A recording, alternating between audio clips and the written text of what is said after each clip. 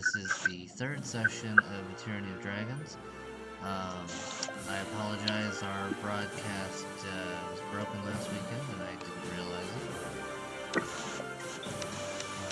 So we've had some developments as far as the group. Last week they went into the hatchery that was hidden next to the bandit camp. Fought their way through most of it, and then ran into a roper that quickly made short work of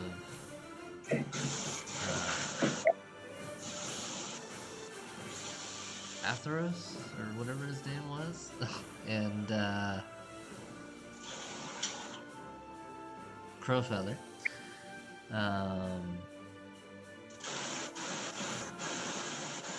And so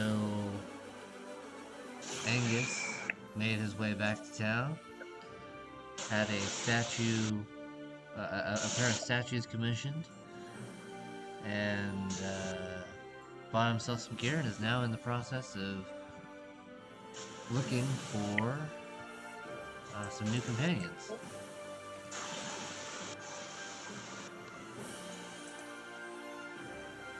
And with that, we will go ahead and go to Mike. Why don't you go ahead and describe your new character for us? Okay. I am 5'4", very slim, about 135 pounds, and I am in a dark purple robe, and I have my hood up, and it's got a bit of a golden trim, very intricately sewn around the hem of the robe that I'm wearing. And the most distinct thing that you can see is that I've got a very intricate mask on, and the only thing that you can see is my hazel eyes through the mask, and I have very slender looking hands, very alabaster in color, and I tend to be, as you'll find out, I'm very, very, very soft-spoken. I don't like to call attention to myself. Okay. That's all I've got to say about that. And you've traveled to Greenest because you'd heard about the dragon attack, and your search is taking you there. Probably from Candlekeep, roughly, since you're searching for information mostly.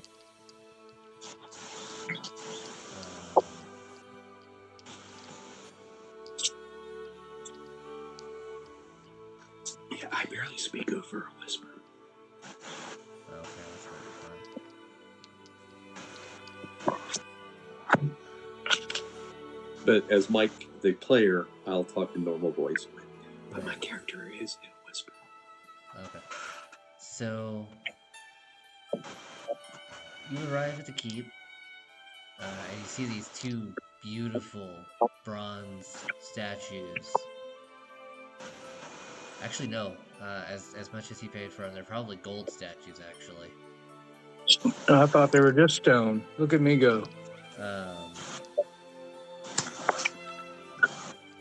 Of these two adventurers.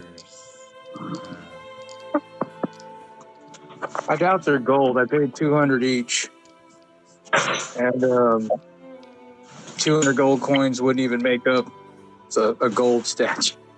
How big are these statues? Lifelike. Lifelike. Yeah, they're life size. Okay.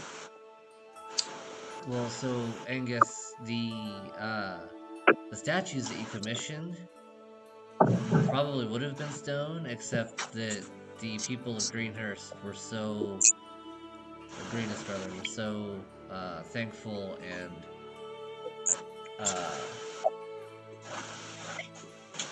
awe-inspired by the tale of these two adventurers that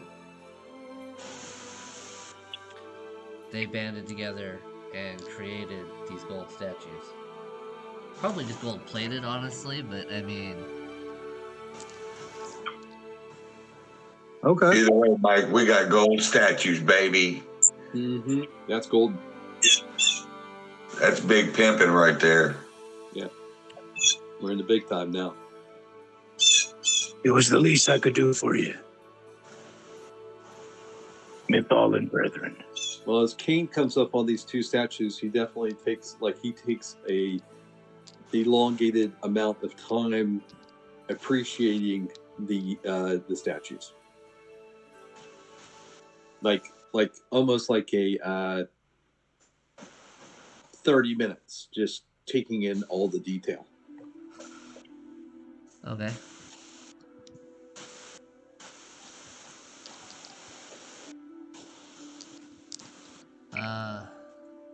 John, go ahead and describe your character, please. Well, 2 foot tall, little bitty blonde hair, blue eyes, fair skin, forest gnome, simple like crossover dress tunic with almost like a robe, how it crosses over, cinched and tied in the front with a nice little ribbon. She's wearing like almost like a lime moss green color tunic dress. And she keeps like opening the top part of her robe there, her little cloak there, and looking in and whispering to something.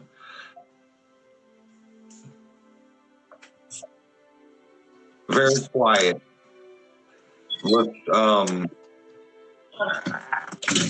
Looks to be very shy. Okay.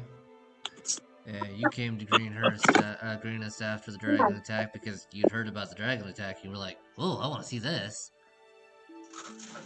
That, and it's if there's a dragon attack in a major city, what's to say it's not gonna damage my where I'm from? I got friends that live there, my forest friends.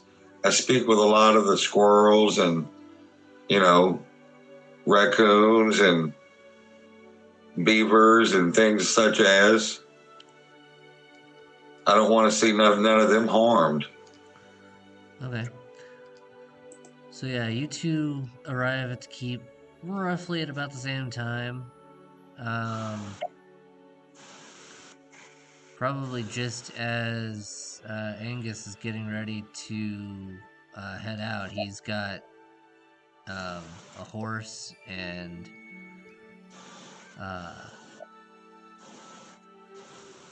it's been stocked and everything for the road to El Toro. So what are you doing right now, Angus? I'm probably stocking up my pony since I'm a dwarf. Yeah. And I've got a couple other horses, I believe, that were arranged for this travel. And I'm just kind of waiting to see who Nightingale is, because he's put the word out. He knows he needs to travel to Baldur's Gate. Or, no, not Baldur's Gate, El Terrell. Yeah. And he's not very happy about it. He's been kind of glum. He's kind of been dropping hints that a group should at least return to the hatchery to the south and burn the whole place out.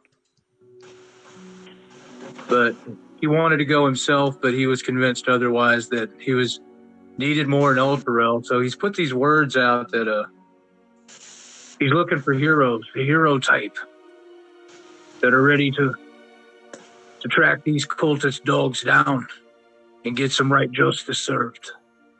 So he hasn't seen anybody, he hasn't talked to anybody. He's been kind of just stomping around Greenus with his dragon skull cap on Okay. and making preparations for this journey. So he's probably at the stables right now with his pony and a couple of full-grown horses, waiting to see who Nightingale sends his way, or whatever his name was, Nighton, whatever. Yeah. Okay.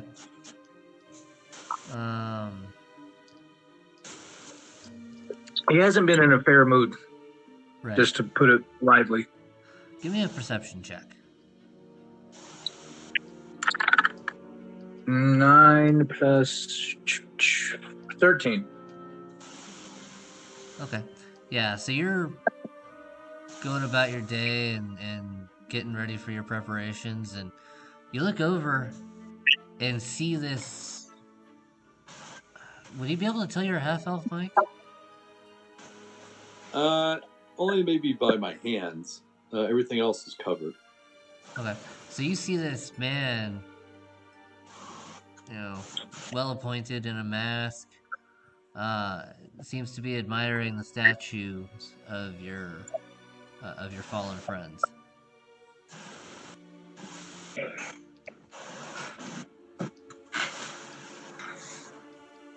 You be knowing who you're looking upon there, boy. Very familiar with Aberoth. Oh. Did you know him? Yeah, he was my younger half brother. Oh shit. And with that, Angus looks at him hard. Your brother was a fine man. He's a little bit strict in his views of his worldview, but other than that, we got along pretty swimmingly, especially when we, came to family gatherings. But it's been quite a while. I was really distressed, to hear of his demise. He fought well. He died with much honor. I was there when he fell. Sorry I couldn't do more to save him. Well, we always talked about the meaning and the balance of life and death, and the circle of life, and how that played into how we looked at the world. And he knew that was always a possibility. So, Well, I'm packing up to travel. Looking for some get back if you're wanting to join me. I am always up for a good game of get back. So count me in. Got horses in the stables waiting for you. I'm just looking to see who else shows up before I head out. Mm-hmm. Might just be you and me. Well, I am ready to go whenever you are, because quite frankly, my whole actually, I only learned about my half brother's demise on the road. I was actually coincidentally coming here to invite him to my wedding. Oh. But now he's dead. And now you're planning on getting married, are you? Yeah, well, it's a magical moment in time. Right. You seem to share a sense of humor a bit. Lad, you might want to think twice about joining this road. If you're looking to settle down and enjoy the married life properly.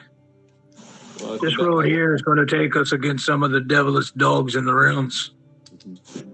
Well, and, on a good note, this is an arranged marriage, so kind of so maybe perhaps you're looking to get out. So perhaps you're looking to get out of the marriage.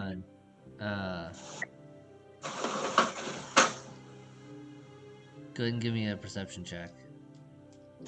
Who? Nibbles. Oh, Nibbles. Oh, 16 plus perception. 17. Yeah, so you're approaching the keep here and seeing these two statues, and you see these two out front talking at each other. and you overhear the conversation about him saying, "Well, you probably don't want to join me because if you're gonna be getting married." Mhm. Okay. It's a right dangerous road we're about to embark on. I'm gonna run up right behind Kane and say, "You can't get rid of me that easy." I'm just. I'm coming with you.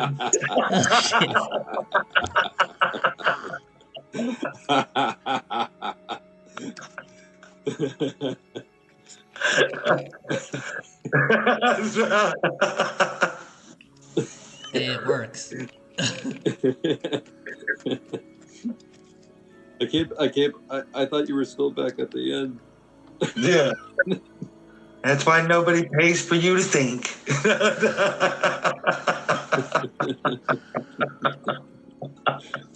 And I look at the, I look over and I go, arranged marriage.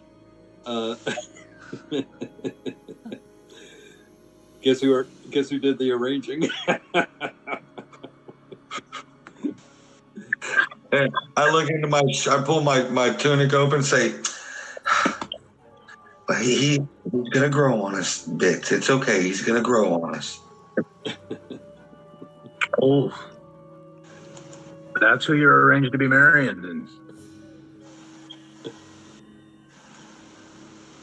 Well, it seemed like a match made in heaven at one moment.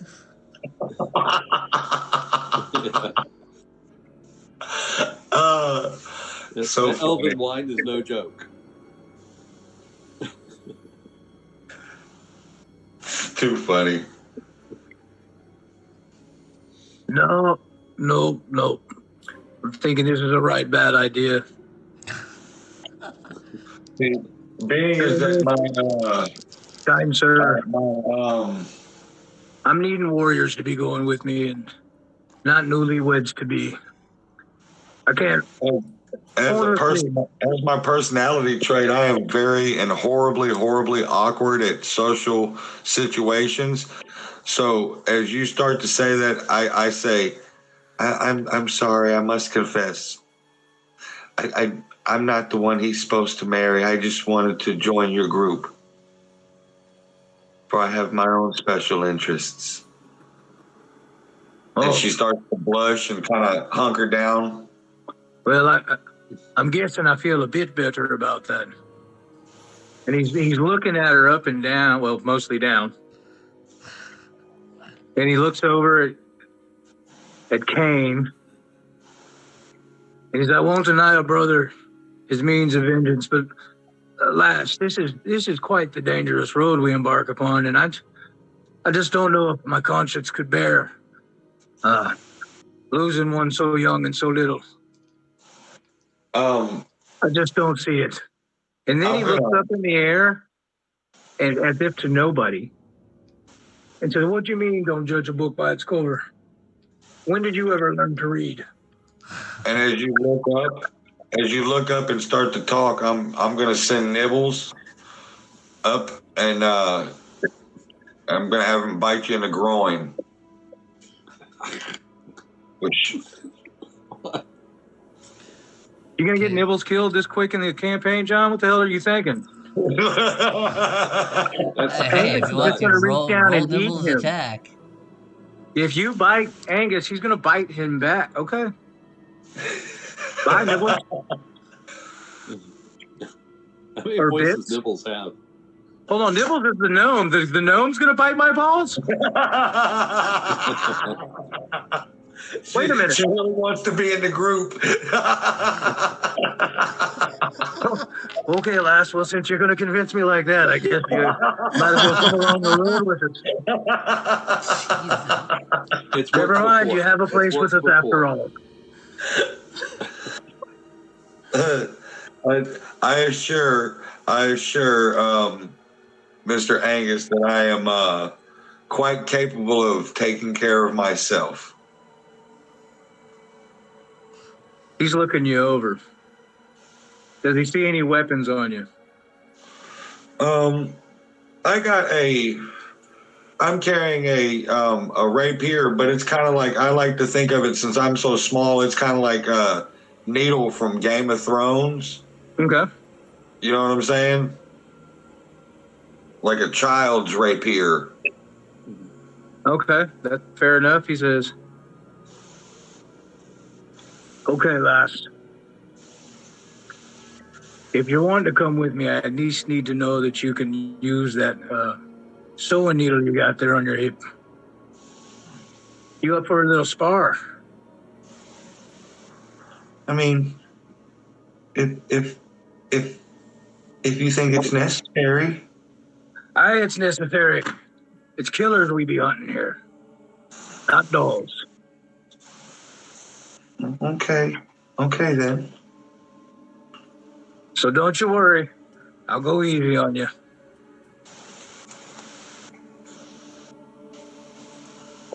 Roll initiative.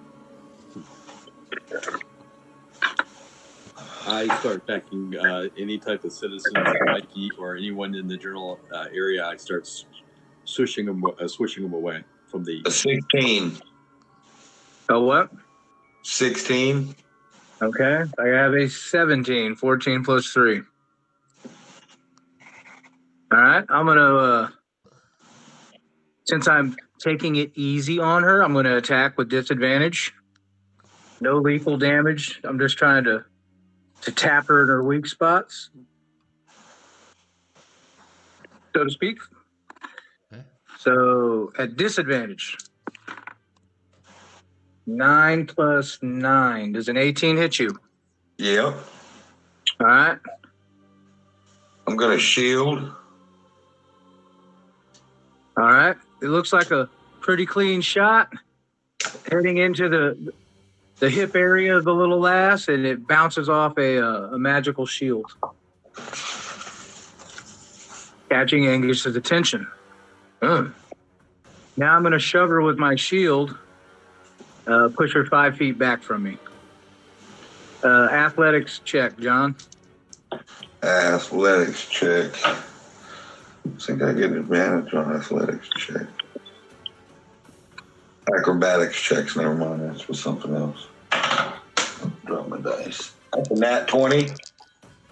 So what's your total? Acrobatic or athletics is a 20. A nat 20. All right, I go to shove her onto the ground with my shield, and she nimbly spins away from my shield push. And then for my last attack, also a disadvantage. It's still a 19. That's not going to hit with your shield on, is it? Nope. Okay. Your turn. All right. With that. Okay. So you're quicker than you. I am going to hit him with I can't, since I used my reaction, that was my bonus action, correct? No, that was your reaction. Okay. That's your reaction. As my bonus action, I'm going to hit you with the blade song or the booming blade. Okay. If it takes a bonus action to activate Blade Song, then you can't Booming Blade also. Yeah, it's one or the other, pal. Well, which booming blade? Hold on, wait a minute. I'm trying to figure this one out. Booming Blade is a bonus action cantrip. Gives me +5 to my never AC. mind. It is just a regular cantrip. When you cast it, you make an attack as part of the spell. It gives you plus nothing. You attack. I'm talking about the blade song. To activate, gives me a +5 to AC. Gives you your intelligence modifier to AC and a couple other things. Your movement increases by 10 and some other stuff. Advantage on acrobatic checks, advantage on con checks. Okay. With a +5. Oh right, yeah. Okay, Sorry, so Booming Blade is actually an action, so you can Blade Song as a bonus action. And then booming blade. Yep. And that's what I'm gonna do. Blade song bonus action, booming blade, and I'm going to stab him in the butt with my dagger. Is it a dagger or a rapier? I got a dagger and a rapier. So which one are you using? The dagger. Okay. And does a 18 plus 6, does a 24 hit you? It does. 1d4 plus 3. It's 1d8 plus 1d4 plus 3. Learn your cantrips, John. I told you to study your spells, dude. Don't be doing this stuff today. The booming blade, I got it written down. You don't get the 1d8 until the next round. No, son. Oh, that's if he moves, it's 2. That's right. So if he moves, it's one more, 2d8. Yeah, if he moves, So it's 2d8. 1, a 3, a 4, take 7 points of piercing damage. Did you roll the d8 for the booming blade? Yeah, you got a 1. Oh, okay. And I am sheathed in booming thunder now, correct? Yep. And Okay. I am going to move 15 feet back next to Kane. And I still got my hamster. And that's my turn.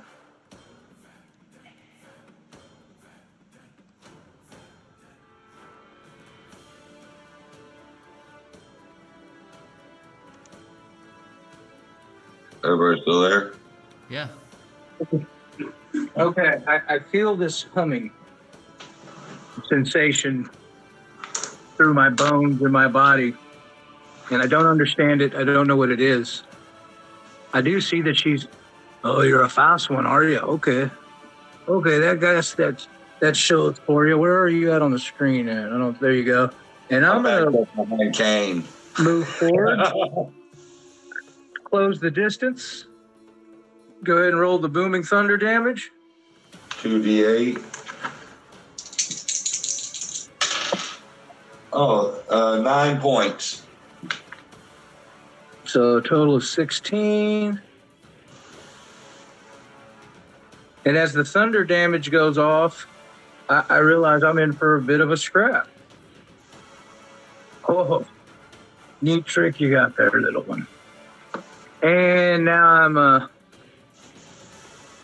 this time I'll attack, not recklessly, but without disadvantage. And that's going to be a miss. 14. And then a second attack. That's a 19 plus 9. That's a 28. So that hits. Yeah. And that's an 8 plus 10. That misses. No, that hits you. An 8 plus 10? No, I got a plus 5 to my AC. I got a 21 right now. That was last round. And even if you do have a 21. No, he has a 20. The blade Listen, song. John, I rolled a 19 plus 9. That's 28. Oh, yeah, he hits. Okay. Well, yeah, that hits me. Yeah, and 8 plus 10 is 18 damage.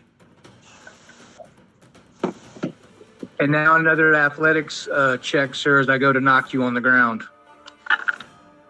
And if you can beat a 24, I'll be impressed. I cannot. I got an 11. All right, so you feel the wallop. Wow.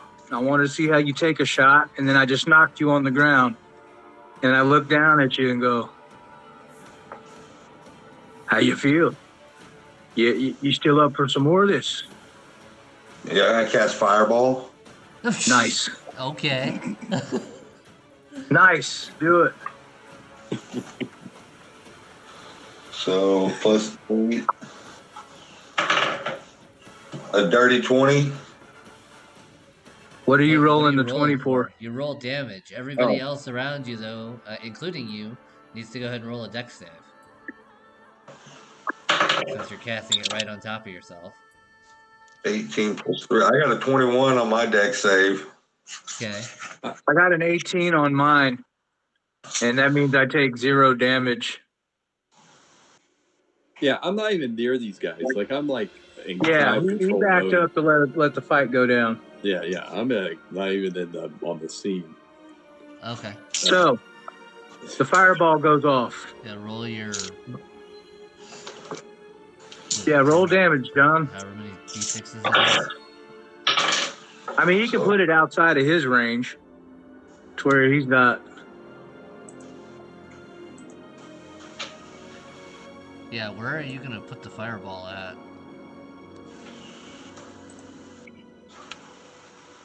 Because it sounded to me like he's pretty much just like, oh god, I'm casting it right in your face. So 20 points. Okay, so he dropped it right on top of both of us. yeah, Yep. I took 0 damage. How much did you take, John? Half. So 10. Okay. With that, Angus backs away from you with eyes wide in disbelief and says, all right, I take it back. You can come. Anyone crazy enough to drop a bomb of fire on top of our heads in a sparring match is my kind of gal. And he walks back over to you and extends his hand to lift you up off the ground with smoke still coming off of your body and his.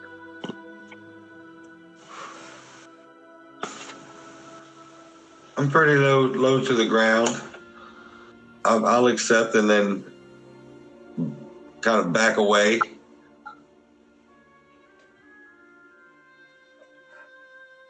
After I see it, like they're like, you know, the combat's over, I'll kind of come in and go, you guys are my kind of crazy. It wouldn't be. Even if you're a little crazy.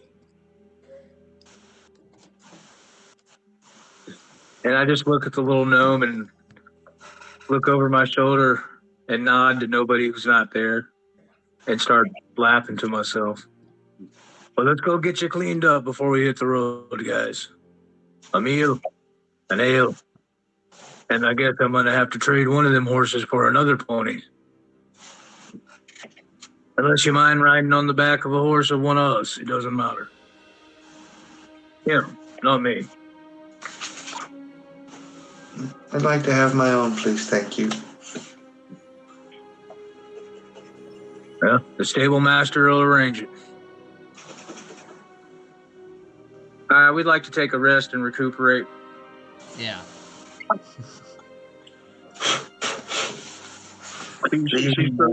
She proved her point. She booming bladed me and dropped a fireball on top of my head. And that was just for that was just the hors d'oeuvre. Yeah, that was a sparring match. I'm little. Like as that pea of flame erupted from her finger, Angus threw his shield over his head and dropped into a crouch as the flame engulfed everybody.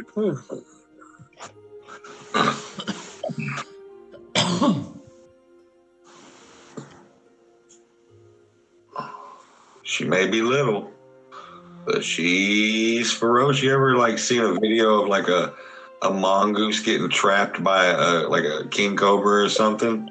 Mm-hmm. Like Ricky Tiki Tabby. Yeah. I don't know what that is. I will send you the movie. Okay. Oh, it's a great movie. I love the way his little whiskers used to shake back and forth before he was about to get down to business. Ricky Tiki Tabby was a cobra killing mongoose. The guy was badass. Yeah, he didn't take. He stood on his business every time. Can't go wrong with stand on your own two paws type of fella. Wow. John said he ain't even messing around with this character. I'll drop a fireball right on top of me. I don't give a damn. Dropping bombs, baby. Looks like she was all fired up. What's your alignment, John? Chaotic good. I knew it. Okay. Excellent. All right, so you guys make. He's little and just as crazy as she is little. Okay, I love it. From greenest. about 6 days up the road to El Turo. So basically, JD, we're going to take another day in Greenest before we leave out, just getting to know one another. That way we're fully loaded back up and it doesn't change any of the story. Yeah, that's fine. Yeah, would we? I just have wanted the to get that opportunity intro out get a health potion at all? I think we bought them all out, dude. Or I would have asked to already buy some. Okay. That's up to JD. I don't know. JD, is there any health potions left in Greenest for sale? Nope, not at the moment. Okay. Okay.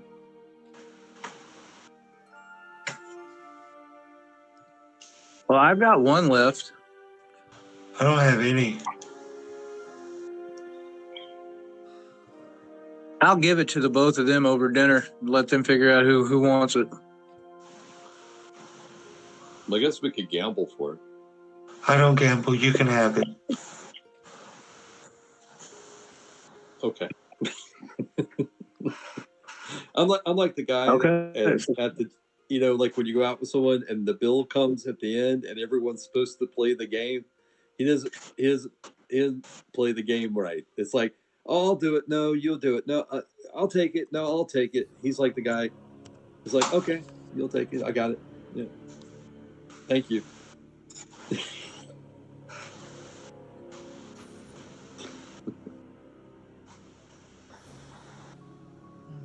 Yeah, I don't gamble. Well, so you're traveling to El Turo, which is a large city, so... I could be able to pick a few up in El Terrell. Where's I've got El some Terrell? coin. Don't y'all bother yourselves with it. El Terrell. And if you be needing anything, let me know when we get there. I'll put an order in for you. Okay. Where's El Terrell at on this map? North of Greenest. I see it. Where the horse emblem is. I see it right there. Gotcha. Just west of Scornubile.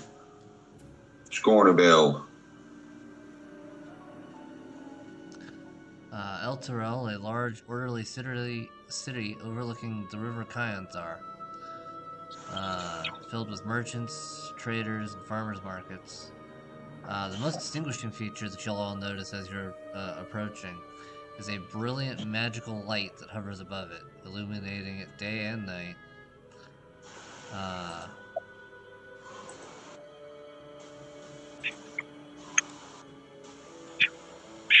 Looks like a star or a distant sun. The light cloud. What is it, JD? There's a light magical- that hovers above El Turo. Oh, okay. Like a giant moonbeam spell. Basically, yeah.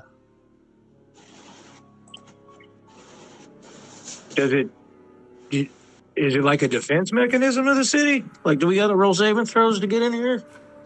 Well, are any of you undead? No. Not the last time I checked. Then no. Okay. No, just asking. I mean, We're fighting dragons at level 1. We're fighting ropers at level 3. I just wanted to ask. Context. You know what I'm saying? Right.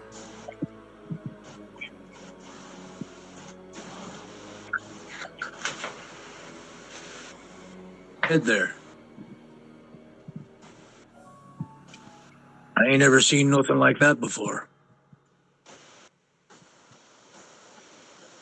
So yeah, you arrive in the city without problem. What would you like to do? Well, who did Knighton keep tell me I needed to go meet there? Well, you know that Leozen was headed this way, and he was meeting with Onthar Froome. Leosin, the monk. Yes, And he was meeting with who? Onthar Froome. Onthar Froome. Okay. All right, cool. I guess as we pull into the in Ultrel, let's go ahead and get our mounts stabled Yeah. and start and I guess start asking around where we could find Leosin or Broom. Okay, so yeah, when you start asking about Or Leosin, nobody knows who he is. But when you mentioned Anthar Froome, everybody says, "Oh, looking for the Order of the Gauntlet." There's a tavern called the Pair of Black Antlers.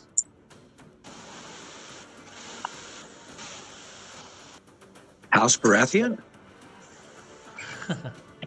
Black antlers. That just doesn't sound appealing. Sounds dangerous.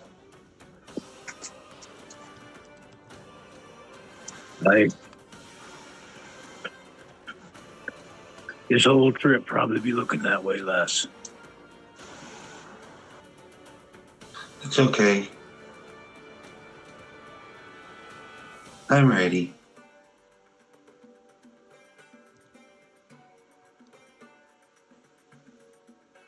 Yeah, that map doesn't look any good.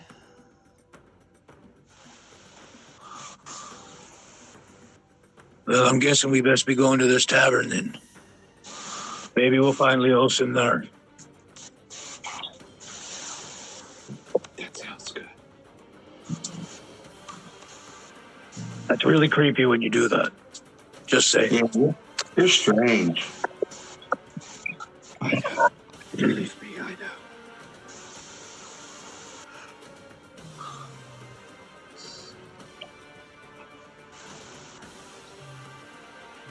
Well, they say acknowledging it is the first step in the process, sir. I've got a lot of problems. So many.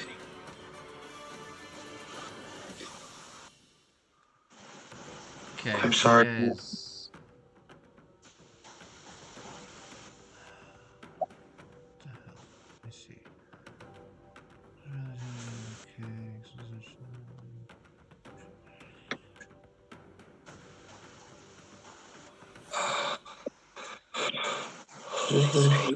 They say when it's the darkest, you feel like you're buried, but it just means you're planted.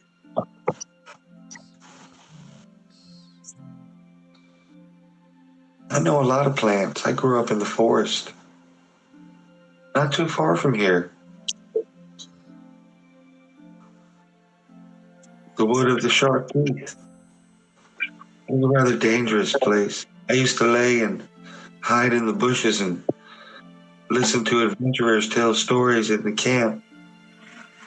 I came across one who happened to be a very powerful wizard, and he caught me and kind of made me tag along with him, and that's kind of how I learned how to do the special things that I know how to do. What's his name? Weinstein. His name is Dean. You definitely twinkled on your toes back there when we met. Huh? The wood is a dangerous place. I even feel like a wallflower in a crowded room. Okay, so you guys. Well, you're You're gonna head to this tavern. Yes, sir. Okay, well, you arrive and you find Leo's in there. You also see a human.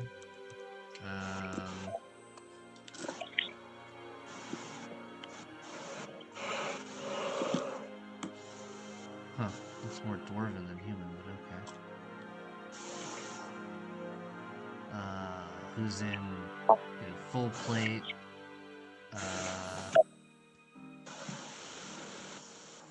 He must be hungry. Carrying a large maul.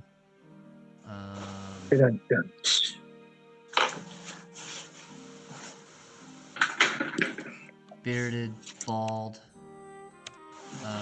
he's just hanging out in the tavern, laughing, joking around, having a good time.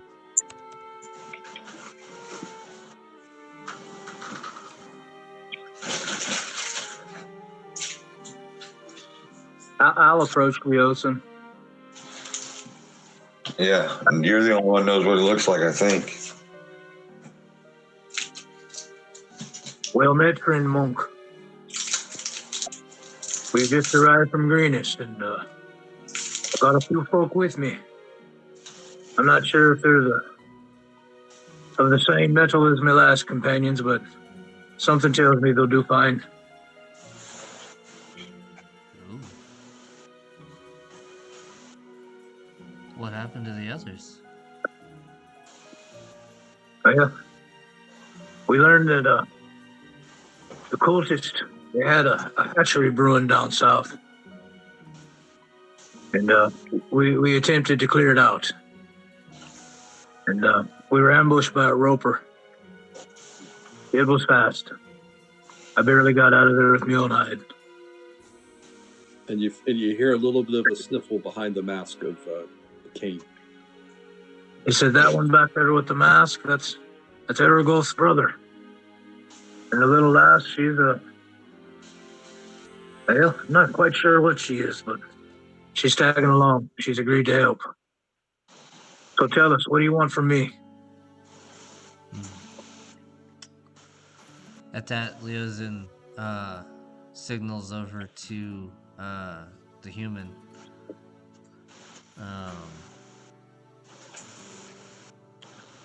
Who goes to a private space in the tavern there. And Leosin looks at you and says, "Follow me, and we'll discuss it more."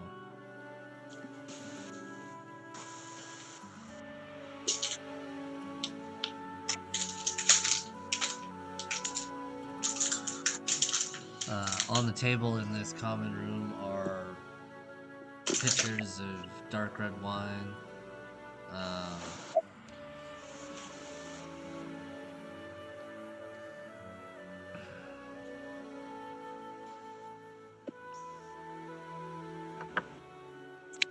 He says, and the human sits down and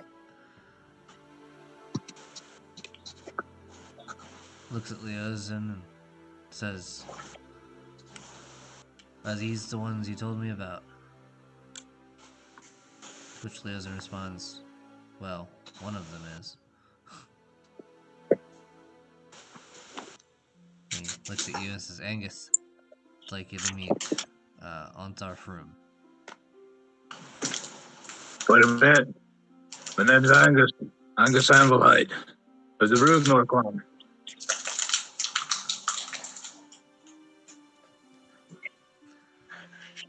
Well, we have important business to discuss. At this point, you know almost as much about it as we do. Thanks to you, we know twice as much today as we did 10 days ago. Something rotten is afoot. We have no formal organization to oppose these rascals. Not yet anyway. We're working on that. We need people like you, who know how and when to fight, and how and when to keep their heads down and observe. We can't promise you anything except long days filled with danger and stress. But what could be better than that, eh? Yeah. Sounds like your average day in the sunset mountains to me. Danger and stress. Well, I'm up to it. I'll be honest. I'm looking for some get back. For me, it's on sight with these cultist dogs. They're not going to get away with what they've been doing to the fine folk of these realms. Not on my watch.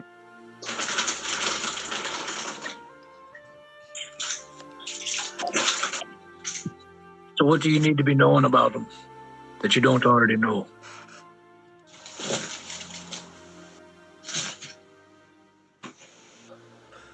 Well, what can you tell me about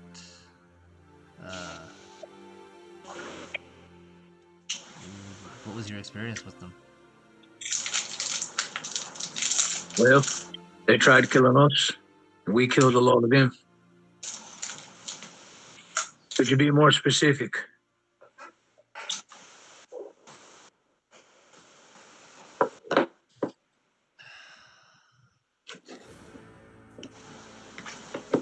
know one thing. As I was creeping out of their little hatchery place, I stumbled upon their war room. I know they're headed north, and I know they're headed west. I saw as much. I didn't have time to sit down and really observe, though. I just watched a couple of my best pals be eaten by a roper, and I was more concerned with getting back to the people of Greenish and letting them know what was happening.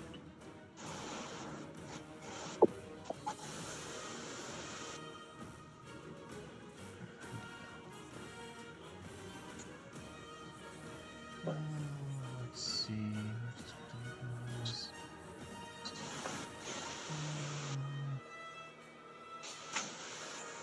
At this point, Leosin pipes up, says, well, the Harpers here know that the cult is amassing treasure and shipping it north. Where exactly the treasure is going, what the cult plans to do with it, we don't know. But that's the questions we need answered. We'd like you to join the caravan that's going north. Get yourselves hired on as guards, if necessary, by some of the merchants who are traveling in the same direction.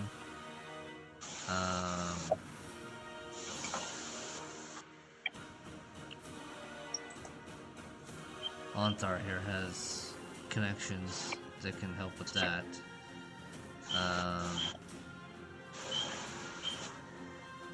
We know that the tracks that were leaving the camp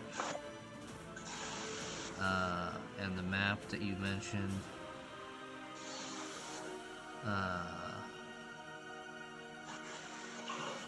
we know that the wagons are heading to the Coastway Road.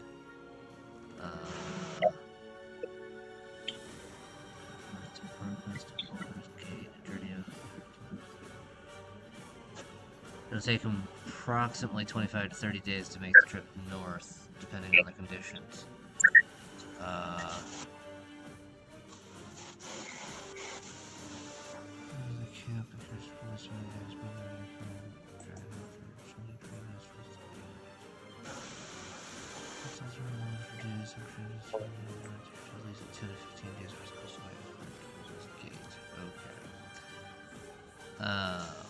We can get you to Baldur's Gate in roughly 3 days by boat.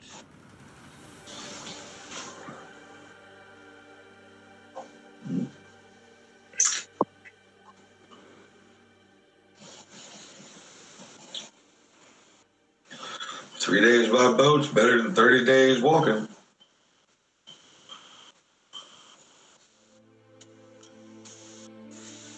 Well, no. So the trip to Baldur's Gate will take the cult about 10 days. They want to put you there a few days ahead of them so that you can be there and be ready when the cult gets there to join their caravan to go north. I'm game. Let's boogie, baby.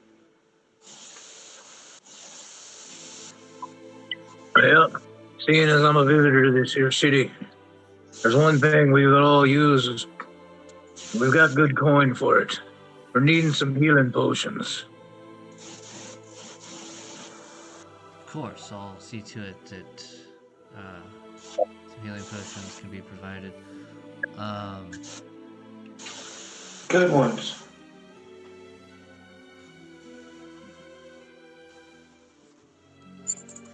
Like I said, I've got good coin if you need it.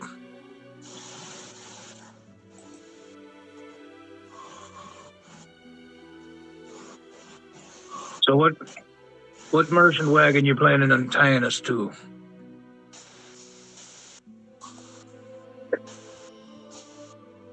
I know I've had some experience guarding a few wagons in my time. That's what I was doing when I got to Greenest.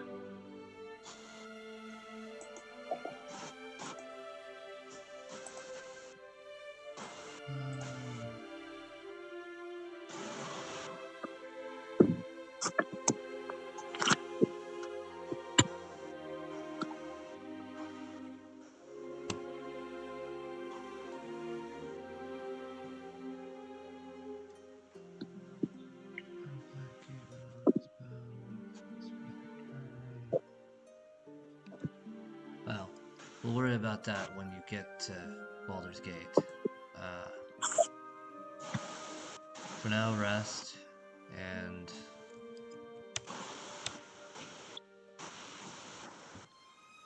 we'll make sure you're on the boat in the morning.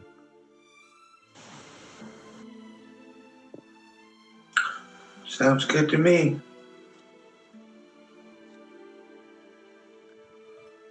So with that, you guys have a day to hang out in El Terrell. Like, what do you want to do? I ain't got no money. I got 10 gold pieces. I've got gold if y'all need anything. I've already made that Okay. very clear. If you need something, I'm sitting on almost 300 gold.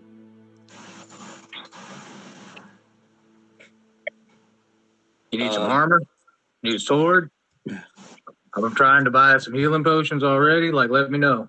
You need dry corn for Vitz to nibble on? Like, you let me know what you think you need, and we'll do our best to. I myself, knowing that I'm moving north, I'd like to get like a nice, maybe bear skin cloak or something to. That sounds like a good idea. Some cold weather gear, some stuff like that. Yeah. I'll take some cold weather gear from you. Yeah, me too. With some cleats. I want some cleats. Some crampons cleats. look good. Crampons, yes. There you go, JD. We would like to acquire some cold weather gear, some furs, and some cold weather climbing gear in case that we get into that kind of a situation. Okay. So you let me know how much gold that costs, and I'll knock it off my my money too. Which is, I got 296 gold pieces and 89 silver. I'm good. I got to spend cold some weather coin. clothing costs 10 gold per set. So I got my own 10 gold for that. You hang on to that little less. Where I'm from, we ain't got much use for gold. Well, me can do. Not me myself.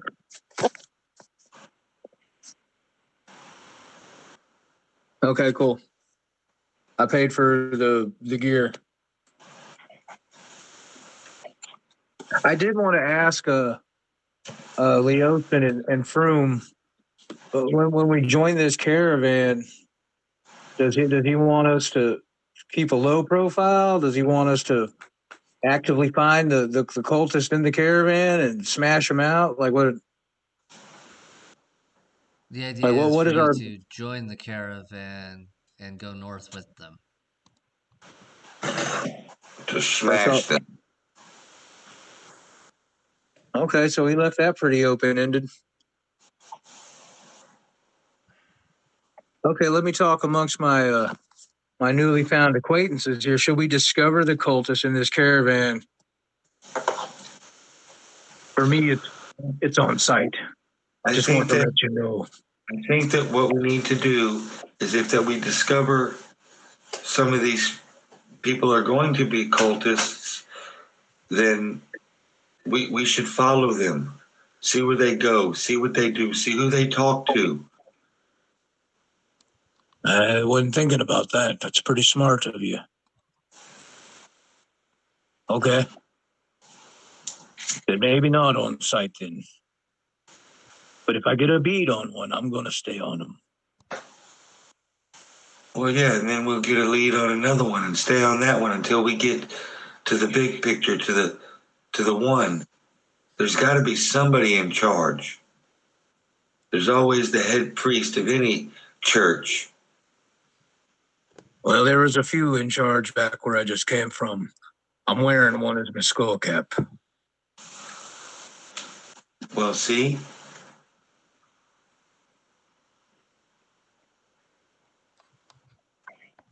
He had to have a boss, somebody to tell him what to do.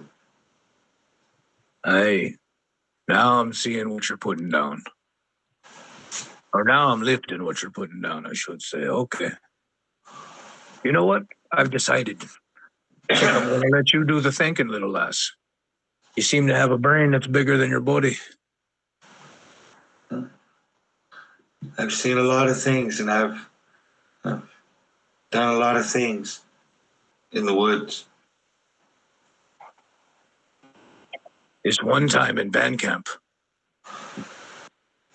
The giant flute. I've seen my greatest enemy. I've come face to face with them. It's in the mirror. oh, you're a dark one, aren't you? I got some issues. Do you need a hug? And I just go over and I just hug his leg. I just grab him by the leg and just like hug his leg.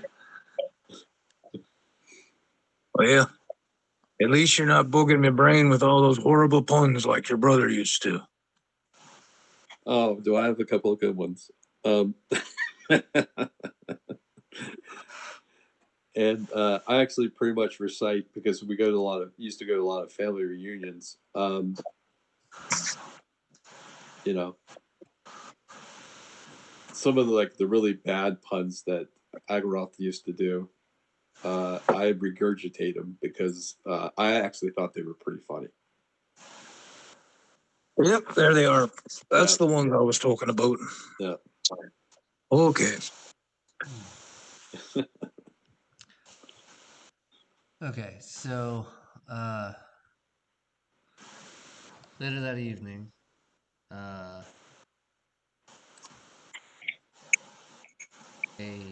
package of 4 healing potions arrives at your room. And also attached is a note with a name, Akin Celeban.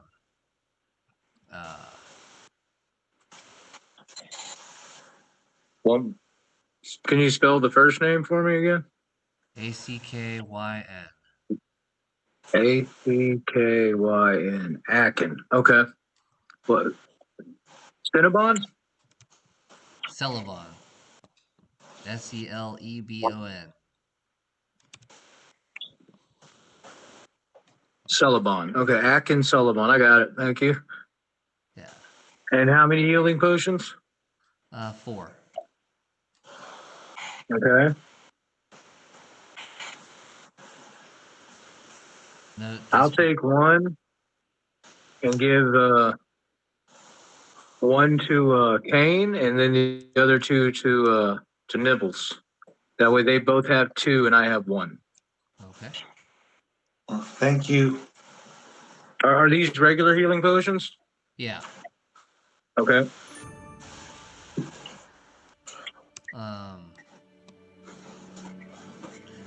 The note says that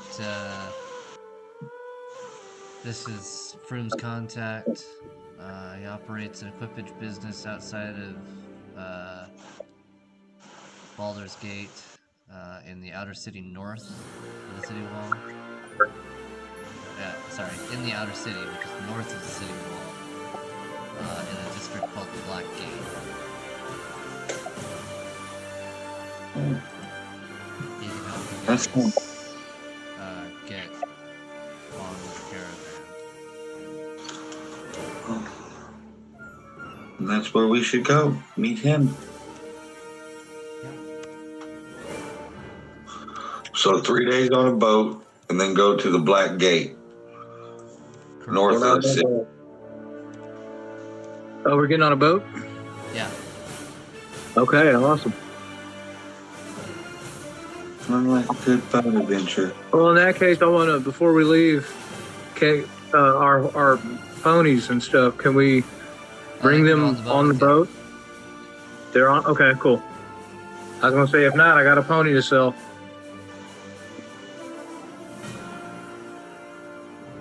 I guess you're ponying up.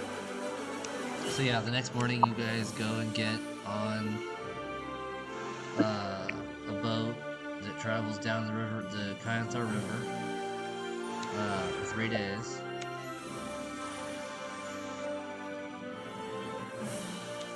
And then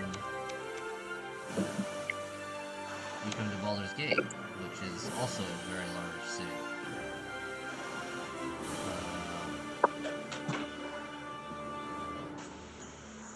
Oh.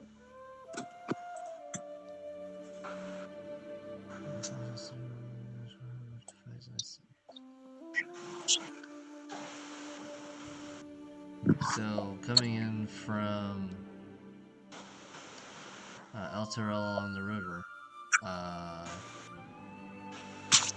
probably dock in the lower city.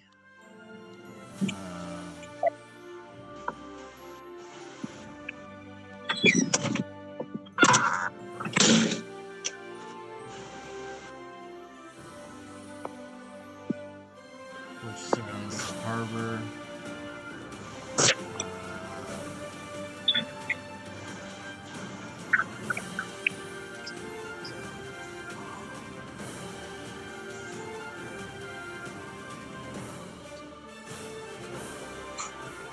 Yeah, during the travels, I basically am like in very hushed tones. I think I'm being uplifting and being like positive, but it comes across like, yeah, when we shake off this mortal coil, it happens to us all, so we should be prepared for our own immortality.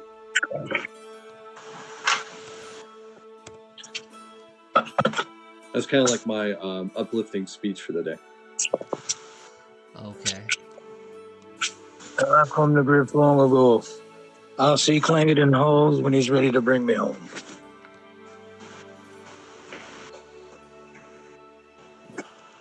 Basically, death comes for us all. I was once told by a small creature that we learn from yesterday, we hope for tomorrow, but we live for the day. It is a gift. That's why they call it the present. Oh. See, I knew she had a big brain on her. It's the candle that burns twice as bright, only burns half as long. Now that one I've heard before.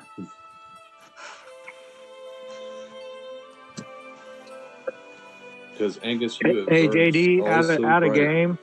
Yeah. When we take our mid session break, let me know because I promised my boy I'd go get him a Happy Meal. Okay. You want to take it now? We can do that if you feel like it. It's up to DM. Is this a good place, JD? Well, I've still got like an hour until I need to do a walk, but if you guys want to take a break now, that's fine. I'll wait for your walk because I just want to make a cup of coffee. I think we got time for that. He's setting everything up. Yeah, I mean, Yeah. like I'm still in No, a okay, I that's got fine. in this morning. This session is mostly travel and some random encounters. So Yeah, we can do that when you're going to take. I'll do that when you're going to take your walk break. Yeah, I'm gonna follow the group until I'm back. And if anybody attacks us, I cast fireball. Okay.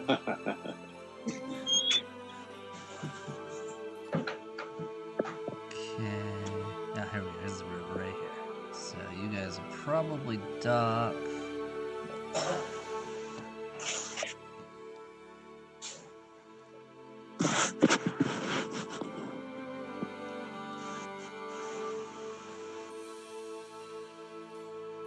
Oh my god, it's a Titan. Down here.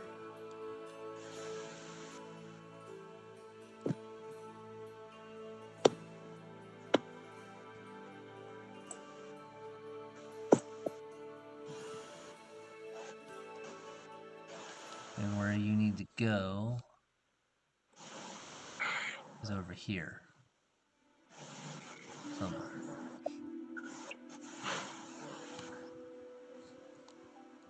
But you have an entire city to play with now. I mean, we've done all our city plan, JD. So. We got our heal potions. I know. Aren't we supposed to meet with some sort of caravan, dude?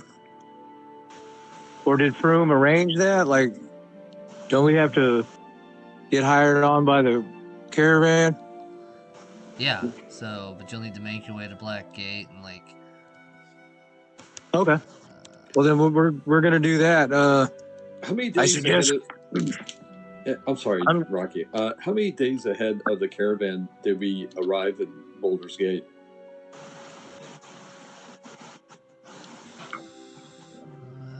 Probably 1 or 2 because you guys were a little bit slow getting out of Renus. Okay. I'd like to use some of the time to like listen to some rumors at the local inn, see if I can't pick up on some news of the city since we just arrived. Okay. Nice.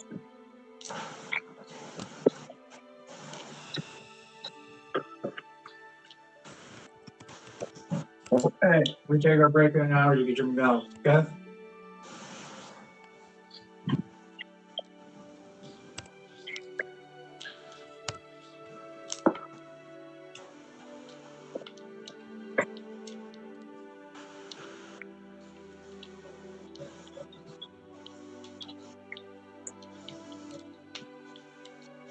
Oh, wow.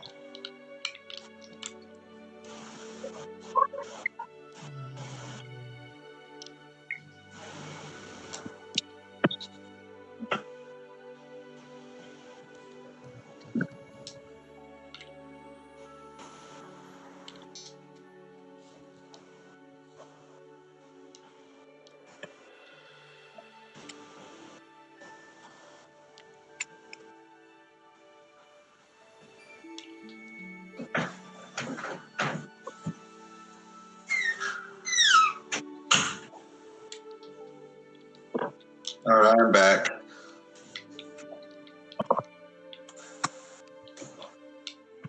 Only good thing about a Keurig, doesn't take long for it to make a cup of coffee. Only thing sucks about it is you got to make them one at a time. So, which inn would you like to go to, Mike? Let's see here. I think what I'd like to do is go to let's see, we're at that.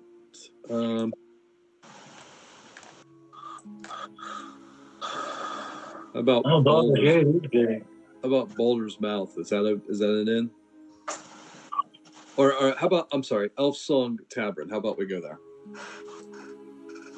I remember Elf Song Tavern from the video game. Yeah, me too. Huh. The original video game, not the new one. Not the Neverwinter one.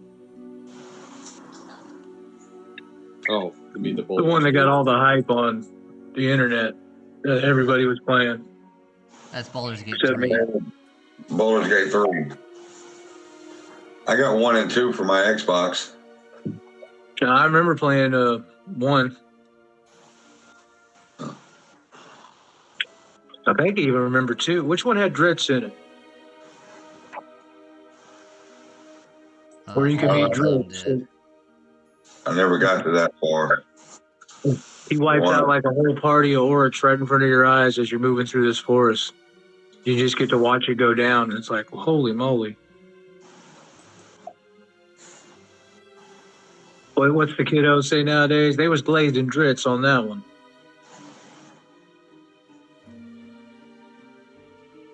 No cap.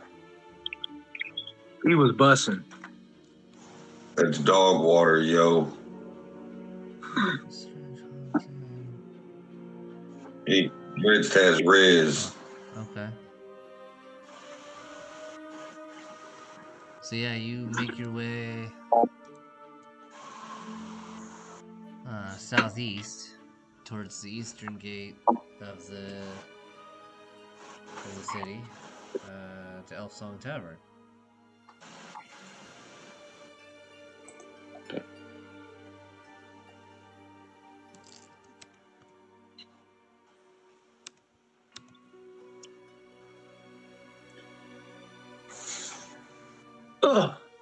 I try not to call attention to myself very much. I'm just going to kind of maybe try to, at first, just try to overhear what's been happening in the city, and if it has, pick up some kind of like rumors about recent events. Sure, yeah. I mean, mostly what you hear is various trades and rumors about, local events like, gangs going places and things like that.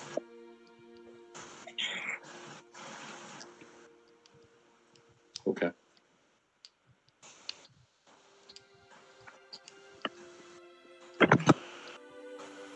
What are the But yeah, what is the rest of you doing while he's doing that? I'm thinking we went with him, did we not? Yeah, we're just tagging along. If he wants to go to a tavern, we'll sit there and drink some ales. And my main thing is to meet the caravan dude. Yeah, me too. That's So what I'm saying. I guess I'm going to ask about where the next big caravan heading north is leaving out. Who do we want to talk to about joining up and maybe getting hired on for some work? Right, you'd want to go to the Black Gate district. Right. All right, then I believe that's where we'll go after drinking a few drinks here. Okay. So you guys make your way north to the Black Gate. Let's see where that at. Citadel, Upper City, Lower City. Oh, there it is at the very, very, very north of the map. Okay. What's the wide, JD? The what? I have no idea.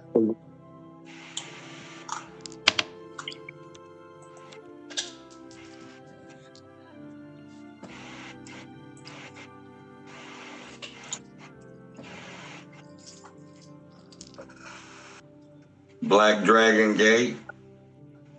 Yeah. Oh yeah, I'm there now, dog. I see him. What kind of merchants are we seeing along the way? This strikes me as like a trade part of the city right here. Yeah, so there's all kinds of merchants. There's clothing merchants, farmers, dye merchants. If it gets traded, you can probably find it here. Oh, I've already got my fur cloak to go with my fur diaper.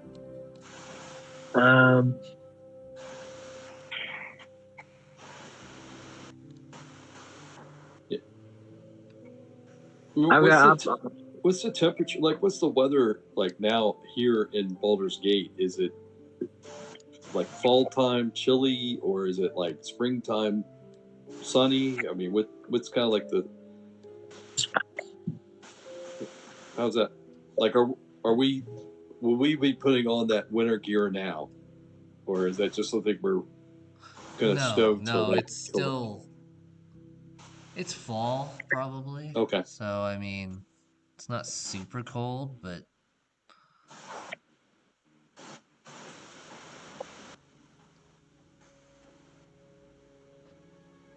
Not cold enough to wear furs just yet.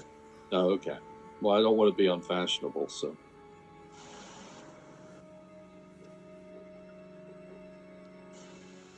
Have I gotten any odd reactions from my helm? I mean, it is at some dude's head. Roll a perception check.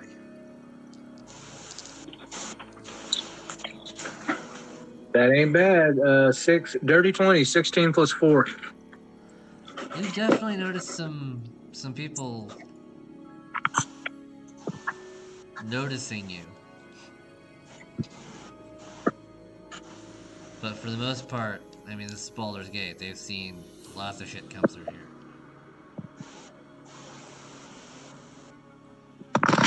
Okay. I'm just looking for any like shocked faces that would even as to go as far as recognize Cyan Breath's face. Even though it's been boiled down and it's just a skull now, but you know what I'm saying? Yeah. Kind of looking out for anyone that sees that and it's like really paying attention to it, not just going, oh shit, that guy's wearing a fucking head on his head. Maybe it was simply he just wanted to get ahead. He's a head up. Or maybe he just wants to be heads up. Well, I'm trying not to give a heads up to the opposition, so.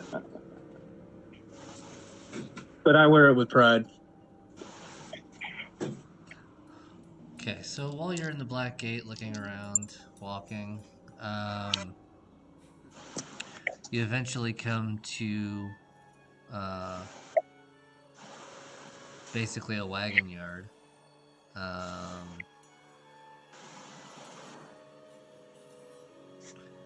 There's a human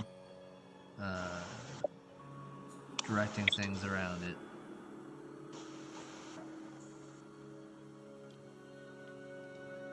I look at JD, Animal. JD, before we pull the cart in front of the horse here, how much time before the actual caravan for the cultists is going to show? Probably a day or so. A day. Okay, I just wanted to see how much time we had. Thank you. Yeah.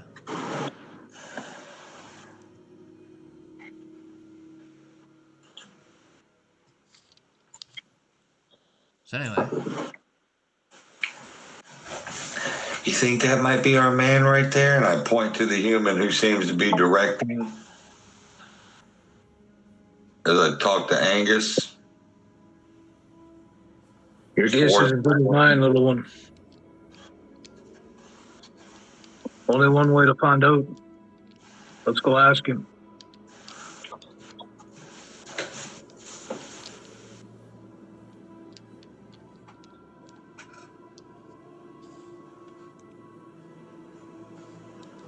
Let's go ask him. Yeah. Knowledge is power. Go, Joe. Go, Joe. And no one's half the battle. Okay, so you approach this man. You might be an Atkins Celebon. Aye, could be him. Good. And you're the man we've come to talk to. Jerome sends his regards. Says you might have some work for us. Ah, yes. I'm not directly hiring out for the caravans, but I'll be able to vouch for you with those who are.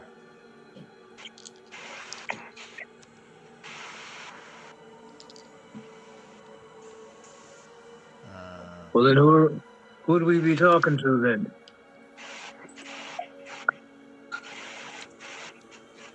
Let me see.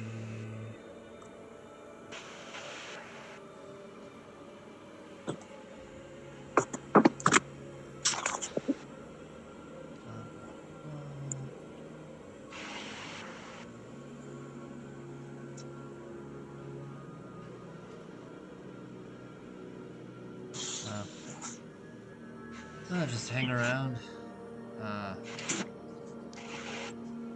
Any of the taverns right here around my shop.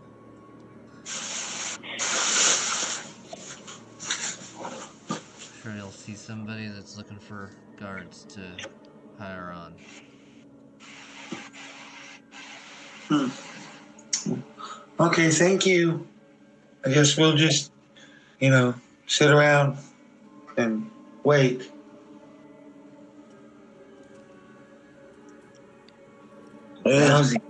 Lousy situation we're in right now. It gives me a bit of time. Perhaps I can brew up a batch of stout before we hit the road. This mead we've been running across in these travels have been nothing but piss. Must be ale light.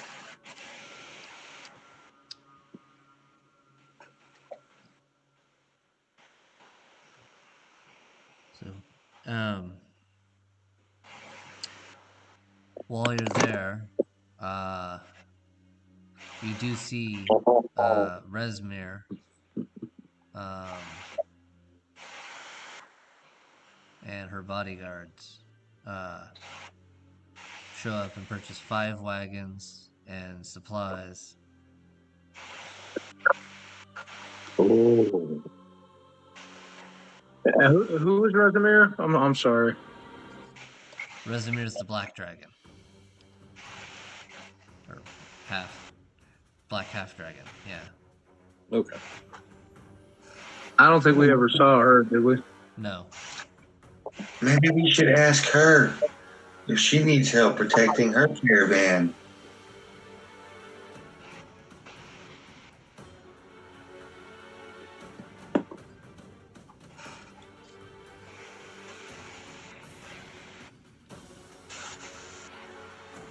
I glide over to her and go, good day. We're new to the city. We're actually looking for some work. Would you happen to know of some available work in this area? She doesn't pay any attention to you. I take off my mask. Ooh. You're going to try to scarecrow her. I'm going to try to persuade her.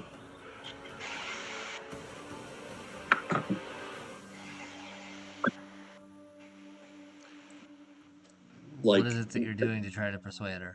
I'm trying to persuade her that we're the right team to join up with them to help protect their caravan.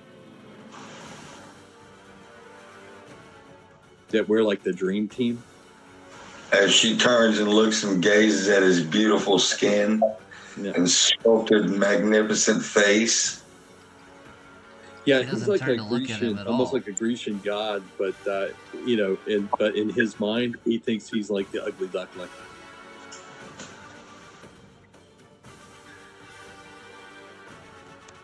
Too funny. He's got some like major self-confidence issues about his looks. Okay. Yeah.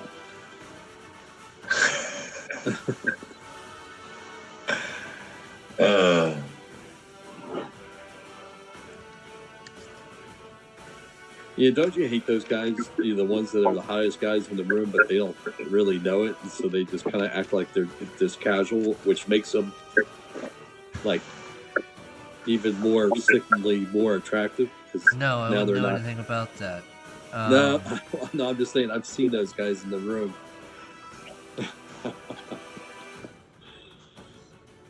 You know, Brad Pitts. Yeah, the Brad Pitts that just don't know how freaking gorgeous they are. As Kane is over there trying to work his seductive magic, Nibbles, you hear Angus mumbling to somebody that's not there. He's having a little conversation. You have a friend too? And that's when I introduce Bits as I open up my tunic and Bits runs out and climbs up onto my shoulder. Oh, you got a little fuzzy with you. His name is Bits. This is my friend. Well, I'd say hello, but I'm not quite sure he'd be hearing what I was saying. How much do you love him? Who, my Bits? Yeah. And as I say it, like red sparkles flame in my eyes, I say, with all my heart. And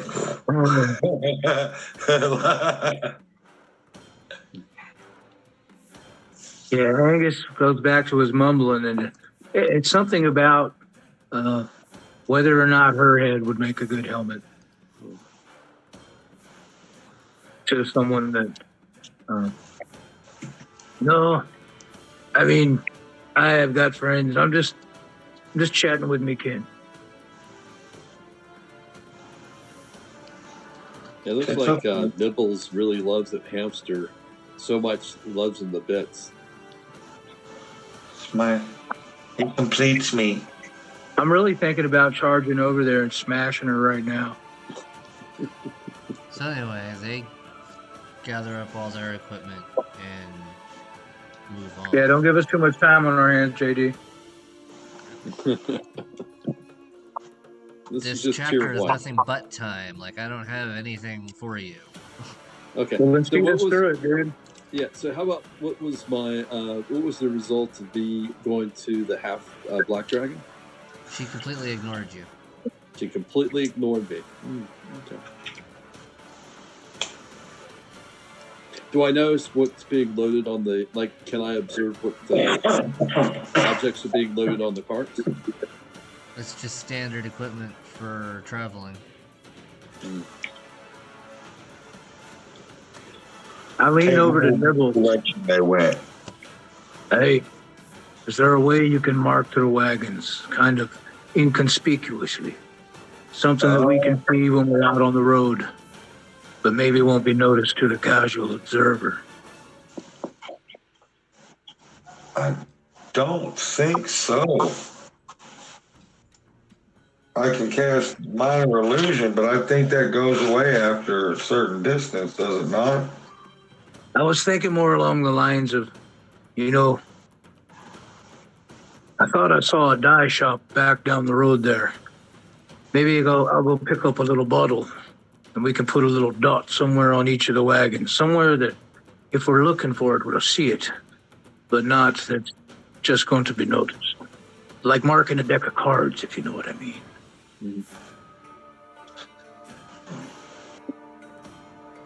I mean, if you want to paint a mark on the wagons to know it's their wagons, why don't we just follow their wagons?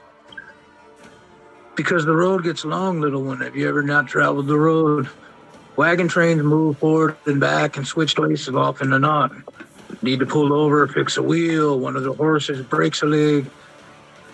I'm just saying, this is an easier way for us to keep an eye on the ones we're keeping an eye on.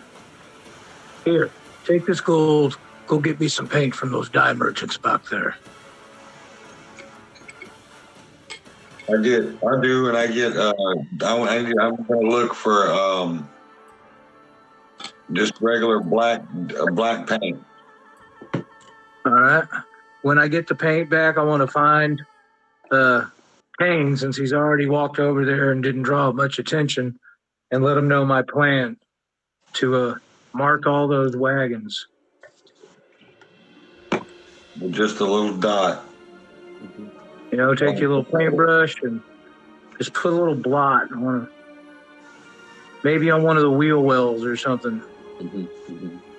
Okay, who's doing this? I'm telling Kane to do it. Okay, go ahead and roll stealth. Okay. And also, I'll do it with invisibility. Okay. Thank you. Go ahead and roll stealth with advantage then. Okay. That is a nat 20. That's my boy. Jesus, okay. 20 plus 6, 26. I warned you not to give us too much time on our hands, JD. I warned you.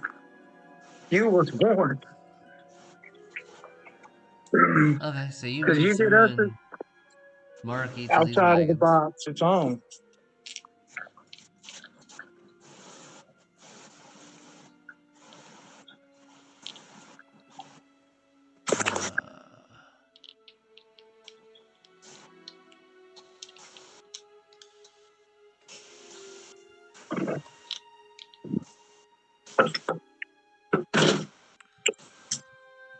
Okay, so you mark all these wagons and they move off to a camp for the night.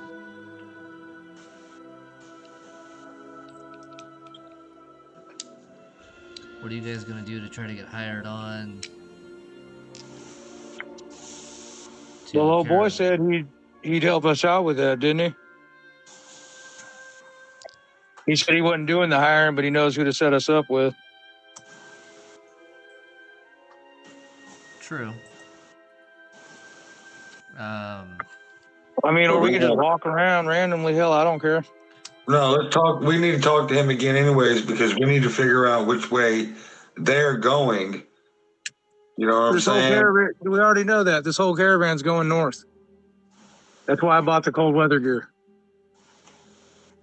Yeah, but I hope that's what I'm saying. Are they a part? We don't know if they're a part of the caravan or they're just 5 wagons going somewhere. You know what I'm saying? Well, Froome told us that to join this caravan and go north, that's which way they were headed. That's why I marked the wagons so we can keep track of them. Look, my original plan, once I saw old girl, it was going to be Smashzilla time, but I was talked out of it by the smart little gnome that said, no, we need to watch them and see who they talk to. So now we're just kind of rolling along How about with we the. become? How about instead of protecting the caravan, we become part of the caravan. We buy our own wagon and our own supplies, and we just follow them.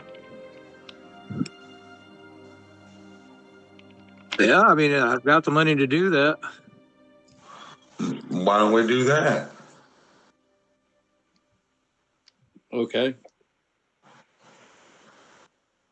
I guess we could buy a little covered wagon.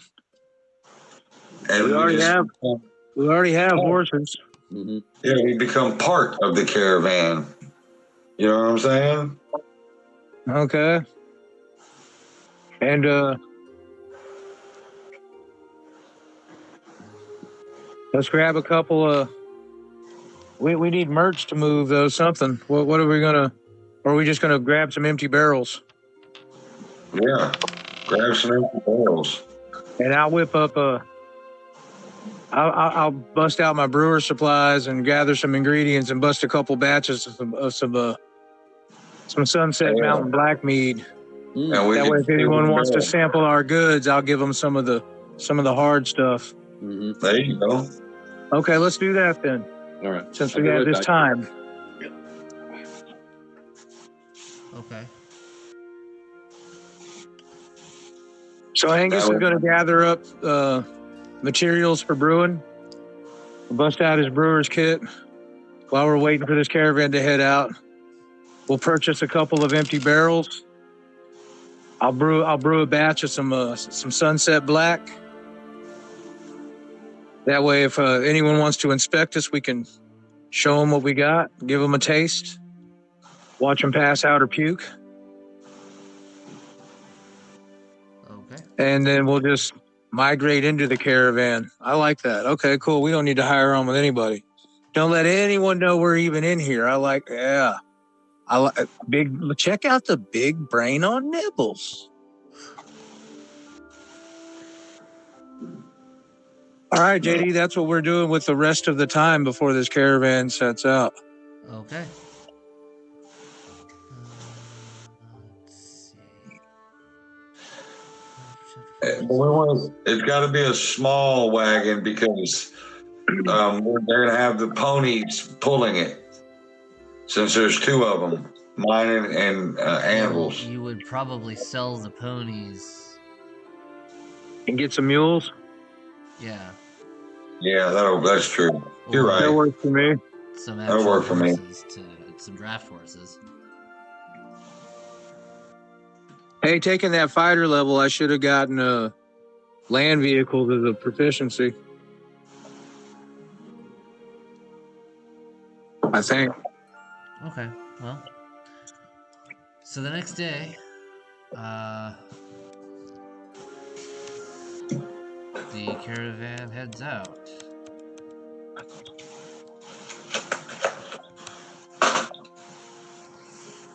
That's right in the middle of it. Yeah, boy.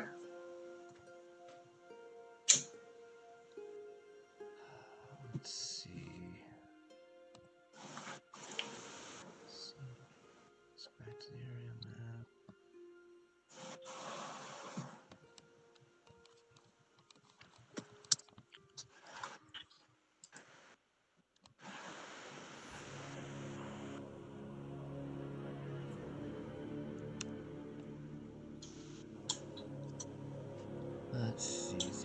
be on the road for about 40 days.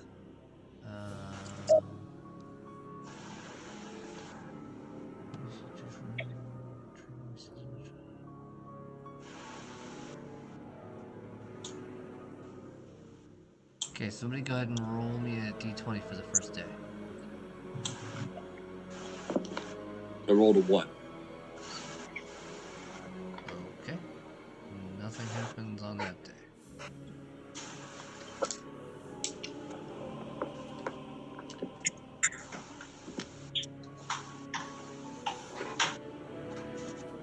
You want somebody to roll one again, JD?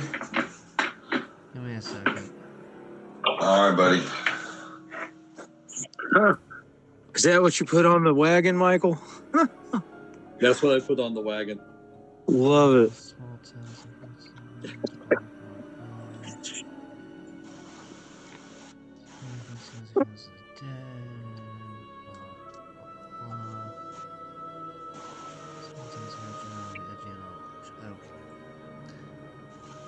Okay, yeah, go ahead and roll for day 2. I got it, guys. I also rolled a 1.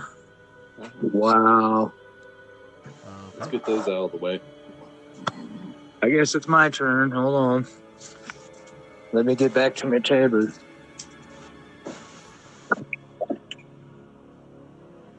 I was enjoying the sunshine, sitting around my wagon.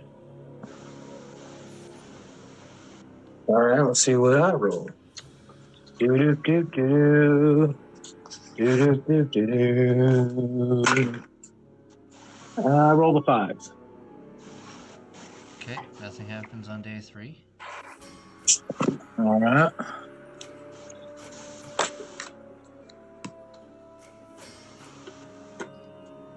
Day 4, I rolled a 7.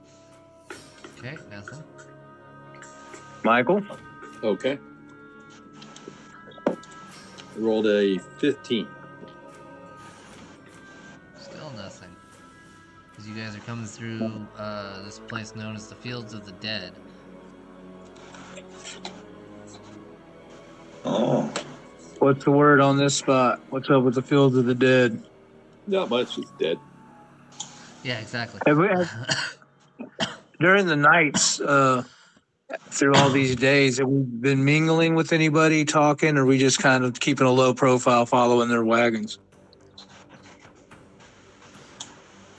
It's up to you. So, other than the 5 wagons that they took out, there are 5 other random wagons that are in this caravan. And I assume they all would camp together at night. Well, yeah, the whole caravan does. Yeah. Good. Okay. Am I able to, how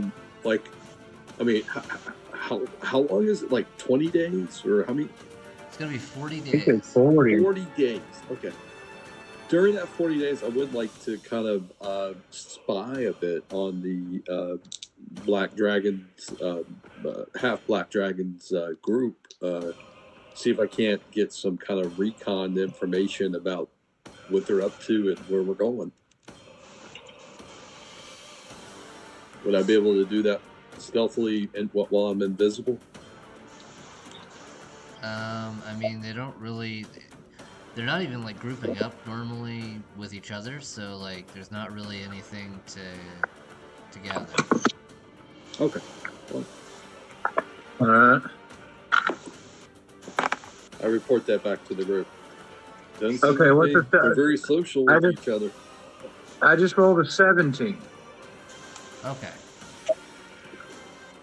So let's see, this is day 5, right? That'd be day 6. Mike was day 5 with a 15. No, this would be day 6. Okay. Yeah, day 6.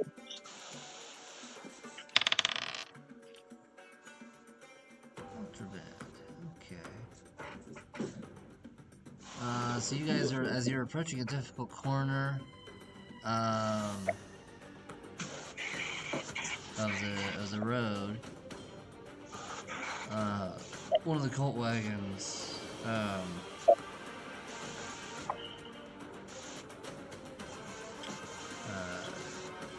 turns over, and one of the crates tumbles free and smashes open, revealing dozens of beautiful items of jewelry wrapped in wool protection.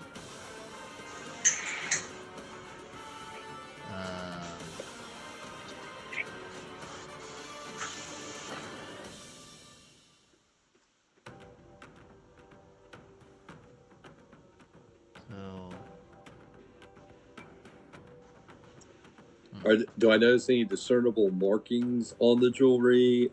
Is there anything that makes it stand out other than that it's like obviously high quality?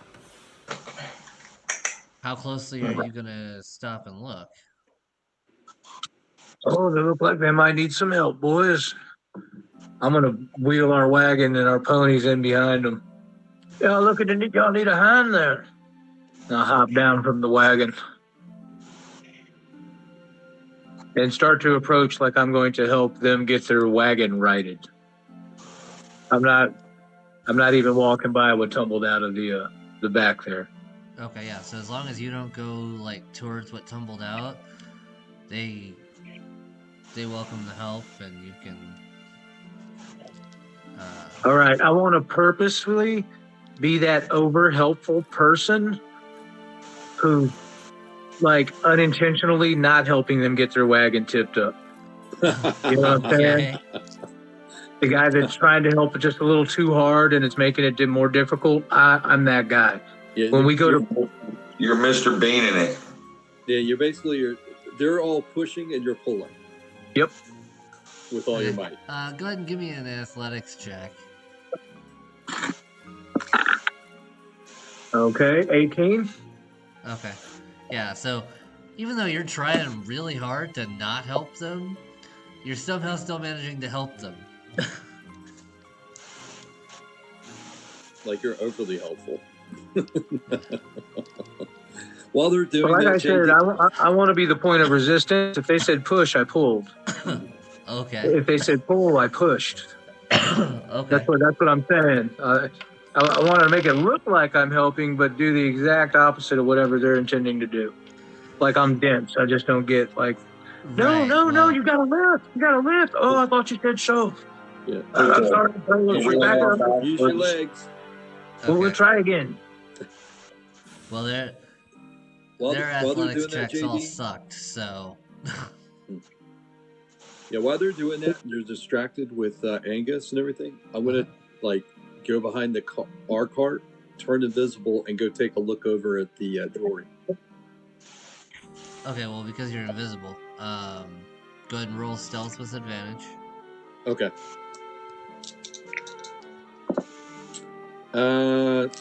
It's a 21. Okay.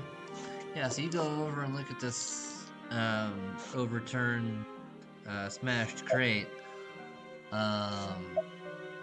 There's nothing remarkable at all about any of this jewelry.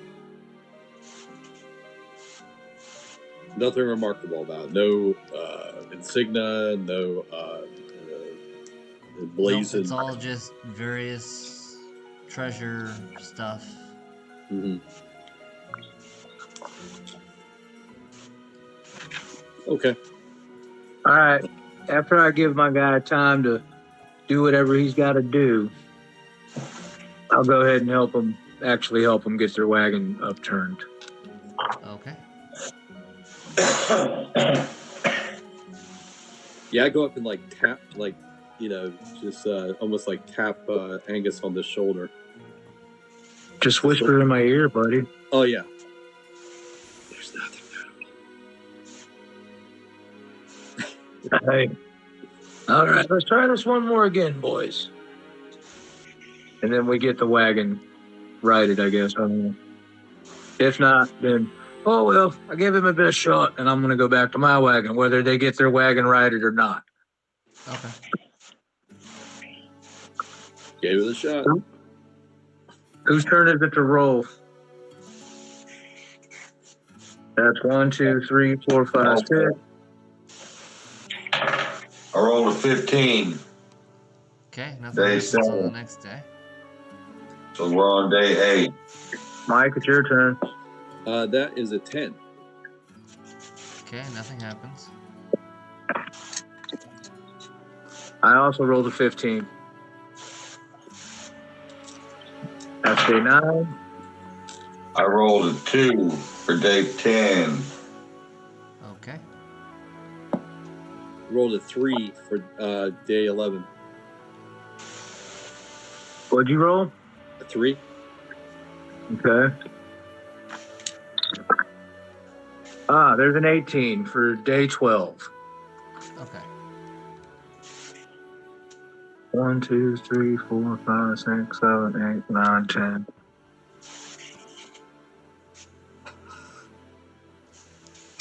$11.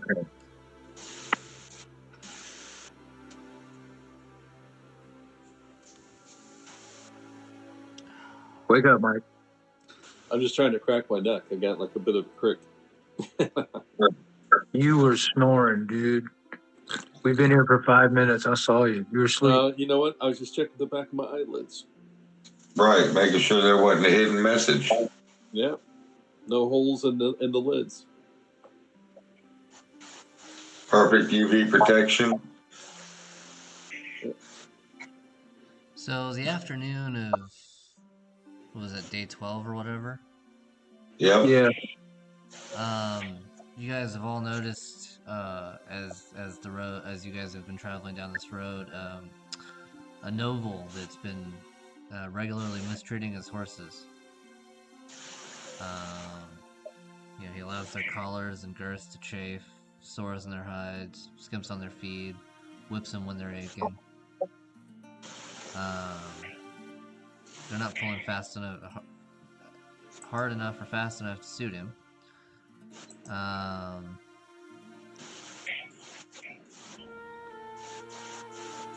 He approaches you and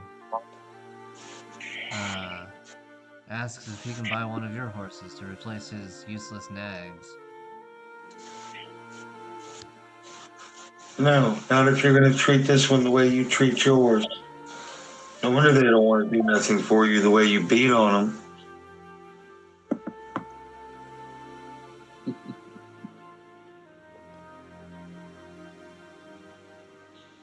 My vote is no. I guess he What else? barely beats on him. You heard the lass. She's a bit of the animal expert here, I'm afraid. So what she says, I say as well. Get you gone from here. Go find something else to beat. How would you like to be pulling a cart and being smacked at the same time because you couldn't do it?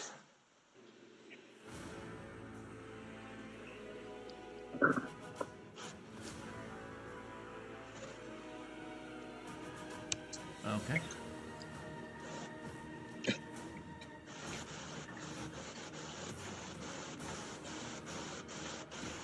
What's wrong with this horse that he wants to replace it? It's beaten down.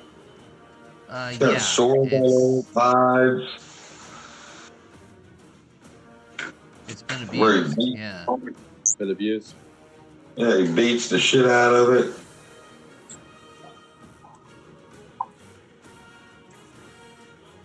Tell him, you ought to be ashamed of yourself.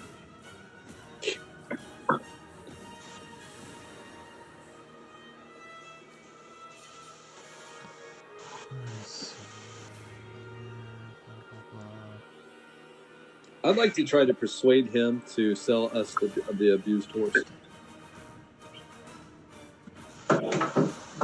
Sorry, what'd you say, Mike? I said I'd like to see if I can't persuade the guy just to give us to just almost give us the abused horse without putting it down. Like, we'll take it off his hands. We'll do with it as we see fit. But we'll take the horse off his hands. Go ahead and roll a persuasion check for me. Okay. Because I can already tell Nibbles really likes the horse. What's on? And that's persuasion. Thought I told you. That is an 18. What'd you roll? 18. Yeah, no, he looks at you and says, "Why would I give you one of my horses?" And Well, what are you moves on. planning on doing with the horse? It doesn't seem like it's doing it do you any good now. It seems like it's dead weight.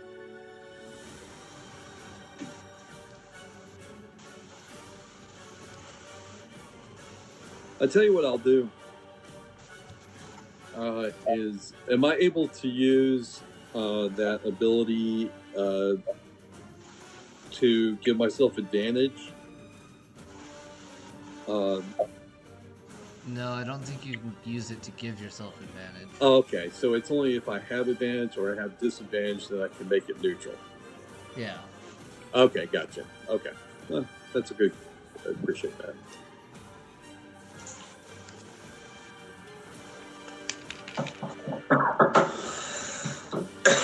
I'm gonna go ahead and go take my 10-minute walk. Okay, that's what I was waiting on. So my son's ready for him to do his thing. Yeah. I gotta go get him some McDonald's. All right, I'll be back in 10. All right. Hey, give me some nuggets. That's what he's getting. Yeah, like a Big Mac. Nuggets. I want nuggets and fries, and Mike wants a Big Mac. Mm-hmm. Okay, I'm on it. Yeah. I would ask for a shake, but we all know the ice cream machine is broke. Nah, man, Trump went to work at McDonald's. The ice cream machine's fixed. Yeah, everything's fixed now. Everything's fixed. Yeah. Trump work. You ready? Come on, Liam, let's go. Finally, what's taking forever? It was fixed by the Told you I red was top. waiting for our brakes, huh? 20 years of break. All right, fellas, I'm gonna go ahead and put my phone in the car and or on charger, and I'll see y'all when I get back. All right. I'm We'll be Here. I'm actually gonna get off the call. I'll join the call again when I get back. okay. okay, buddy. John, are you staying on, or are you going to do something Yeah. for 10 minutes? I'm staying on. All right. Hey, man, that fishing lure looks good. Oh man, I still got to put the epoxy on it, but I put after I painted it, I did a pearl blue, like a tangerine pearl and a silver pearl, and faded them all in from blue to orange to silver from top to bottom. And then I put a chameleon paint with a flake in it. A clear coat chameleon paint. So when you look at it now, it changes colors as it reflects the light. You know what I'm talking about? Yeah. And then I got to put the epoxy on it. And then once I put the epoxy on it, we'll see what it does. I got a number 3 split shot weight drilled in the bottom of the jawline to give it a little bit of heft. You know what I mean? So it's probably about maybe a 1/4 ounce lure when it's all said and done. Well, if you decide to ever commission to build one, man, I'll buy some. Yeah, I'll make you one. What do you want? Let me look at some designs, and I'll send them over on Messenger. Okay. There's no, and John, there's no rush, man, because I'm, it's winter is coming, and I mean we got 29-degree mornings here. So not going still anytime soon. But, it's still 50-degree lows here. it was 26 this morning. We're in second summer right now. Where I'm from. I heard. I was talking to Sean this morning. He said, "Man, it was like 75 degrees where you guys where he is in Virginia." Yeah, it's been like 80, 85 the last couple of weeks. Other than the days it's been raining. I mean, it actually was earlier this morning. It was forecasted we were going to get some snow. It's about that time up there where you're at, though. Yeah, man. So I know y'all get a lot of it too. So Eric, he called me this morning. He said he informed me that he bought that 4-season canvas yurt. Oh, cool. Oh, cool. Yep. It'll be here by Thursday. So next weekend, after we get through playing, I got to go to his house so we can set it up to figure out how to fucking set it up. Because the 7th, 8th, and 9th, we're going to go to the lake. Because I just got the bill of sale on my boat. So we might go put the boat in the water a little bit and camp for a couple of days. Do some cold weather winter camping. Mm. Yeah, I got that little wood. Fun, actually. I got a wood burner, a tent wood burning stove. Mm-hmm. That will go perfect in that yurt. It's a 16-foot yurt. Nice. How tall is it when it's set up? I think 14 foot. And it's comfortable for 4? 8, 6 to 8. Wow. On the side walls I think are like 4.5 feet, and the center pole I think is like it's either 12 or 14 feet. Mm-hmm. It's a 16-foot circle yurt. Yeah.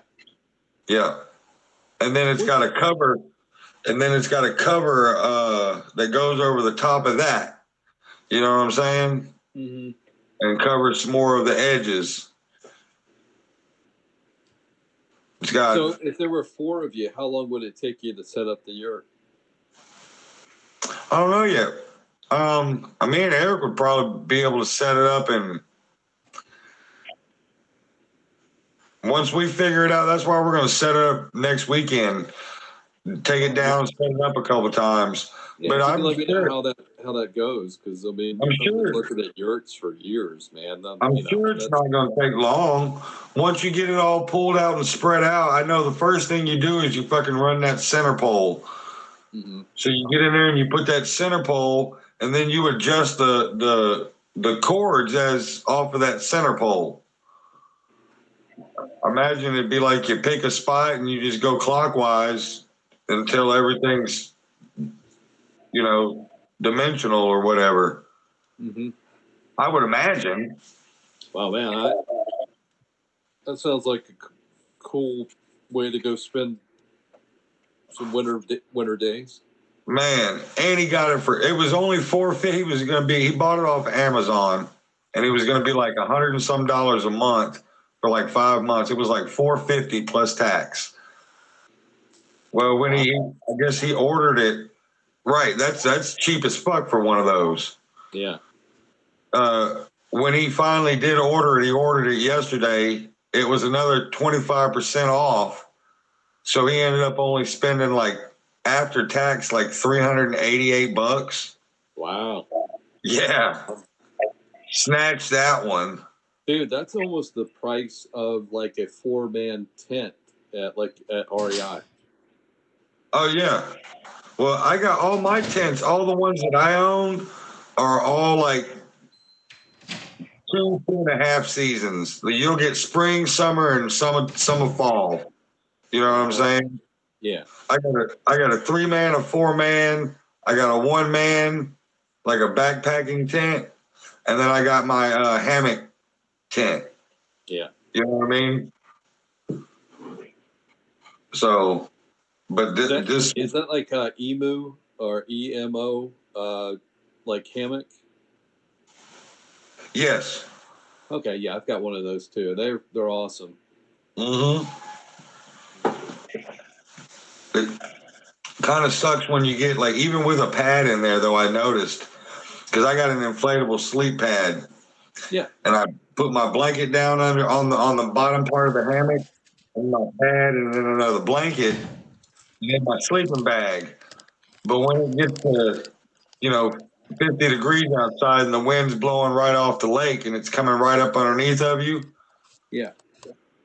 Yeah, there you Yeah, go. this is what I have, like thermarest. Yep. It does kind of keep your Pawtuckets Yeah. a little cold. Man, this saved me when I was going up to the Yukon and Alaska. Oh, I bet. Yeah, man. I bet.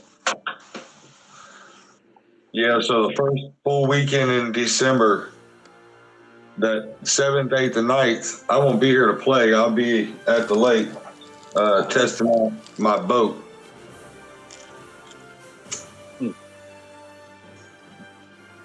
I'm gonna deck the front of it out because it's got 2 seats that are like they're made out of fiberglass in the front of it. Yeah. So I'm gonna deck that out so I can fish off of it. And I'm gonna mount my trolling motor to the bow and put a foot pedal control there. And I'm thinking about putting my fucking my fish finder up there too. That way I can control the motor, my troll motor, and fish off the front of the boat. Because I can't build nothing off the back. There's not enough room. I got 4 seats back there. You can fish off the back of the boat. You just can't. You won't be up like a bass boat. So basically, what I'm doing is I'm turning a recreational boat into a half of a bass boat. Because I'm making drop cabinets. You know, you just lift the lid over, and you got your little basket cabinets, so I can keep my tackle and put my battery for my trolling motor and all that shit in there, and it'll all be compartmentalized. You know, I'm just trying to be creative. Dude, my old lady paid $700. She bought me that boat. $700 for the fucking boat and the trailer. Wow. Yeah. You can't pass that up. No. You know, and it's a single hole tri-V, so it's got 3. It's almost like it's a single hole boat, like a V hole, but it's got 3 V's. So it's got 2 bigger ones on the outside, or 2 small ones on the outside, and a bigger one on the middle. But it's like a normal boat. You know what I'm saying? It's not like a pontoon or nothing. Does that make sense? Yeah. Very, very stable in the water. So probably got 75, 80 horsepower, single engine on the back. What we're thinking, me and Eric are thinking that is because it's got a big like touch screen looking monitor on it, and we're thinking Eric said something called LOPAR or low something like that. It's old school navigation, like GPS. LORAN, yeah. He said it's probably LORAN on it. So I don't know what the hell that is. It's like a little bit pre GPS, but it works just fine if you know how to read it. It's just a matter of a way to navigate. It's not maybe as pinpoint as GPS, but it definitely will hit you in the right direction. Oh, that's totally fine because hell, if anything, we can just pop a phone out and Google Maps that shit. Yeah.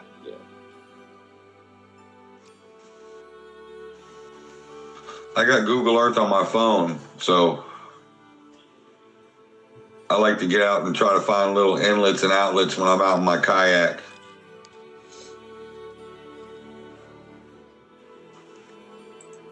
Sorry, this chapter's been kind of meh, guys, but it is what it is. Hey, you got to go through the story, Bubba. Yep. I'm waiting on Eric's supposed to be getting a kayak, and we're gonna go fish the Buffalo River. Get dropped off in the morning. It's like 7.5 miles. And float downstream and fish the whole fucking river, the whole creek. Do some fall time creek fishing. Oh, and Mike, maybe you can help me with this too, Bubba. I need to figure out a way to mount a I'm gonna make a propeller, like a propeller shaft, ran by my power drill. Right. So what I'm gonna do is I'm gonna get like a 6-foot long piece of I don't know, like maybe 1/4 inch steel, and I'm gonna thread both ends of it to where I can put a bolt and a propeller on the bottom, and then bolt that propeller on, and like JV weld that shit, and then make a PVC cover to cover the metal, and then it'll have caps on both ends, right? So it'll be the propeller at the bottom will show, and then the piece of rod that'll stick out the top, I'll have flanged to where when I put my drill on it, it'll bite down on the flat parts. You know what I'm saying? Mm-hmm. And then I can stick that in the ground and into the water and pull the trigger, and I got a trolling motor, basically. But I need.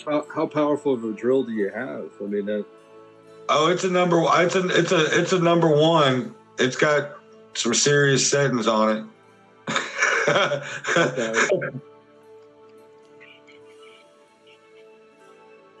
Okay. Okay, let me think about that. I want to figure out how to make the bracket so I can mount it on the side of my kayak with some type of swivel attachment. You know what I'm saying? So I can be able to adjust the depth of the propeller. Okay. And then when I'm not using it, be able to pull it up and stow it. Which is, we can just stow it on, like we can put a simple little J hook at the back of the kayak to fucking rest the propeller on when it's not being used. But there has to be some type of mounting bracket with a swivel attachment to where I can, up and down at least. You know what I mean? Yeah.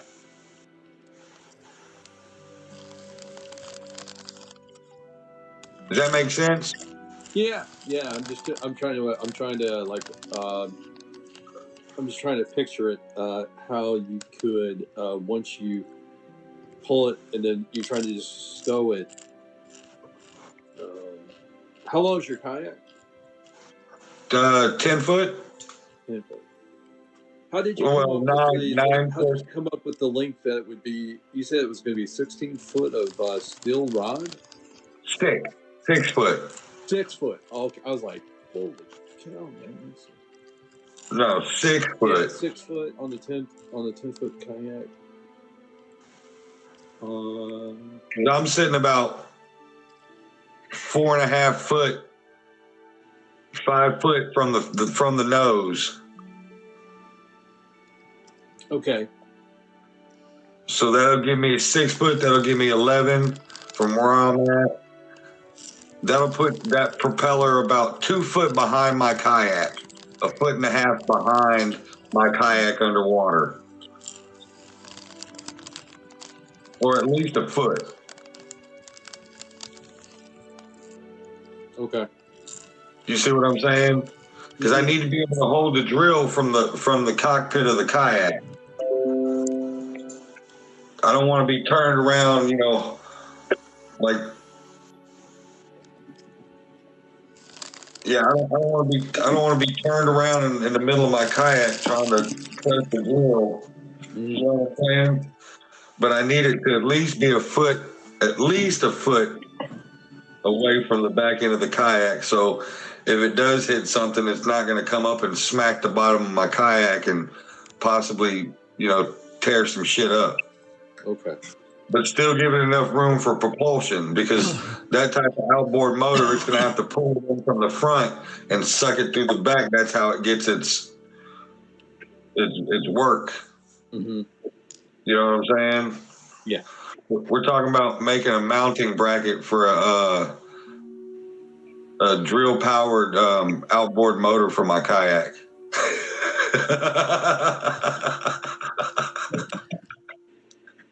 All right, so what were we on, day 13 or 14? Yeah, 14. Okay. 16?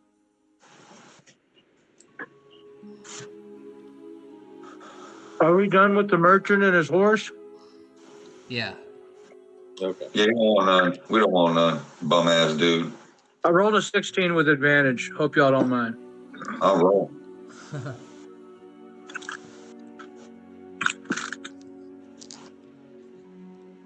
That's day 14. So day 15, I rolled a 10. Okay. I guess day Hey, 16. JD, you know, if it's a random encounter table, you can always just pull one and use it. I know. Okay. All right, day 16. Sure. 6. Okay. Are we rolling? Are we rolling every day, JD? For every day? Is that what we're doing? Yes. Okay. So 17. A 6 for day 17. Okay. 4. Day 18. Okay. 5, 19. 12, 20 on day 20. Okay. There it is. Nat 20. Okay. We're fighting Red a dragon. No red dragon.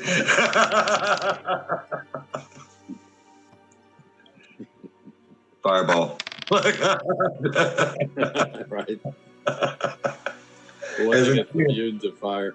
As a tear rumbles down my cheek, I turn and pull the wagon and gallop away as fast as possible. You ever feel like life's a Okay, hamster so the wheel? morning of day 20.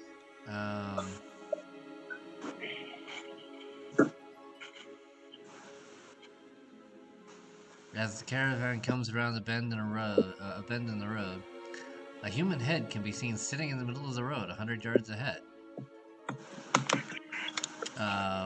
What are your guys' passive wisdom scores? Or passive perception? 14. I'm a 14. 14.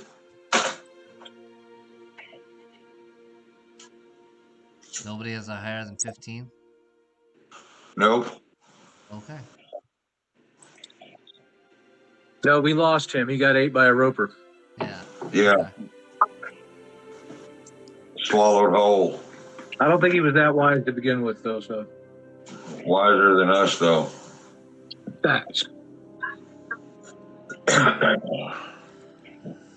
As you approach, when you get to about within 10 yards, you can see that this is actually a buried man. The word Oathbreaker is painted on his forehead. Oh.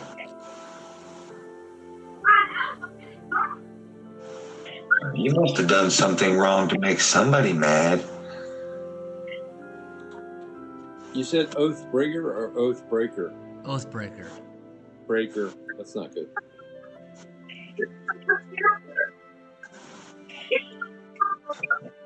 either way, that's no way to be leaving a man to face his fate. Depends on what he did to break his oath. It's like everybody else is pretty much like, if somebody took the time to bury him up to the neck and is in the tradeway, probably deserved it. He should be left there. Right. That's what I'm thinking, too. Yeah, me too. I'm curious. What'd you do, lad, to get yourself in such a predicament?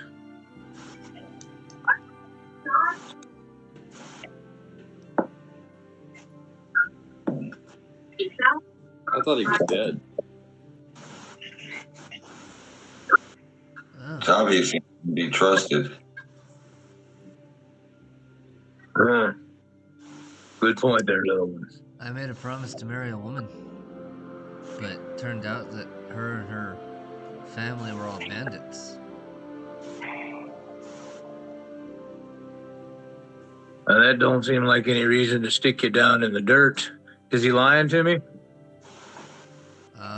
Roll an insight check. Okay, 14 plus 15.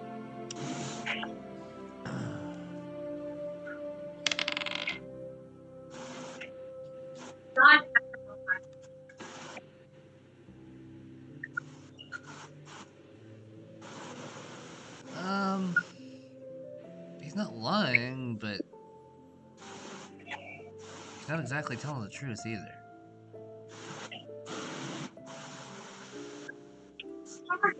So that's all of it then. You just didn't say I do.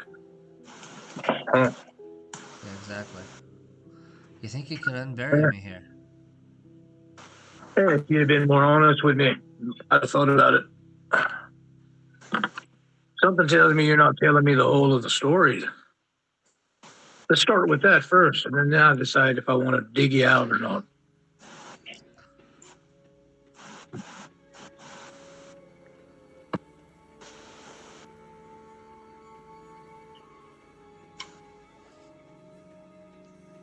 That's the story, and that's the only story I have.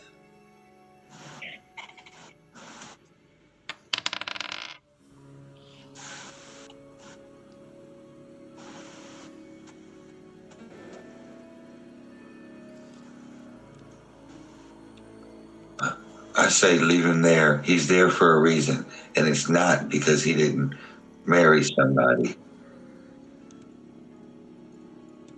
You're on mute, Rock. I hit the wrong button. I was trying to turn off my camera. Yeah, I agree. That's not quite an oath now, is it? You were going to be buried to their neck because of breaking a promise.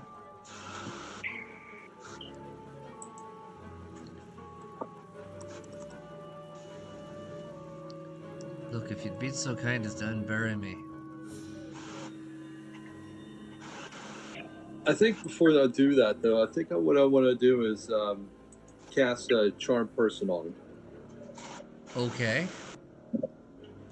It's The, a 30-foot range. It's a wisdom saving throw, okay. and the DC is 17. Ooh. He got a nat 1, so. Okay. You attempt to charm a human being that you can see within range. They must make a wisdom saving throw. If they fail the saving throw, it's charmed, and you until the end of the spell, which is like an hour. And let's see here. Charmed. While you have the charm condition, cannot harm the charmer, and you have a social advantage on any ability checks to interact with your social. So I ask him again, what's the true reason that you've been buried up to the neck?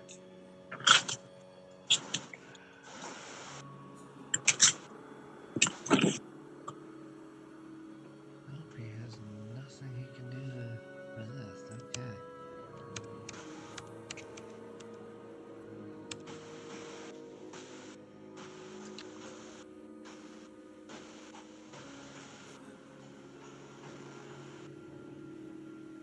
Let's see.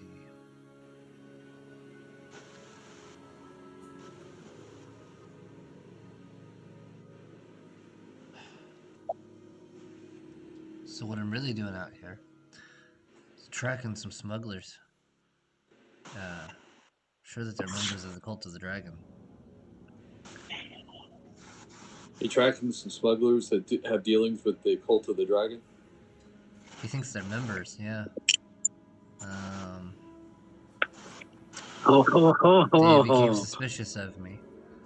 I was able to pass some information to another Harper at an inn.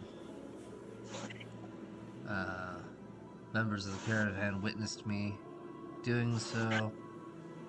And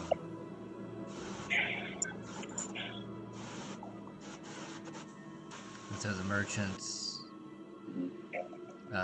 believed the cultists when they told them that I was passing information to bandits.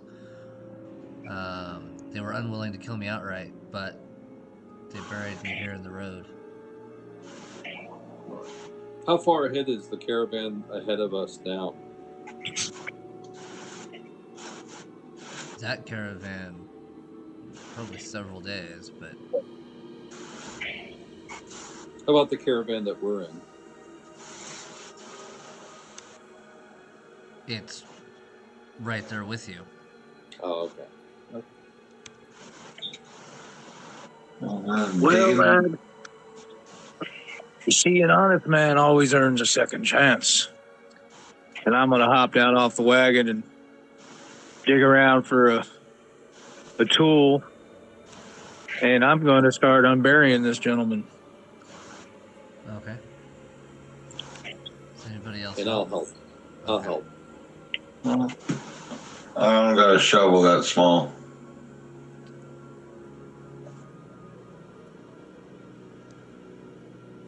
So I'm going to unbury him. Well, John, you probably do have a shovel that just looks like a sandcastle shovel. Probably. Wouldn't do no good. Okay, so it takes you about 3 hours to dig him out and then refill the hole in the road. I don't refill shit.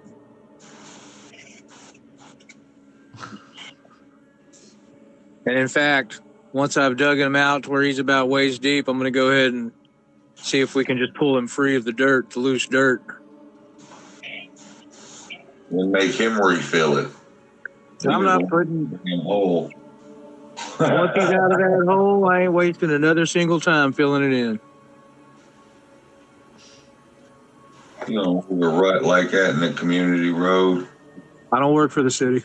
Yeah, I try to find out more about the Harpers in the area and if there's any information that he could provide within that hour of him being charmed that would help us with our investigation into the dragon cult. Yeah, I want to know what he knows about the cult. Because that's what we're here for. So we're digging him out. Yeah, keep it talking and keep you being honest, boy. Well, we'll put it. Let's get him in our cart first, and then we can talk to him on the way where it's kind of secretive. I like that. You know, where we're not out in the open, because we do got the old dragon lady there, or the half dragon, and Yeah, he doesn't know anything more than what you guys already know. oh, the cultist, the Harper. Yeah, where's he stay? Like, what's his base of operation as a Harper? Give me a history check to find out what you know about the Harpers. Okay. What's your name, lad? And that's going to be a not good 6. Yeah, so you don't know anything about the Harpers. Yeah. His name is Carlin Almafel.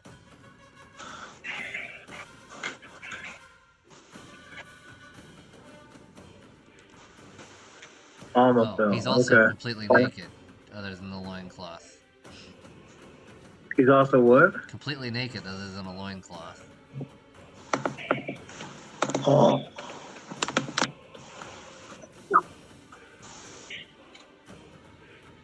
That's not good. To which point, as you're unburying him, you'll see a tattoo on his arm that marks him as a Harper. Okay. Can any one of us make a history check about Harpers? Sure, go for it. 12. Where's history? 13? Okay, yeah, so you're definitely, you've heard of them. And you recognize the tattoo. Okay. Well, I'm covered in tats. That's probably why I recognize the tattoo. Yeah.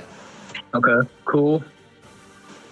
At least you'd be saying, unless you broke an oath to them, and they're the ones that put you in the hole. But that, from what I know of the Harpers, that's not how they operate. Secretive bunch, yes. But mostly for the good, from what I'm knowing.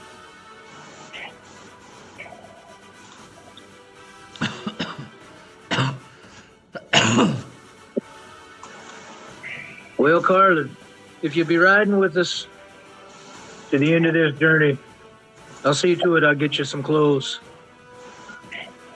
and set you on your way with your people. Thank you. But I'll let you know now, the people you look for, they're in this caravan.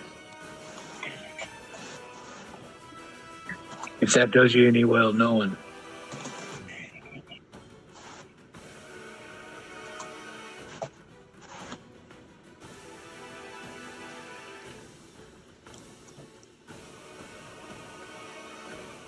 And with that, I'll give them some water, some of my rations, and then we'll fall back into line with the caravan and let them rest in the back of our wagon.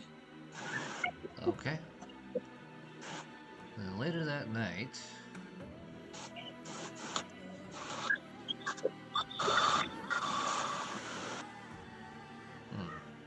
Okay.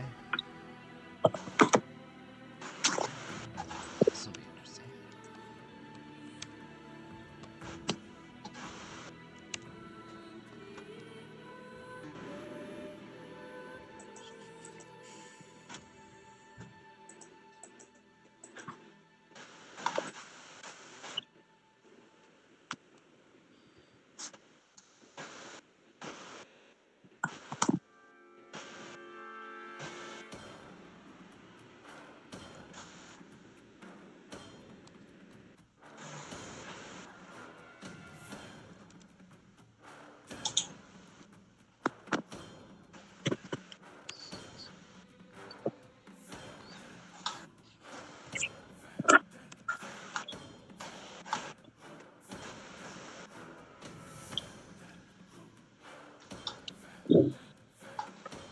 Oh, it's on now. I cast Fireball twice. Twin spell.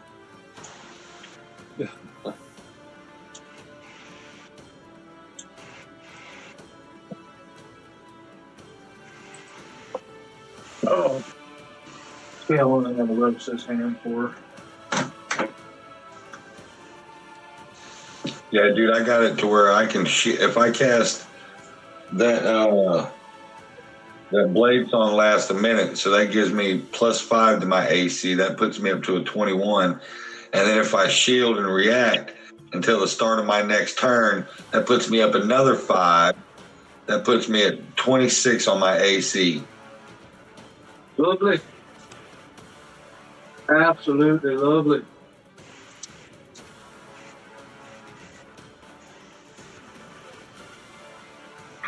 That's crazy. And then I don't take opportunity attacks when I run away. If I hit with or if I even swing with my rapier, I don't have to hit it. I can just swing and run away. Correct. And if I'm doing it while I got Blade Song going, I get my 35 foot of movement for my normal plus another 10. That puts me at 45 feet of running away. I've built her to run away. Have y'all not noticed? Like dash that's 90 feet. I'm out of there. I'm running faster than a damn quarter horse.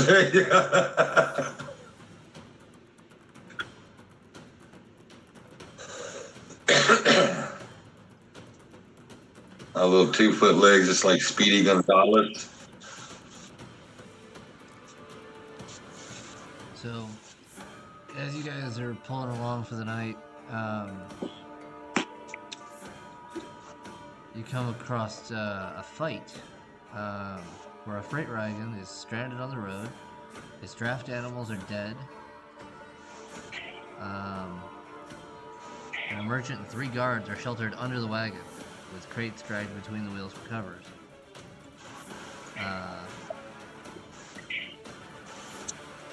They're plentifully supplied with crossbows and bolts, which they're firing as fast as they can.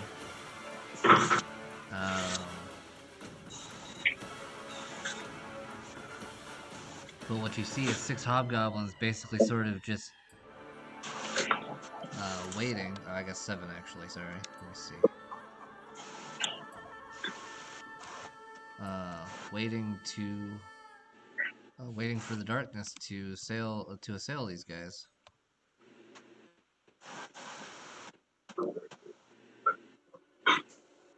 Looks like someone needs some help up there.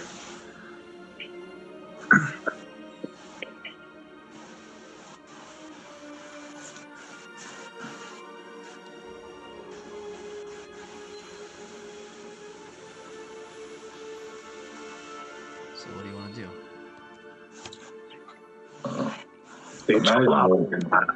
Imagine we're gonna go help them.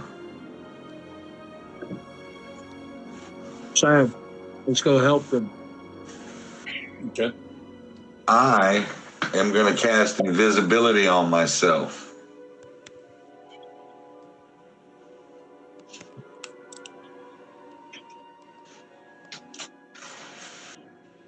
For my one free spell that I get to use without using a spell slot. How do you get to do that? No, it ain't. I'm not casting invisibility. Never mind. I thought it was level 1 spell. I got something that I can use. Maybe that's the Misty Step that I got to use free without using a spell slot. I thought you took mobile. I did. I don't got So Misty you don't Step. have that. Yeah. I do turn myself Oh, I invisible, do. I do got Misty Step as a spell, though. Okay, but it's not free. No. Yeah, you didn't take that feat. Mike did. That's what I was going to take with Crow Feather. If he wouldn't have been murdered.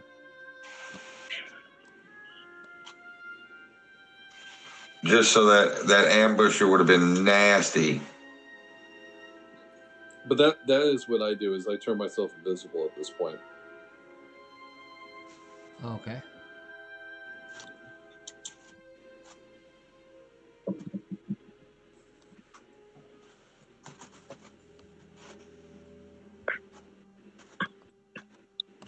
Everybody go ahead and roll initiative. All right. Ooh, I got a plus. Oh, I'm putting my glasses on. Not bad. +3. Oh, 19 plus 3. I got a 22. I have an 18. And I've got a 16 plus 3, which makes 19. Okay.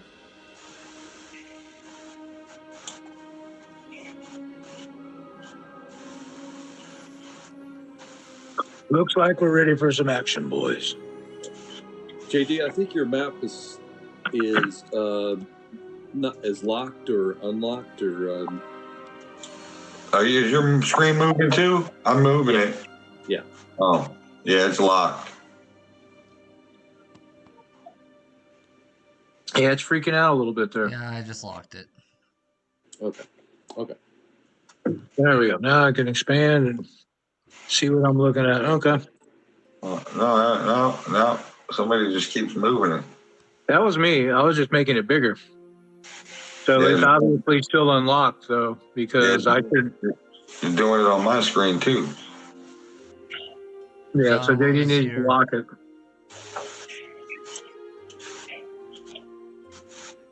We need a lock and shock 'em robot Yeah, over what was here. your initiative, John? The what, buddy? What was your initiative? Oh, a 19 plus 3, a 22, 21, 22. Okay. 19 plus 3, 22. Yeah. I had a fucking brain fart.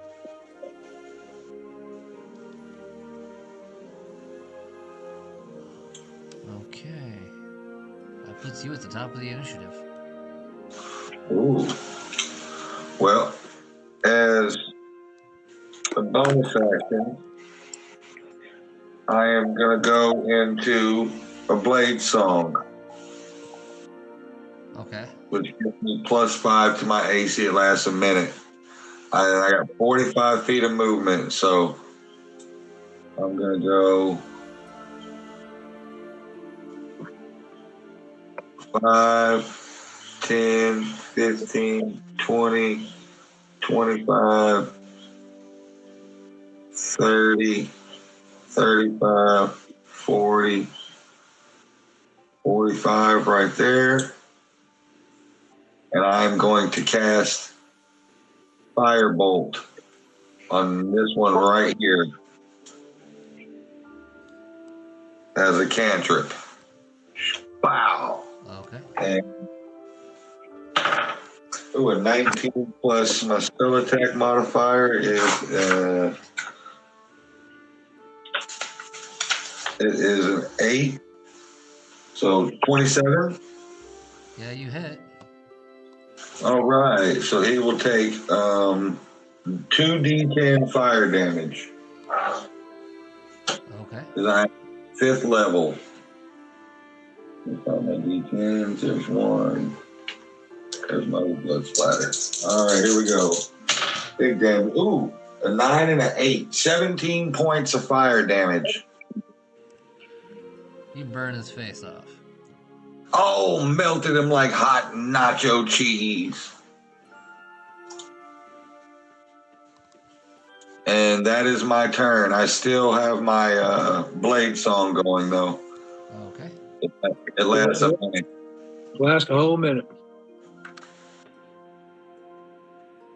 So my AC is 21 right now.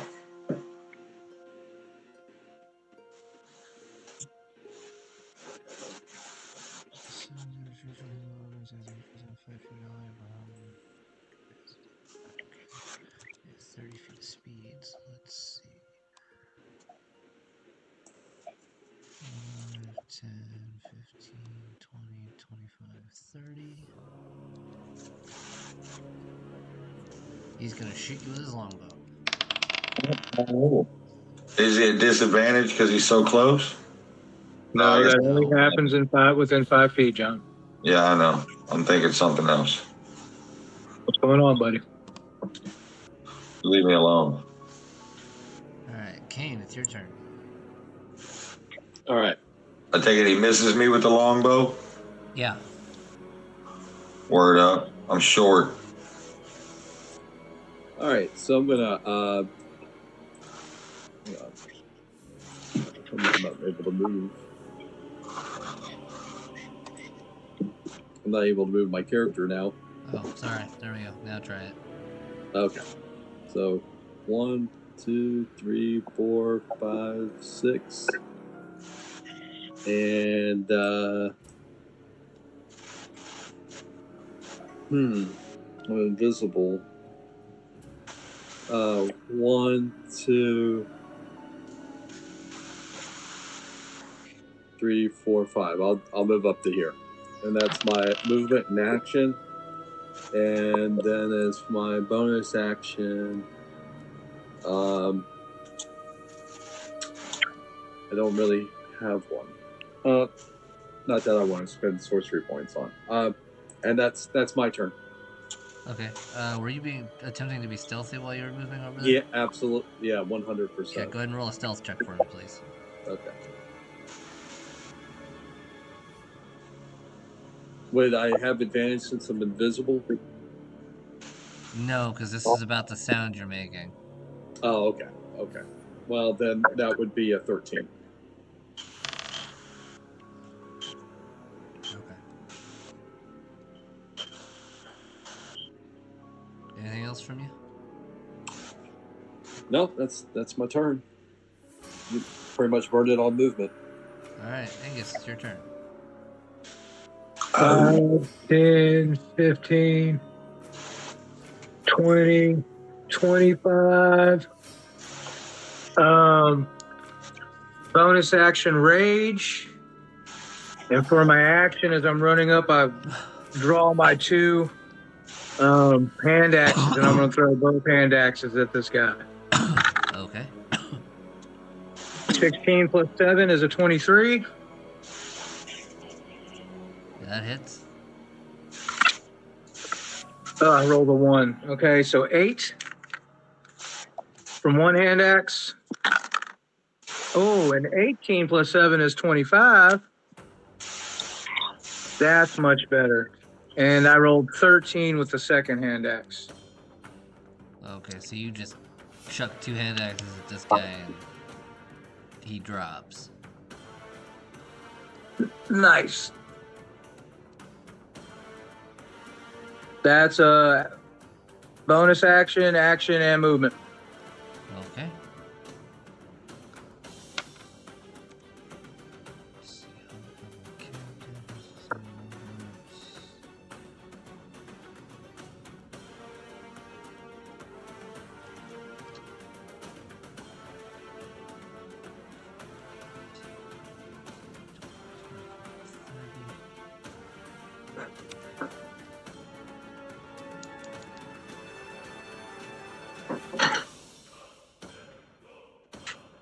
Let's see. He's gonna take these shots at disadvantage on you, Mike, because you're invisible, so he doesn't know exactly where you are, but he heard you moving. So Okay.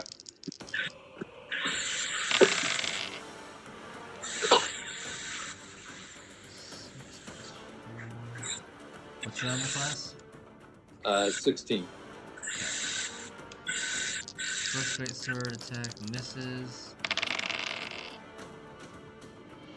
Second great sword attack misses as he's just like swinging it around in the area, thinking, I know that I heard something over here.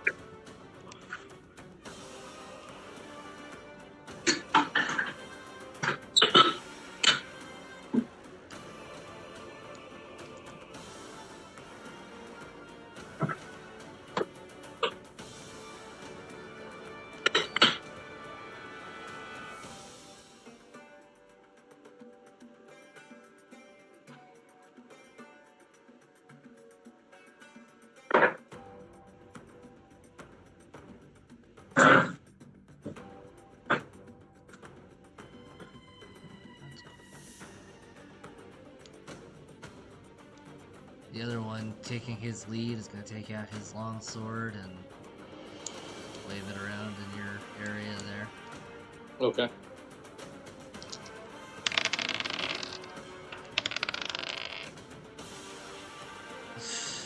Good thing they have disadvantage because you're invisible.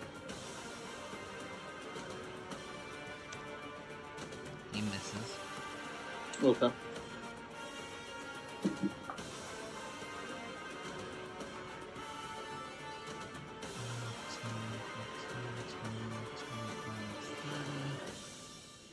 This one's gonna run up and attempt to hit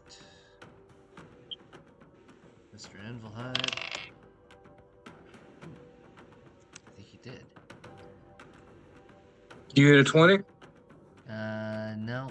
18 plus 3, 21. You do hit.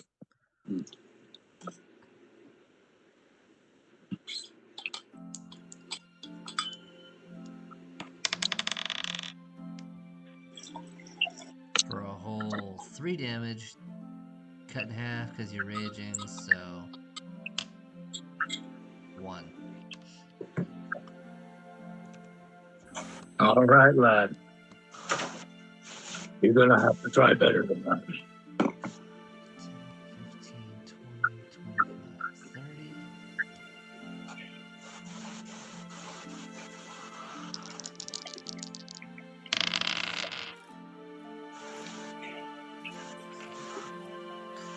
This one comes over, draws his long sword, and bounces it off your shield.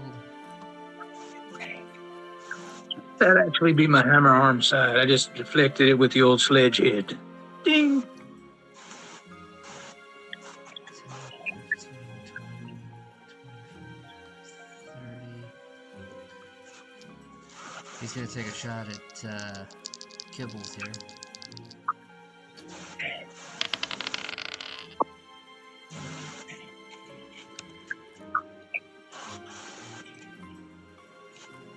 Just 3. What's your armor class right now? 21. Yeah, not even close.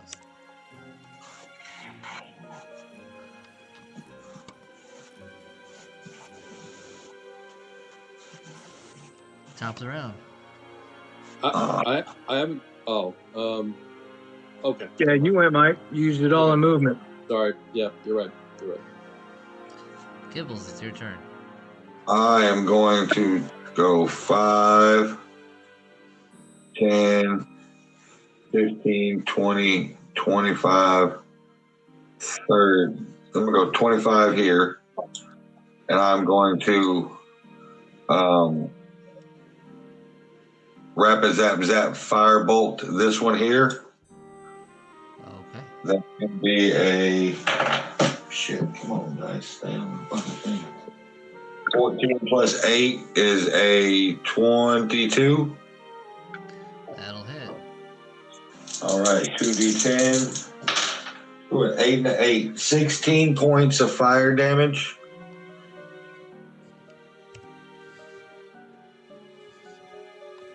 Okay, is that everything? And then I will take the rest of my movement.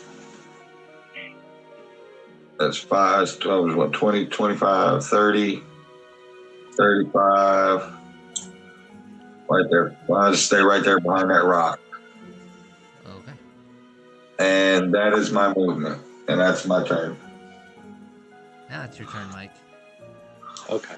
Sorry about that. I'm going to move like here, and I'm going to expend a 1 sorcery point to twin spell inflict wounds. Okay. And yeah, My boy. and with advantage of being invisible, at that point, I'm going to hit inflict wounds on one and then inflict wounds on the other one. Okay. Okay. So let's see. Nat 20 on the That's first. a kingdom. And you know what's, dude? I can't make.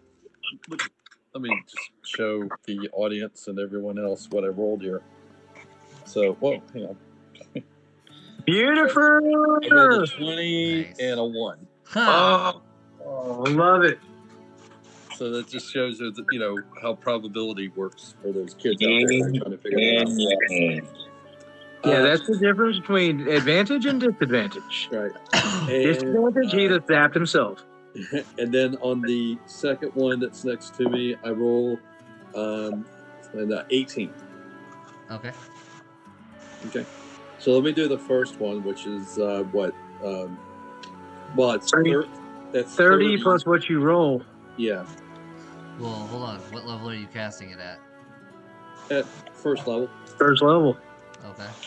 Yeah, which is 3d10 necrotic damage. Oh yeah. So yeah. So it's 30 plus 15. So 30 plus 21, 51. Oh, So Jesus. Yeah. suck the soul out his ass. and on the second one that's right just above me, that is 16 plus 7. 23. 23, thanks. So 23 to the one that was just north of me. Mm-hmm. And 50 something to the one to the left of you.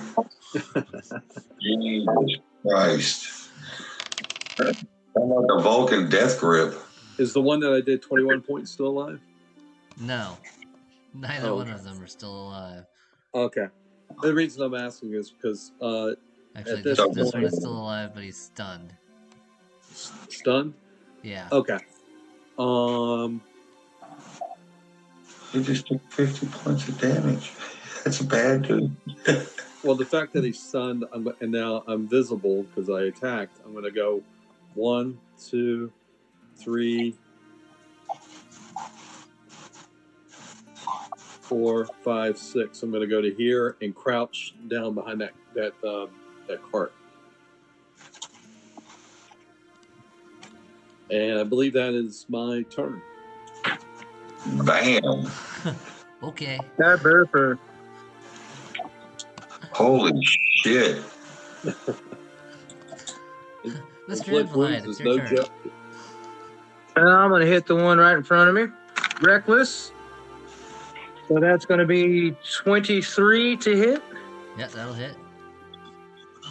That's going to be 3 plus 10, 13 damage. Okay. Then I'm going to turn and attack the one next to me, Reckless. And that's going to be 24 to hit. Ooh, for 18 damage. Okay. And I'm not even going to have to use my bonus action to shove him anywhere since I just cantalouped him. And then I'm going to head out. 5, 10, 15, 20, 25. And that's my turn. Okay. Yeah, I do plus 10 per strike now. That's nasty. Let's see. Incapacitated condition. That's a baseline of 11 per hit. That's nasty.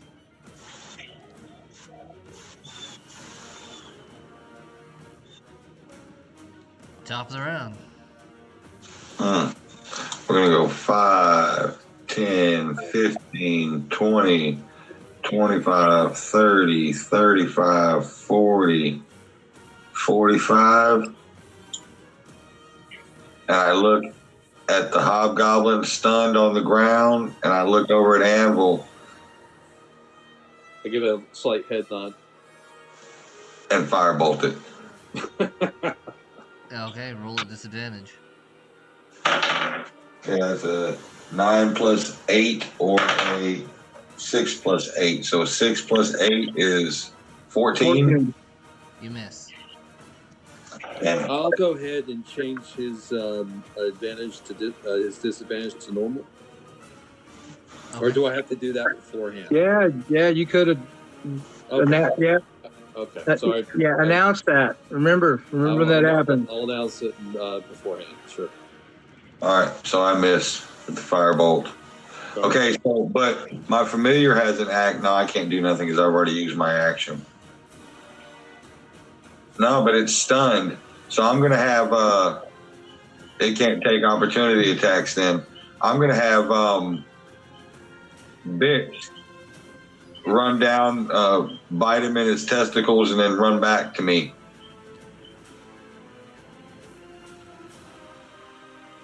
So does he need to make an attack roll? Yes. A 14. Will not do it. He goes down there and tries to bite him in the groin and doesn't. The hobgoblin, he just groins. He's a Balchinian. It was worth a shot just to see it Right. You in see, my head. that's all you guys see. I open up my tunic and the hamster takes off running and goes over and like Like a pit bull that just bites the codpiece, tink, tink, tink, tink, Right. and then runs back. That's best. shakes his head and takes off running back and climbs up and jumps him back in my tunic. Whether it worked or not, it was worth the visual. Right? Like, it's your turn. Okay. I will 1, 2, 3, 4, 5. I'll come up to here 25 feet. I'll shocking grasp the guy. My boy. Okay. Is that Go ahead big? and roll with advantage.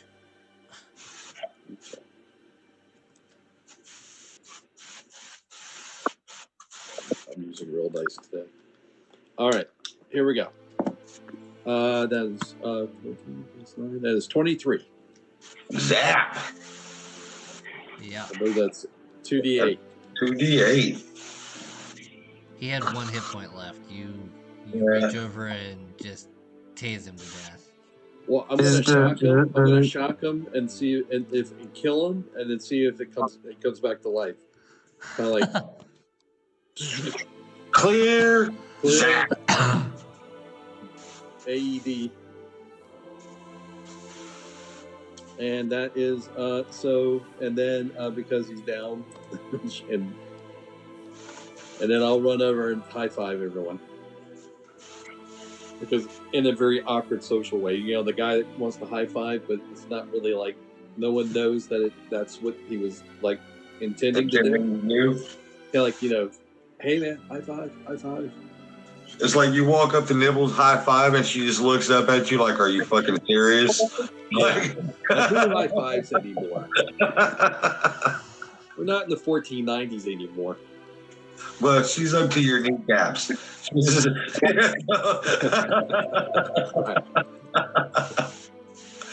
She started jumping like, yeah. Yeah, that was totally worth a visual. Attack hamster. Well, Angus will turn to the caravan leader there. Are all of you okay? Yeah. Does anybody in your caravan have horses to sell? Is it that same royal? What? Is it the same royal that was asking beforehand? No. Oh, okay. Well, we got some horses we could help them out with. Do we not have one? If not, you can take me up the road to the next distillery and I'll buy some there.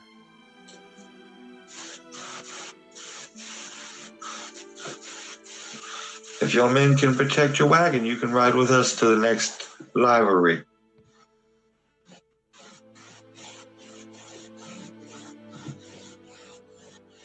JD, do I get the impression anyone ever knows that we even put the Oathbreaker in the back of our cart?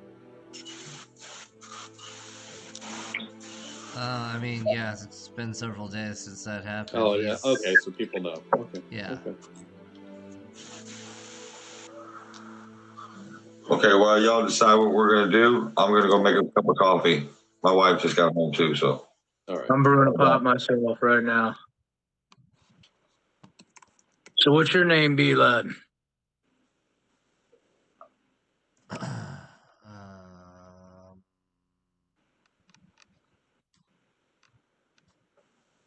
Let's see where we are now. Since we're getting to know folks on this journey and all, probably be a good idea to know who we're saving in case we ever need to ask a favor from them, especially a wealthy merchant. That invisibility, crit inflict wounds, that also was a wonderful visual in my head. He went from swinging around blindly knowing he heard something to getting the life sucked out of him the next second. That's awesome. Right. Like he's just a husk in some hobgoblin armor laying there on the side of the road now. Looks like a bad Halloween decoration. Or a really good Halloween decoration, however you want to look at it.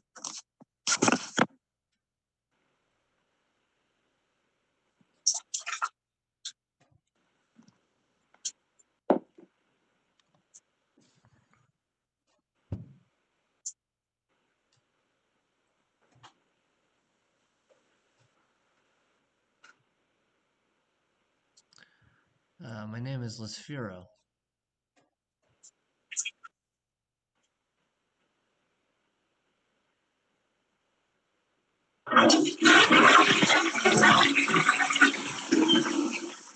We'll meet this hero.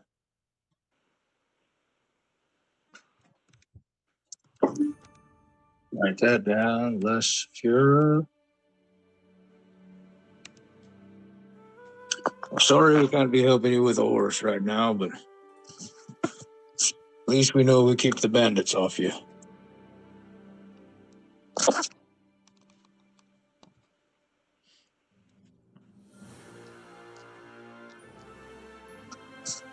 So what it is you're dealing in? Oh, curios and other things. I love Cheerios.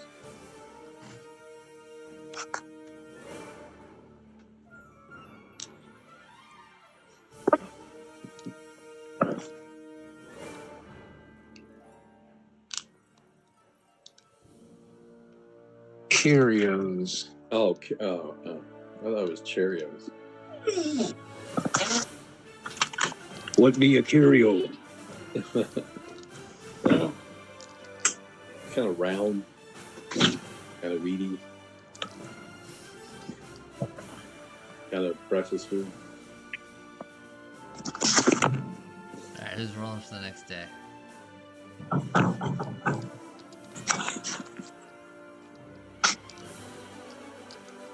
I just stepped outside, so not me.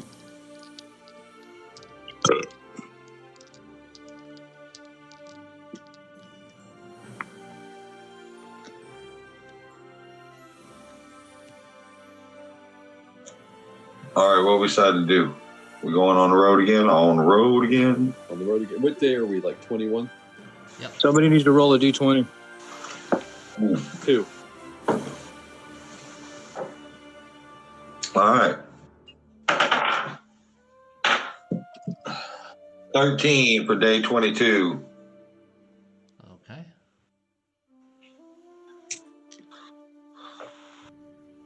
Anybody else? Feel free. 20 for day 24. Another 20? Jesus Christ. Yep. Okay. Well, we've only had 2 hits out of 24 rolls, so hey, I mean, sounds about right. You ask me.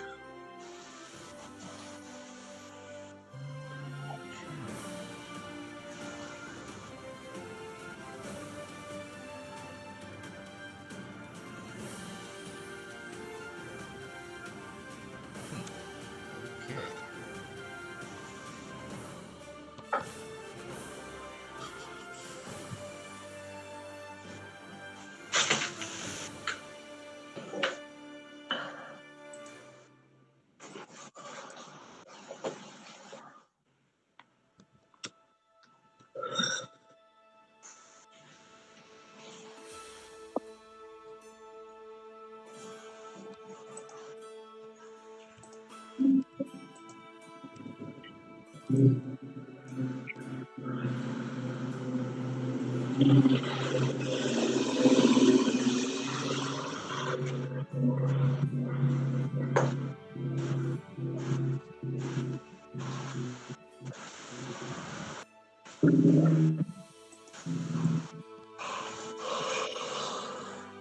Yeah.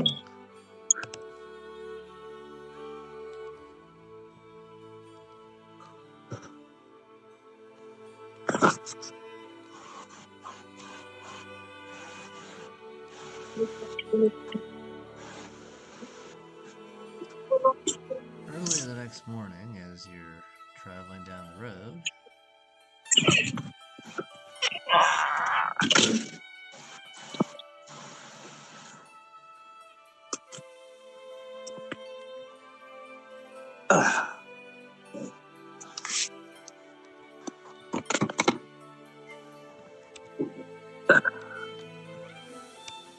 go ahead and roll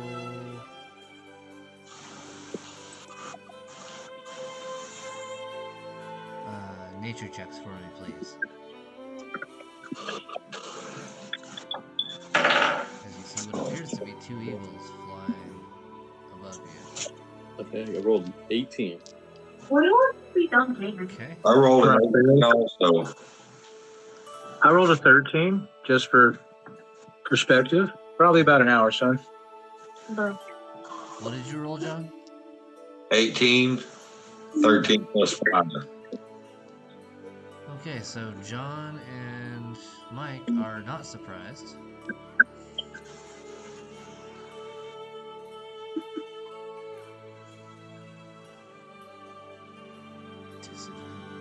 I thought this might happen. As you recognize Paratons about to dive attack. Oh, What are they called? Paratons. They got the head of a deer with horns and wings like an eagle and claws. I've attacked you guys with them several times in the past. Y'all fought them on the airship Oh, yeah. on the way to Bazaxon. Oh, man. All right. How high are they off the ground, John? JD?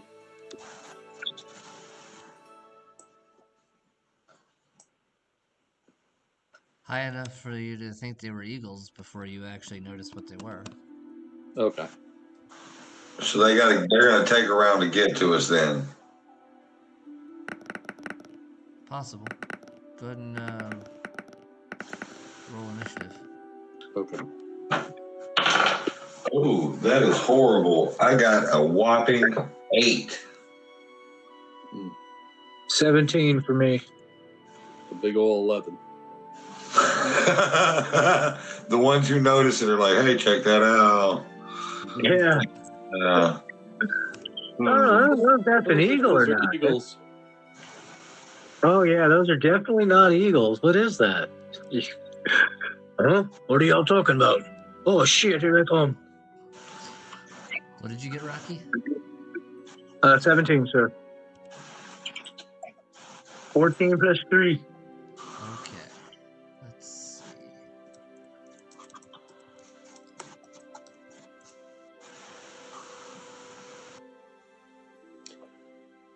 Yeah, I look up and then in my best kind of Clint Eastwood accent, I go, "Where eagles dare." So fly 60 feet. Time attack. love them. I love them. Okay.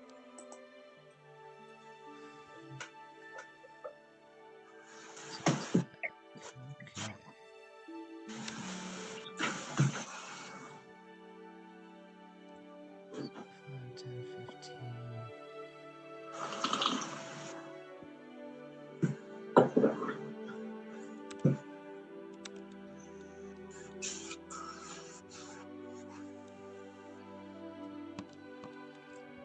So it hits surprise on you.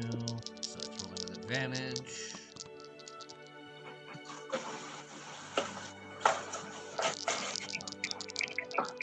I'll turn that to this. I'll turn that to neutral. That's right, with your ability. Mm-hmm.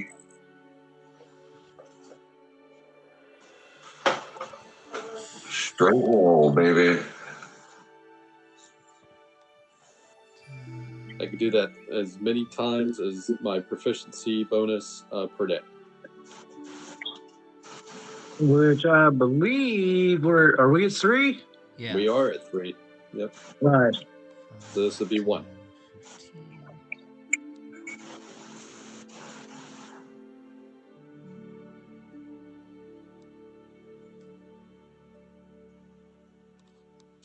That's the right way to use it, Rocky? Correct. All right. It's the first time I've ever used it. It's a case of beer. Rocky, it's your turn. Okay. Where's the dude that swooped at me? It swooped off. How far away is it from me? What's that? 5, 10. It's about 15 feet away from you and 15 feet up. So what's the total distance there? 15 feet? Yep, 15 feet diagonal. Perfect triangle. So. That puts him out of my hand axe range. Okay, I will pull my short bow off my back and take 2 shots at him.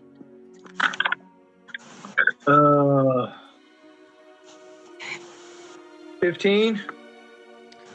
That'll hit. All right. That's going to be 6 plus 3 for 9. And 21. So 9 and 7. 16 damage to one with my short bow. The one that just swooped on me. Yeah.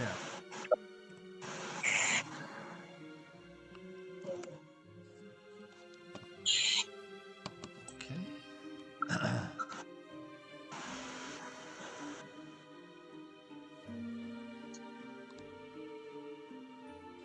Other one. 10, 15, 20.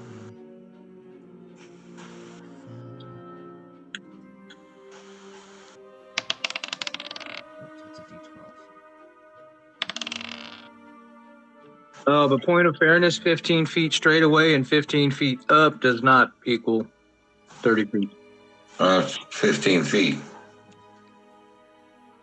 Makes a perfect isosceles triangles, 15 feet. Yeah. Correct. So he was in hand axe range, but that's okay. I digress. Yes, for future calculations. Okay. Let's see. Will an 18 hit you, Mike? I'll reaction with the shield, Okay. which will bring it up to 21.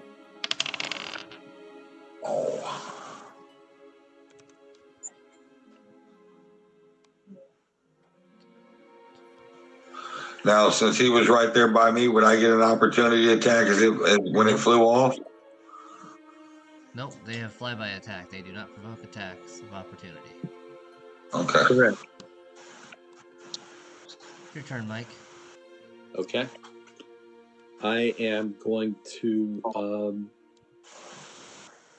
expend out a sorcery point to twin my spell Double for Firebolt. Okay. one at one and one at the other. I love it. Or maybe two at one. Shoot. Yeah, No, it has so to let me be go separate ahead. targets. I'm sorry, JD. I didn't hear you. I was just correcting Mike or Rocky. It has to be separate targets with twin spell. Okay. Oh, it does? Okay. Okay. Yeah. So the first one is Liam, go watch that in the bedroom, please. okay, here we go. 25. That hits. Okay, and that's 2d10. Okay, hang on. That's 12. 12 to the one that's just to the left of me, and then the one that's just north of me. 27. That'll hit. Okay. For 8 points of damage. Okay. That's my action. My that's my action. My reaction. I am going to jump off the cart and cower underneath the foliage of this tree, Okay. like into it, and then whisper, "Get down," and that's me. All right. John, it's your turn.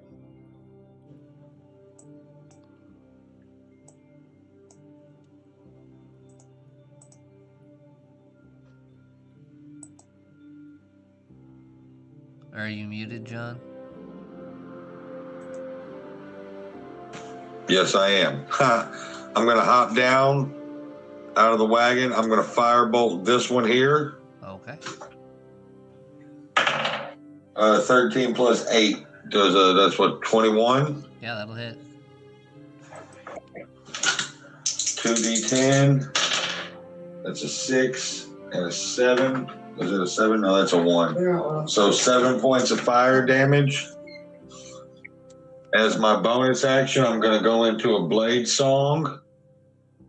And I'm going to duck underneath of the wagon. Okay. I can probably just walk under the wagon, actually. Just so that's my turn. So now my AC is 21 for the next minute. Okay.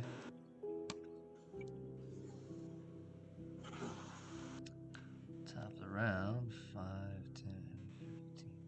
This one's going to dive in on Rocky.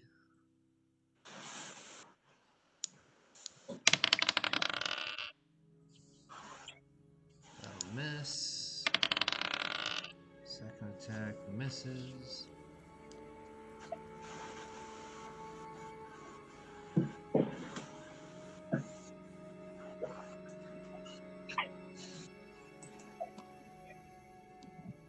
Rocky, it's your turn.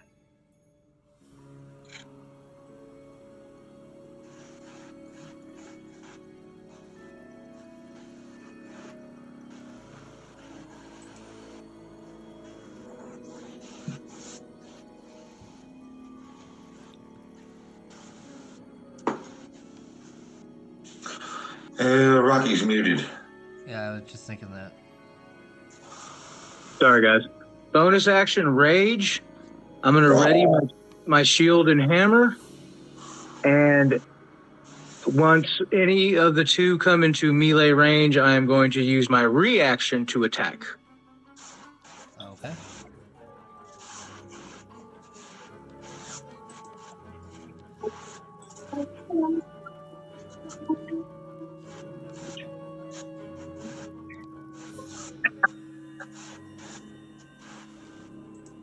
Liam, leave Bella alone.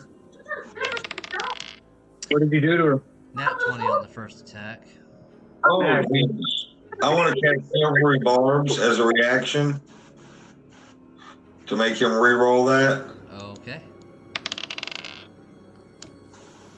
Wow. He just went from a nat 20 to a nat 1. Bam. I mean, that's hate speech. Yeah. Who are you giving the advantage to there, John? I'm actually going to give it to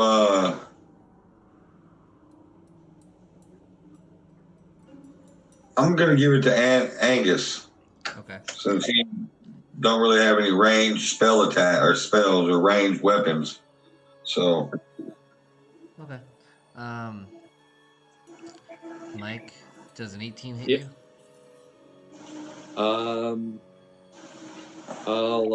Is this a brand new turn?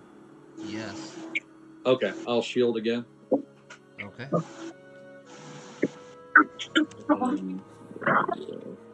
I'll leave her alone. Okay. Oh, actually, your shield was still up until your turn, so. Oh, okay. That saves me. that doesn't hit. But that nat 20 got blocked down to 18, which missed. No, the nat 20 got blocked down to a nat 1, and then the second attack was an 18. They get two attacks. They get claws and a bite. Right on. Whew. That was nice. And then... That's silvery barbs, baby. Also, would I've gotten some, as a point of fairness, would I've gotten some kind of AC bonus for being under the foliage of the tree? Not really, no. Okay, all right, fair enough. It's your turn, though. Okay. I will, what do I want to do? Okay, so I'll go ahead and, third level magic missile, the one that's trying to get away from me. Oh, shit. Kiss it there goodbye. And that's, what? So That's so Five D4s plus 5. Yep. Let me Just roll the damage, Mike. Okay, so 9? Is that right? 5D4. No, Five- it's 2 more missiles per each level. Yeah. So first level is 3. He's Second doing level. third, so that's 7. 5. It's John. It's 7 D4 plus 7. It goes up 1D4 per level. Are you counting third level, right? It goes up 2 D4 per level. 1d4. 1D4. Oh, then that's only 5.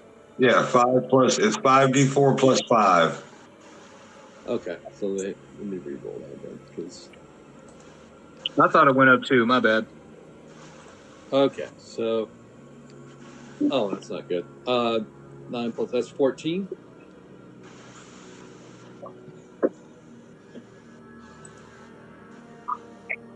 And maybe someone can explain this to me. I want to, my bonus action, I want to do innate sorcery.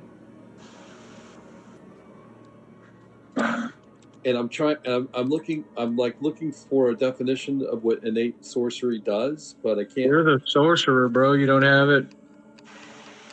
Like, I know you just figured that out with Agaroth, right?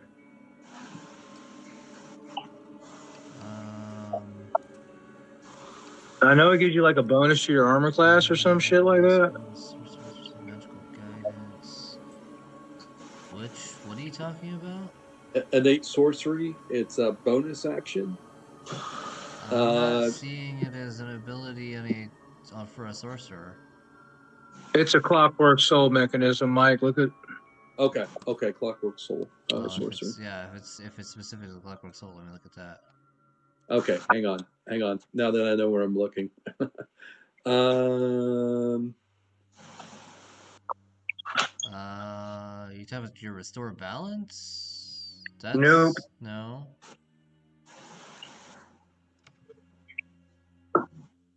No, it says twice per long rest, you can take a bonus action to unleash the shimmering magic within you for 1 minute. But I don't know what that means. Like that's the definition That of it. sounds like a 2024 fairy bullshit. It doesn't have any 2024 next to it. Hang on. Anyways, I don't want to like drag. I don't want to trip up the session. So let me just count it as I didn't do it. And what I will do is I'll expand out in my font of magic. I will convert 3 points into a. No, never mind. Screw it. No bonus action. I'm done. Okay, and you did 14 damage to it? Yeah.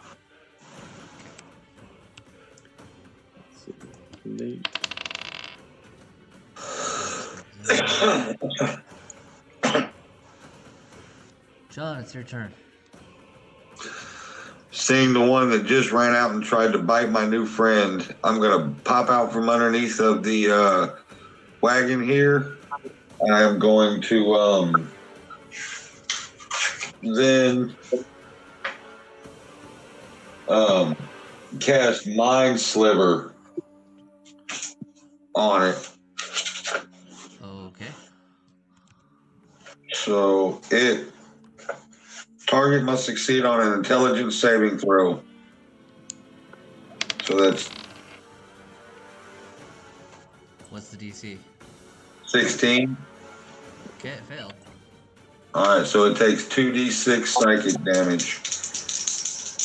And must subtract a 1d4 from the next saving throw before the end of my next turn.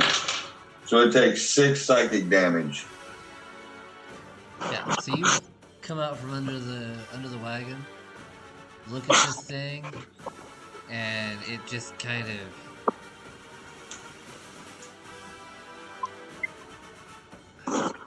like, how to describe a bird looking like it's confused that its mind just exploded. As It can land on the ground. It lands on the ground and starts making a god-awful noise and running around in circles, and then it just falls to the ground. Dead. Okay. Is that everything? And then I'm going to go back underneath the wagon there. Okay. Yep. That's pretty much it.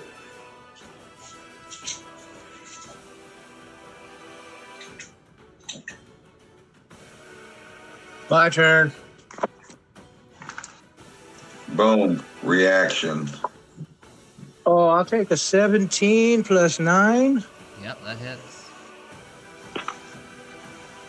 There's my D8. There you go. And I'll take 15 more points of damage for my reaction. You got advantage, too. You cut its head off as it comes in to bite you. Never mind. Feathers everywhere. It looked like that Randy Johnson pitch. Oh, that was beautiful. Swoop. As soon as he comes swooping in, I just rear up and swing that hammer. And feathers. I'm surrounded in feathers. Oof. Mike, the only thing I found at your level is at 5th level, and this is standard sorcerer.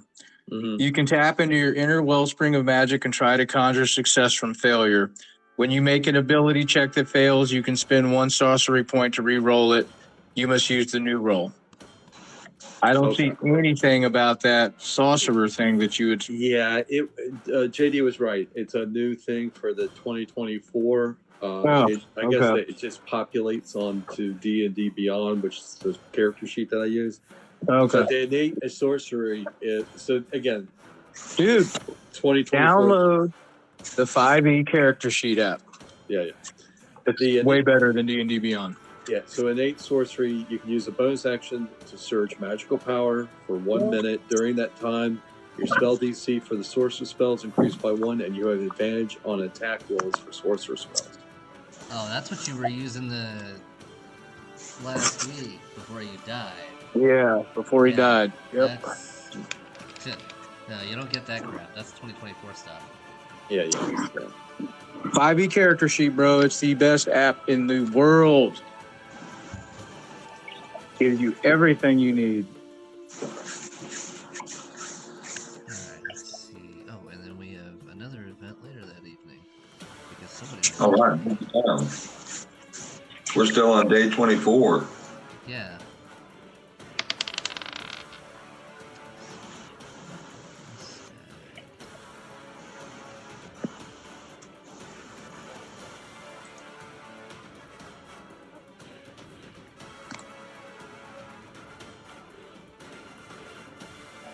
So later that afternoon, a herd of deer is spotted grazing on a nearby hill.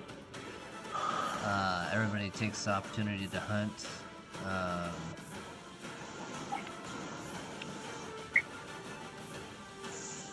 This herd, however, includes a magnificent stag that shimmers in the light as if its coat is spun from gold and its antlers plated with platinum. Nearly everyone in the caravan who can handle a bow wants to bring down that beast. Its pelt would be worth a fortune, even if it's not real gold. A few of the more cautious types warn that the creature is clearly a blessed being and that killing it would bring bad luck on the caravan. Agree with them.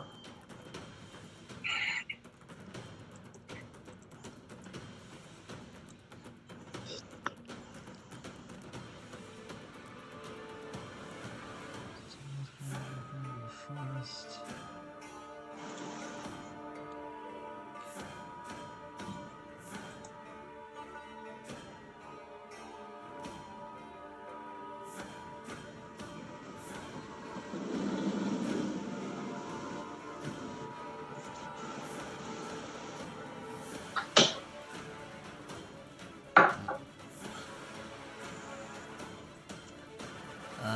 Go ahead and give me survival checks to track it.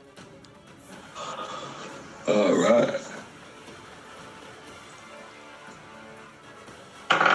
Oh, that's a 6 plus 1, a 7. Does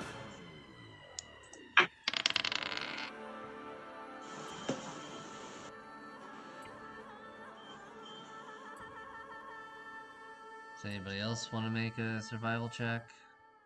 I rolled an 8. Okay. Well, we surviving real well. No. I recognize that as a spirit of the woods. The people around the wagons are correct. It's a bad omen to hunt that beast.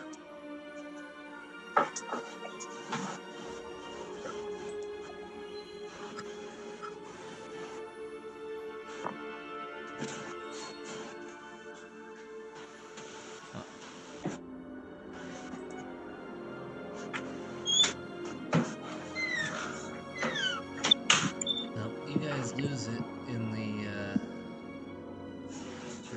the woods.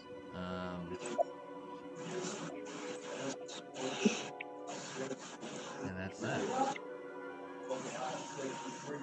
Huh?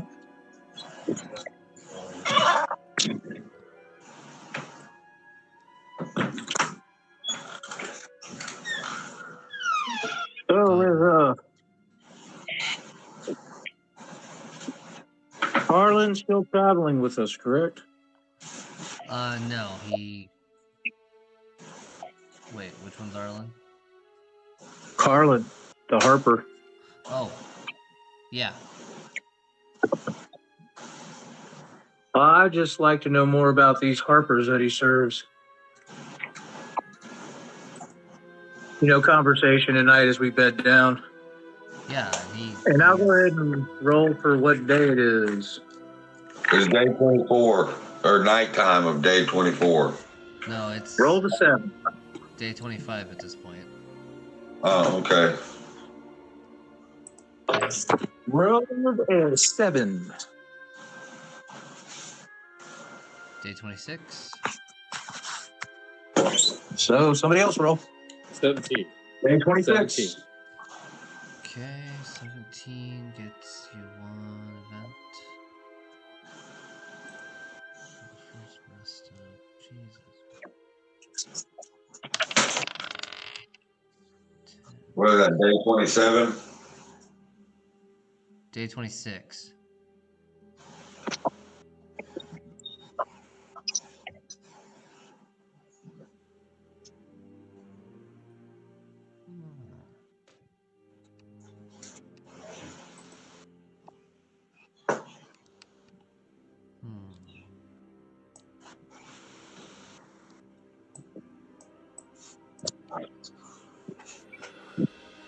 We're over halfway there wherever we're going. Right. Wherever you are, that's where you are. And that's where we're supposed to be at that particular moment. Mm-hmm. Mm-hmm. Correct. I agree wholeheartedly. Interesting. It's never good when the DM says interesting. Try to be quiet. It doesn't.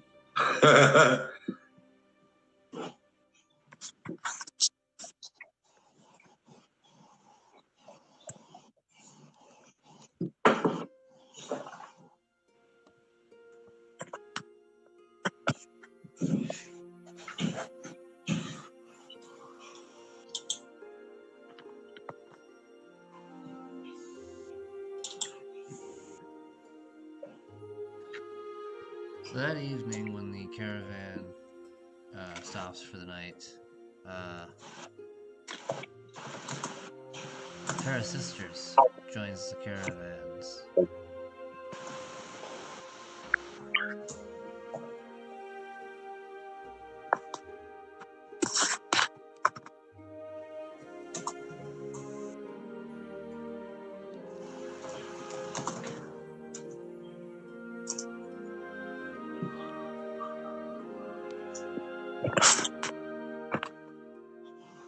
Trying to find how to do this.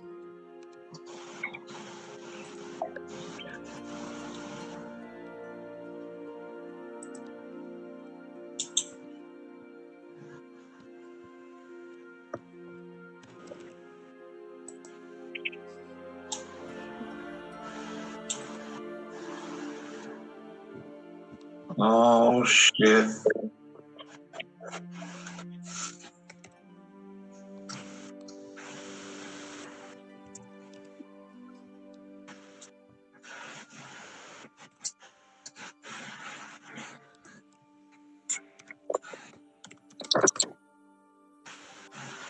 Oh,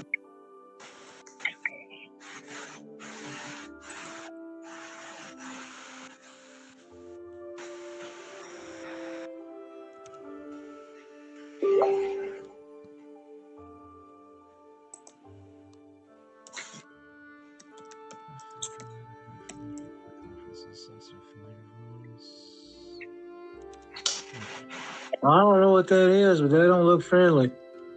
So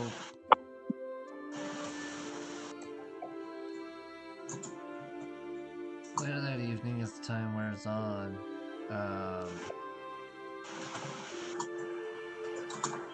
everyone hears these two sisters calling for help. And one guy runs off to go try to help them. I'll follow. I'll turn invisible. Do what, Mike? I'll turn invisible. Why? Why would I turn invisible? Yeah. because I could do it once per day. That will. And then, And he hears someone calling for help, so I imagine he's doing the same thing I'm doing, going over there to help. yeah, I'm gonna go over there and help. I'm just not gonna do it visibly. Okay. Yeah. Like there's a disturbance in the camp. If it happens to be an attack, I want to be ready.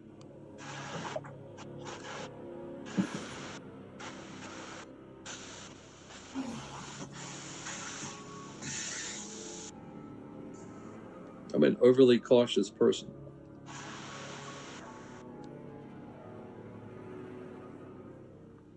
I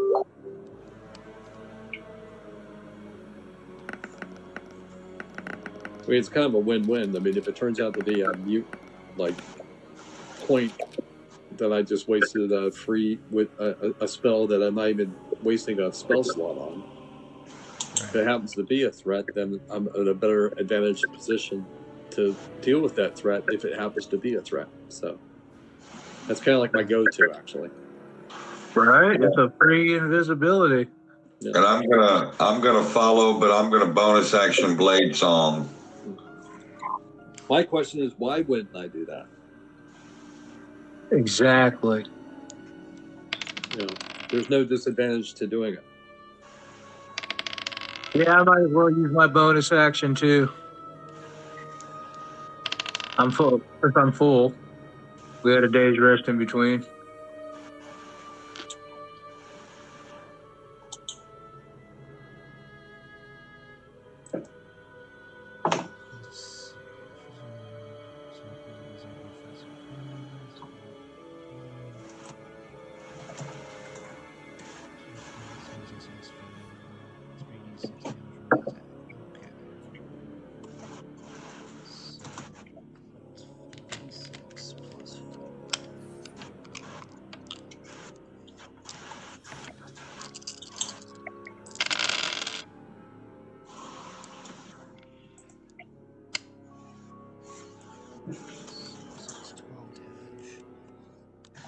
So yeah, you watch him run over to try to help these women as they transform into their true selves and beat him to death.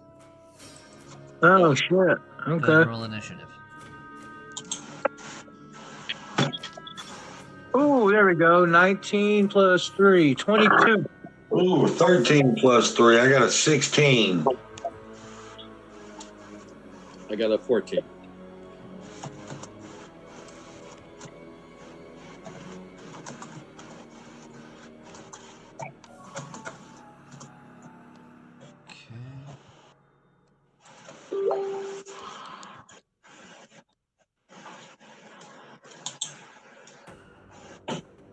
Now, Angus, you're not exactly approaching stealthily, are you? Nope. Okay. No, I'm running up, frothing at the mouth.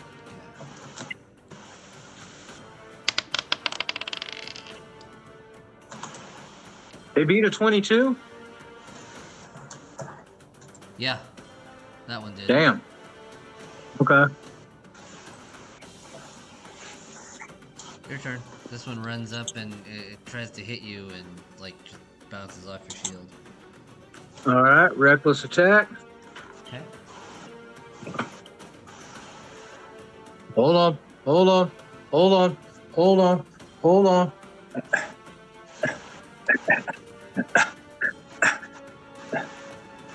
Jesus. Okay. So that's 18 plus 12. So that's 30 damage for one shot.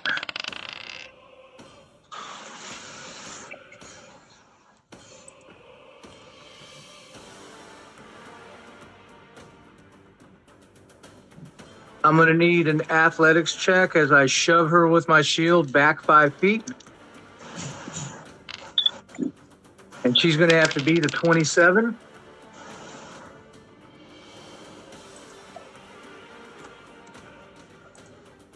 Well, hold on. Before you go nuts on all of that. Okay. You hit her and she drops. Just Okay, in instantly that 0 hit case, points. I hit her. She drops. 5, 10, 15. I'm going to recklessly attack her. And that's going to be a 13 plus 9, 22 That'll hit. Deuce, baby. for 14 damage. And I'm going to shove her back 5 feet for 21 on my athletics check. Okay. 16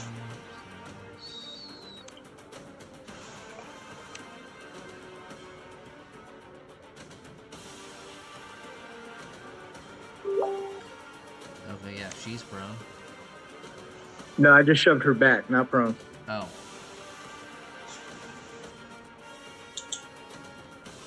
And then I'll use the rest of my movement.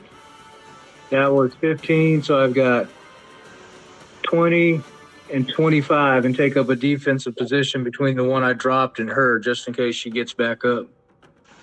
And that's my turn. John, it's your turn. Oh yes. That one is dropped right there. I'm gonna run up. What I got? Oh, there's no doubt. She's not alive. Yeah, no. I'm gonna go right Okay, here, cool. and I'm going to firebolt that hag, It's not a hag, but okay. or whatever it is. A 6 plus 8. Does a 13 hit? No. So no, 14. 6 plus 8, 14. Oh, 14 hits, yes. Oh, sweet. 6 and 8, right? Yeah, that's 14. Sweet. Yes. So 2d10 fire damage. That's a 4 and a 7. That's going to be 11 points of fire damage. And then I'm going to take the rest, some more movement, and go back behind Angus here. Okay. And then I'm going to end my turn. All right, Mike, it's your turn. Okay. So I'm going to move 1, 2, 3, 4, 5, 25 feet up to here.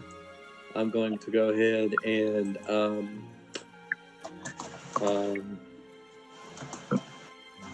firebolt. Okay, roll with advantage because you're attacking from invisibility. Yeah.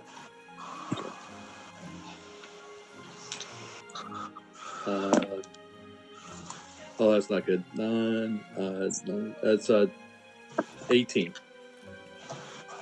That'll hit.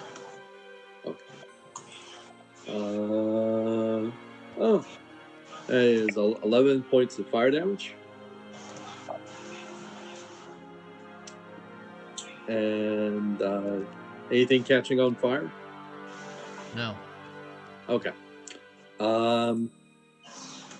And then I'll use my additional 5 feet and kind of duck behind this cart right here in cowardness. And that is, I believe, going to be my turn since, yeah, that's my turn. She runs away.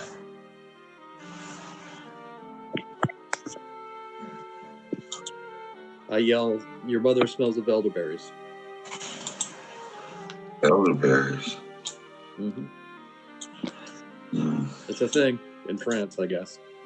All right. France berry. I'm going to go check the dead merchant. See if if there's any way to revive him. No, he's dead. Or if he's dead. Yeah. He's dead, Okay, okay? He's dead. Should we continue to roll? Or are we getting close to putting a pin in it? It's almost 4. It's up to you guys. I can go for a few more minutes. Yeah, me too. These combats seem to be going rather quickly. I got a little bit.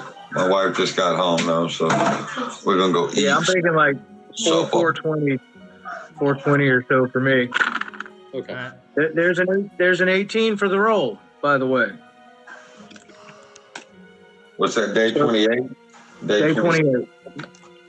That was day 26, so that was day 27 for nothing. Or for whatever that roll was. Let's see, I 18. rolled for either 27 or 28 and 18. Roll 27. Okay. I'll mark 27 down then.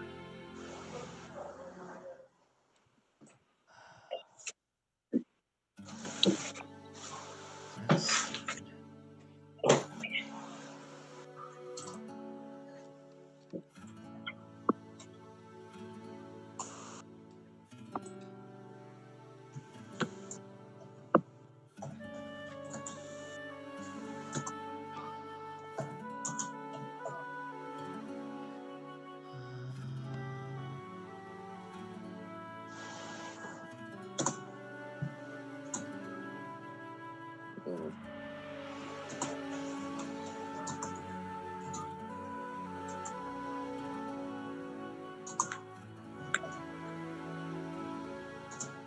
So far, so good, fellas. This is a Moving along. seem to be working together well as a team. All right, It appears. Keep rolling. What's up? Go ahead and keep rolling. So nothing happened? No. Okay. That would be a 2. Okay. Was something supposed to happen and you just re-rolled one that we've already done? No, I rolled one that I just don't feel like doing. Well, roll a different one.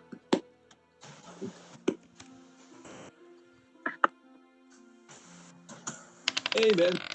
JD's, he's the DM. He can decide if he wants to run an encounter or not,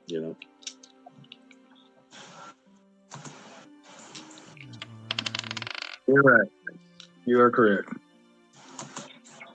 We are but players that strut across the stage. Oh, do I strut like a broke-legged peacock?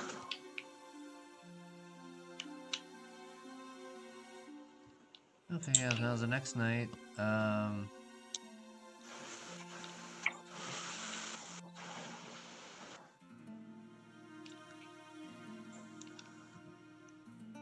Let's see. You're passing through a wooded region and goody.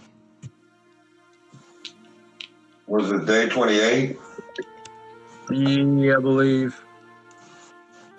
I don't know anymore, honestly.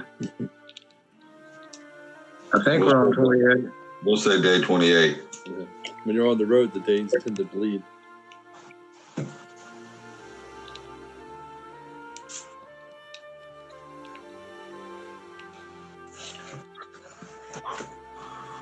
All right. Let's get into it. Booyakasha. Did you see that video with Trump dancing to the Village People? He's been doing it all over the country. Oh, has he? Yeah. Like, that guy's The fun. little side to side dance that he does. Yeah, he brought the real joy to the campaign, I think. Not the shave your head, make a bracelet joy that we're experiencing now. Those are ugly. Too big to rig. Too big to rig, baby. Hey, they tried too. They stopped them from doing things in Pennsylvania. They stopped them from doing things in Wisconsin with the machine going down. Like, they were actively trying to do it again. And I love the fact that they're showing these stats on the 2020 election where they're like, where'd 15 to 20 million votes go? Where'd they go? Yeah. Or were they not ever there? Like, it's even showing more and more that, yeah, y'all stole that election. Trump was right for challenging those election results. Yeah, I think a whole lot of dirt's about to come out in the wash. Yeah, the fact that there wasn't an investigation done about it, it was just dismissed, That's Yep.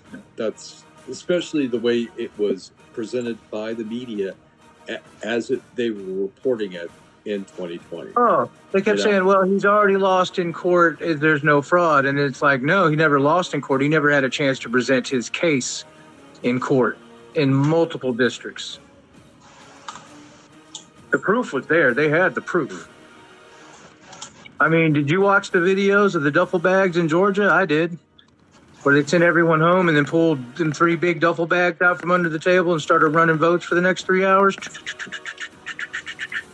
Come on, man. Come on, man. We saw it. We knew it. We knew it in our heart. And now just the proof is in the pudding, man. I want some accountability. Mm-hmm. Give me I do. perception checks Well, that's as what you for the guys suited. are Oh, riding through these woods. What check? Perception.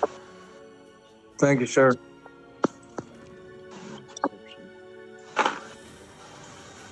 No. 11 for me. My passive is higher than that. 14. 17.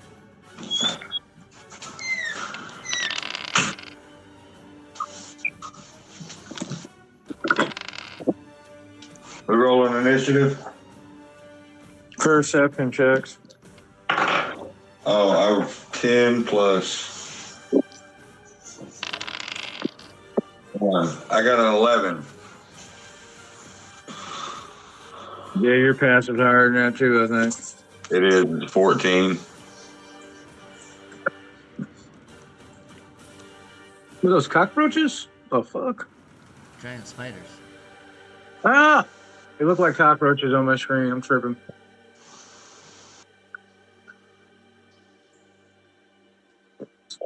So you guys are surprised.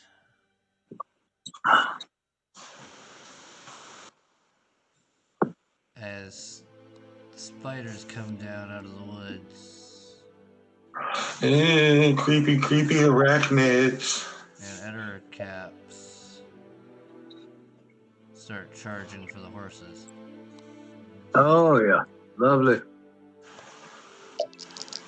Lovely.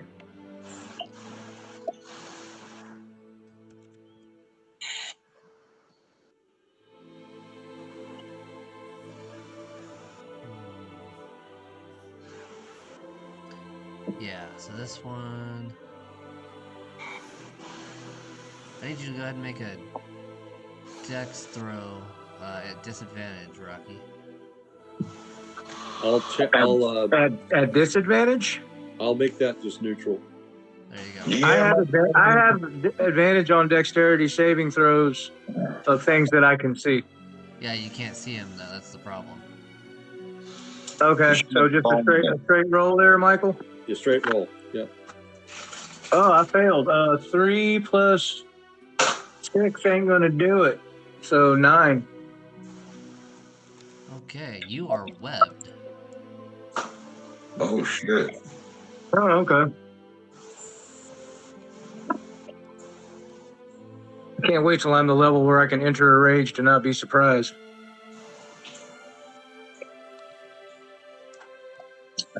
Now everybody can go ahead and roll initiative. Ooh, That's better. 16 plus 3 for me. 19 for Nibbles. I got a 19 also. What is your dex? It is plus 3 is 16. I got a plus 3, 17.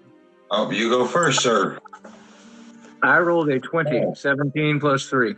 We really are right there neck and neck with our stats, are we not? almost mirrored. What's your intelligence? 12. Oh, see, I'm a 20. Alright, so after But this what's one your webs you, charisma? it's gonna run over and attack you. But my charisma is a 12. Yours is a 20. Right. It's a 20, see? Yeah. Come on, guys. So who's attacking me? This spider. Okay. Of course, it can't hit you where there's shit, but you know, whatever. Good tried. Bless his little heart. Your turn, Rocky. I'm going to attempt to break out of the web. Okay.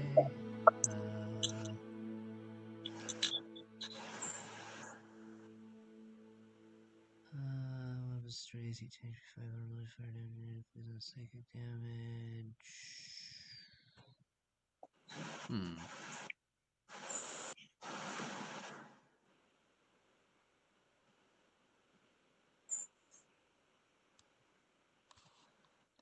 First, I'm going to bonus action rage. Yeah. And then I'm going to attempt to break out of the web. What kind of a check do I have to make? That's what I'm Or trying to figure out. Do I have to attack the web with my hand axe and cut my way out? Like what do you want me to do here, JD, is what I'm asking.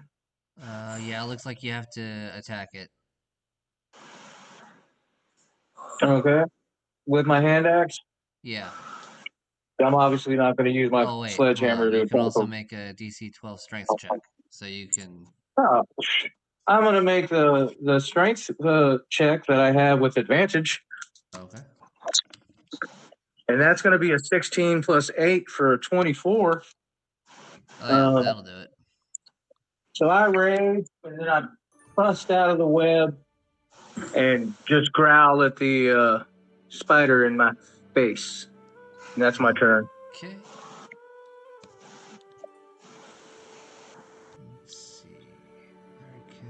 Caps. I was like, yeah, I'm strength check all the way with that one.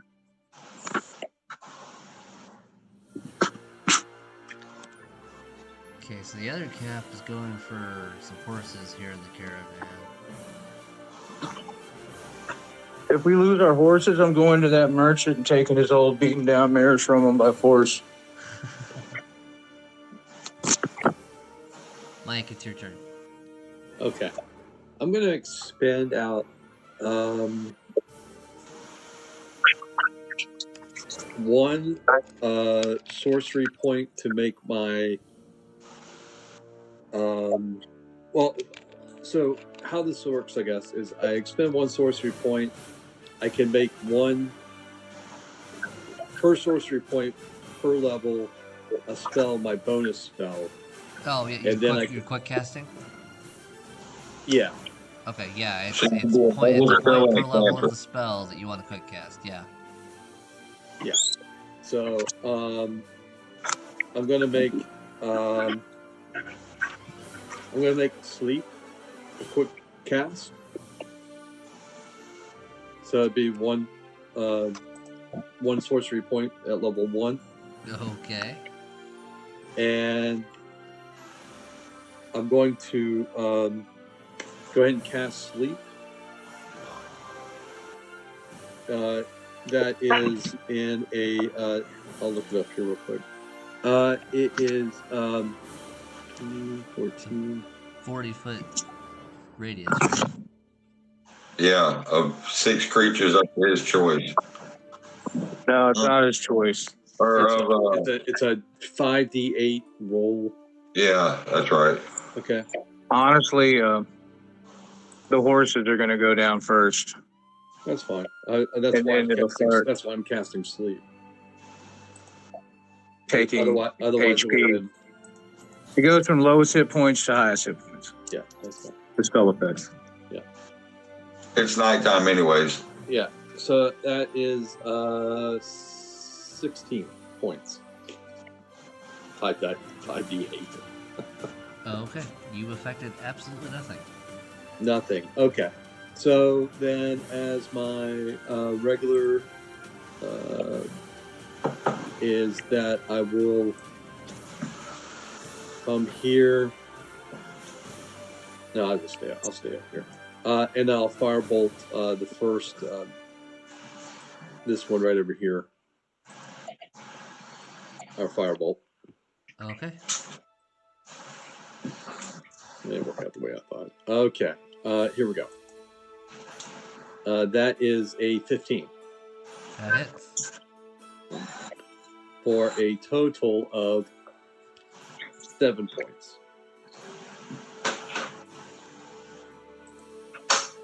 And as a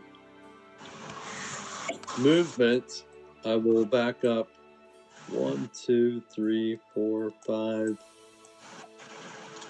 Let's see. 1, 2, 3, 4, 5, 6. I'll go to here. And that is me.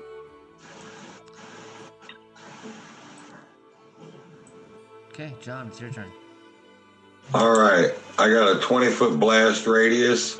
So if I place the center of it here, it will go 20 foot to this one in a circle and get all 5 of these. Is it a 20-foot radius or a 20-foot circumference? 20-foot radius. 20-foot radius. So if I center it here, right here, Yep. I should get all 5 of those and just miss the horses. What makes you think you're gonna miss the horses? Because it's 20 or 25 feet out of the radius from where my center is. If I put it right here, Yeah, what about the horses that are pulling the wagon that's right there in the middle of them? I mean, I ain't worried about them. I'm worried about our horses. Okay. Shit. Meat's back on the menu, boys. Fireball.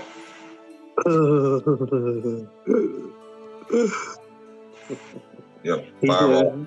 Fuck your horses, Charlie Murphy. DC saves, deck saves of 16 or higher. That's 8d6 fire damage. 7. I need one more dice. Right there. Oh shit, that's a lot. I love hearing that.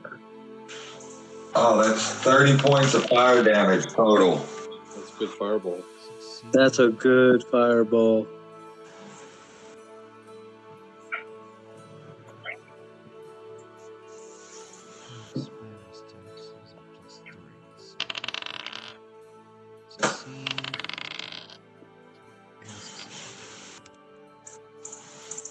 Okay, so they took 30 if they failed? Yeah, and 15 if they passed. Okay, let's con real quick. Okay, he succeeded on the shock check.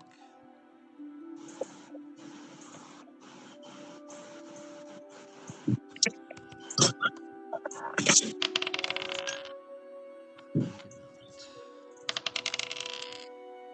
Ooh, okay, that one died instantly. This one takes 15.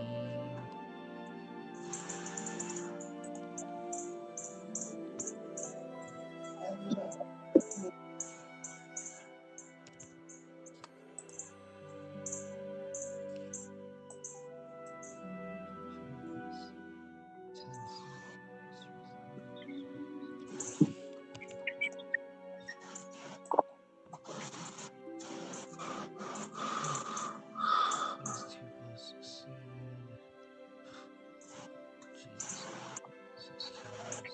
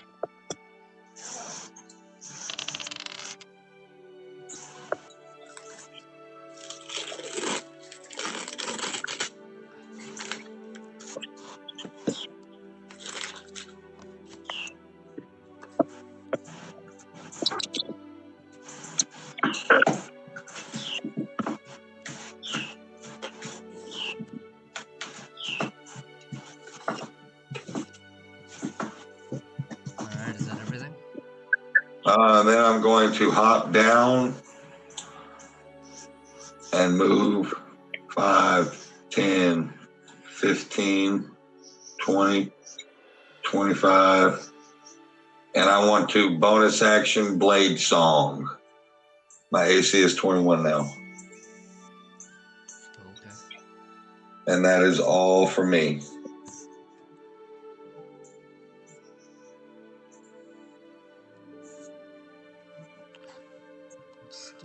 Well, I'm take my movement. Hold on.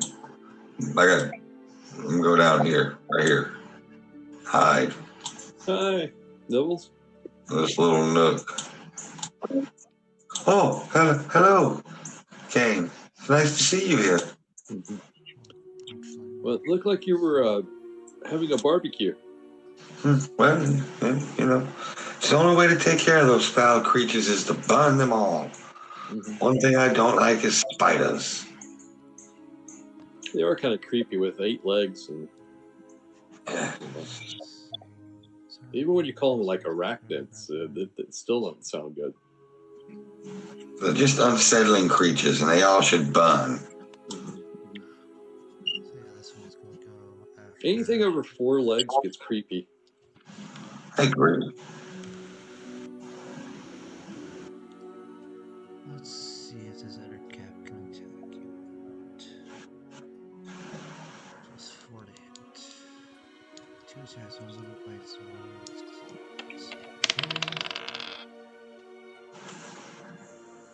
16 is gonna miss. Miss.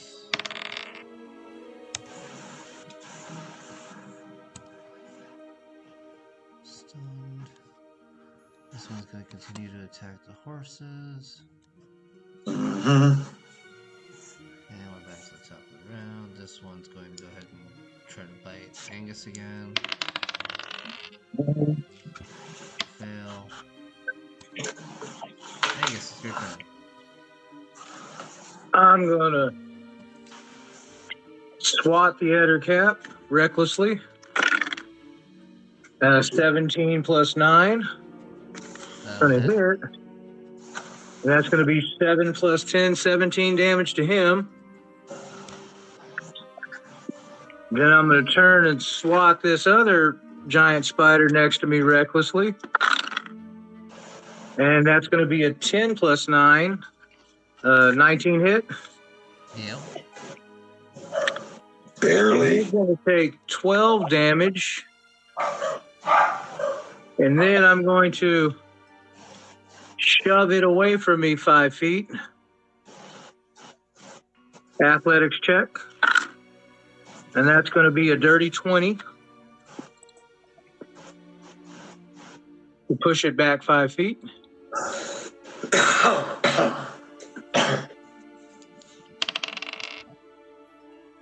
And then I'm going to take my movement.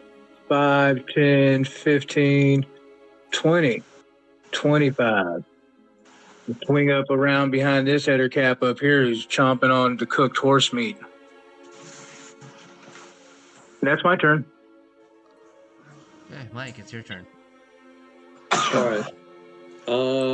What I will do is I will let's see here. What will I do? Also fireball? No, I don't. I mean, I could. Here we go. Why not? Well, That'd be awesome.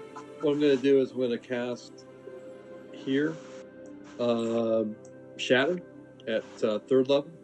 Ooh, even more. That works. The poor man's fireball. The stunned one, isn't that an automatic crit? No. Yep. Actually, What? It might be. Let me. So It could be. Yeah. So If they're stunned, they're incapacitated. So when that spell goes off, That's an automatic crit. That's a Constitution save, JD. Okay. A con save of 17.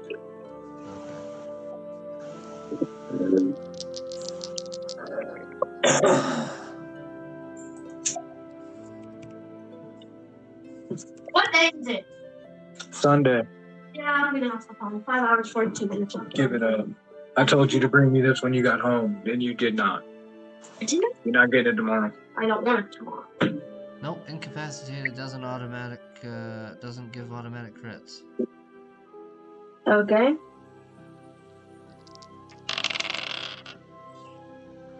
Okay, what's the con save they gotta beat?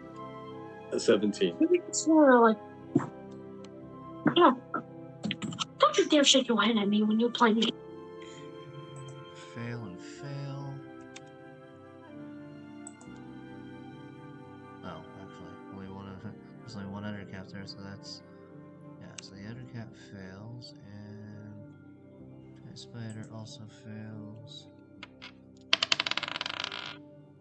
That one definitely fails. And one fail. Okay, they all failed. Okay, that's a big whopping 11 points of, I guess, blunt force trauma damage or thunder damage. Yeah.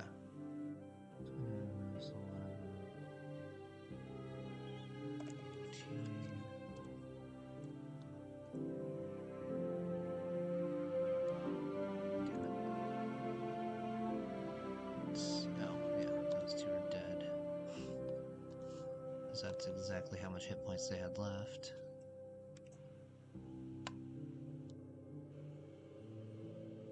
And this guy.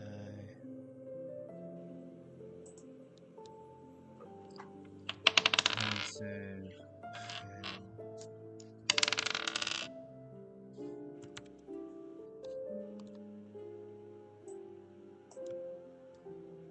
Okay. And I look over at Nibbles and kind of like do the silent head nod.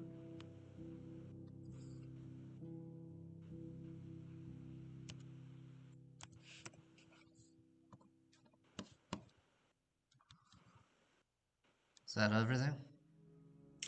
Yeah, I'm not moving, and yep. Okay. Nibbles, it's your That's turn. me.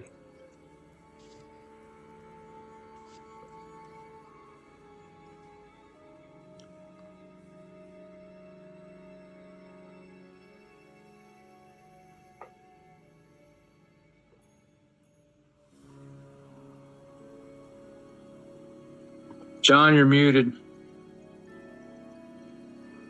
We're going to firebolt the spider remaining by our wagon. Okay. That's going to be a dirty 20. You hit.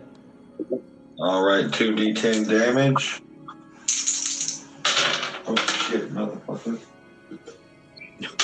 That's a 6 and a 2. 8 points of fire damage. Congratulations, you have sizzled spider. Yeah. Spider nuts. Burn them up like spider guts.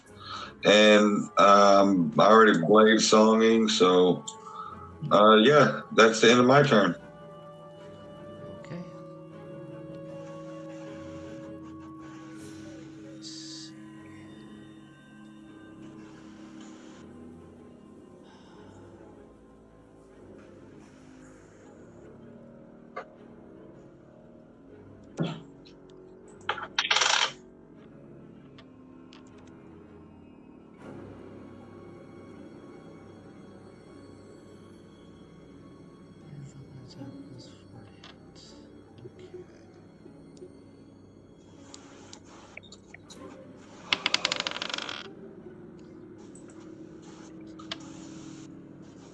The Zetter Cat shoots a web at you and misses. It's your turn. All right. That's going to be a 21. Reckless. Mm-hmm. For 14 damage. And if it's still wiggling, my second attack. There it is. There it is. There it is. There it is. I rolled a 20 and a 1. So that's 18. So 14 plus 18. Okay, yeah. Yep. I rolled a 20 and a 1 again. Or wait, Mike did that earlier. That's twice today. Jesus. Yeah, big hammer smash, and then an even bigger wind up, super over the head, swinging the shield out wide to my left, recklessly bringing the momentum down, splattering what's left of the other cap with the hammer. And it's 4:22. That's about all the time I got today, gentlemen. Me too, guys. I'm getting back in the wagon though. Yeah, me too. 1, 2, 3, 4, 5, 6. Boom.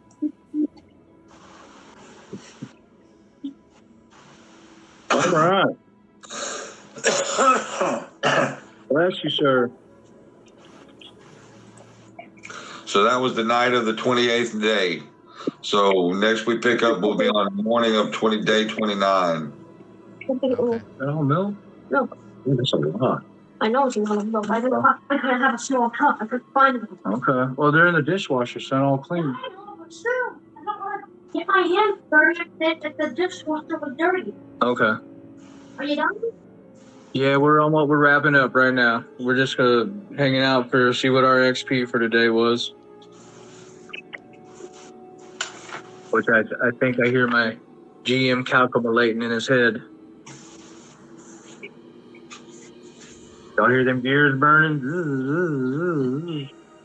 Nice work with that shatter spell, Mike. That was crucial. Thanks, man. Yeah, you boys are pretty nasty with your spell casting at this level. Well, he pulled some clutch shit off for you, and then I hit the silvery barbs. Yeah, that was cool too. And then I hit the fireball, and then he hit the fucking shatter right over the top of it. It was like hand in glove. It really was. Yeah, I feel like that shove is going to really help me out with where I get to hit something with advantage, and then I can shove it away and then disengage basically if I haven't used any movement. Mm-hmm. Get away from it so it doesn't get to just rock me back with advantage, which will save Mike his uses of that balancing maneuver. Yeah. Which came in clutch. Well, yeah, way to go, guys. Nice gameplay today. Yeah, that matters for new characters. I mean, that +5 to my AC 3 times a day is no joke. retardedly crucial.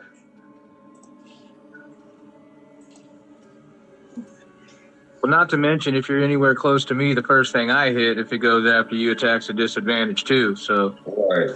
that's even more sheltered from the storm. Well, then I got reaction on top of it. Uh-huh. Hard to hit, baby.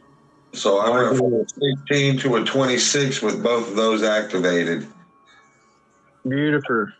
And I'm 2 foot tall. So Also beautiful. I can literally run through occupied spaces of anything. I'm considered small. Yep. So I can run through occupied spaces, anything medium or larger. I thought that was just a halfling thing, but it makes sense that a gnome could do it too. I think it's any small creature.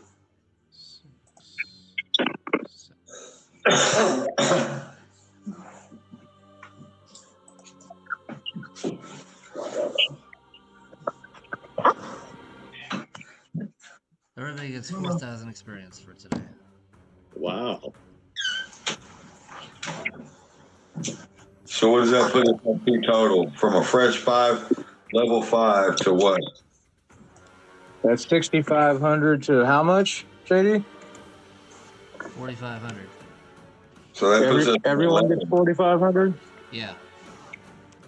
So that could put us at 1,100. Or 11,000. 500 level 6. That's 0. Yeah, So we're at 11,000. How many more XP till we hit level 6? 3,000. Wow. Yeah. Nice. I don't want to get ahead of the game. Last time I got ahead of the game, my man got fucking eaten by a stalactite. Facts. Well, fellas, that was fun. I got a little ham I got to get in this here oven and some carrots.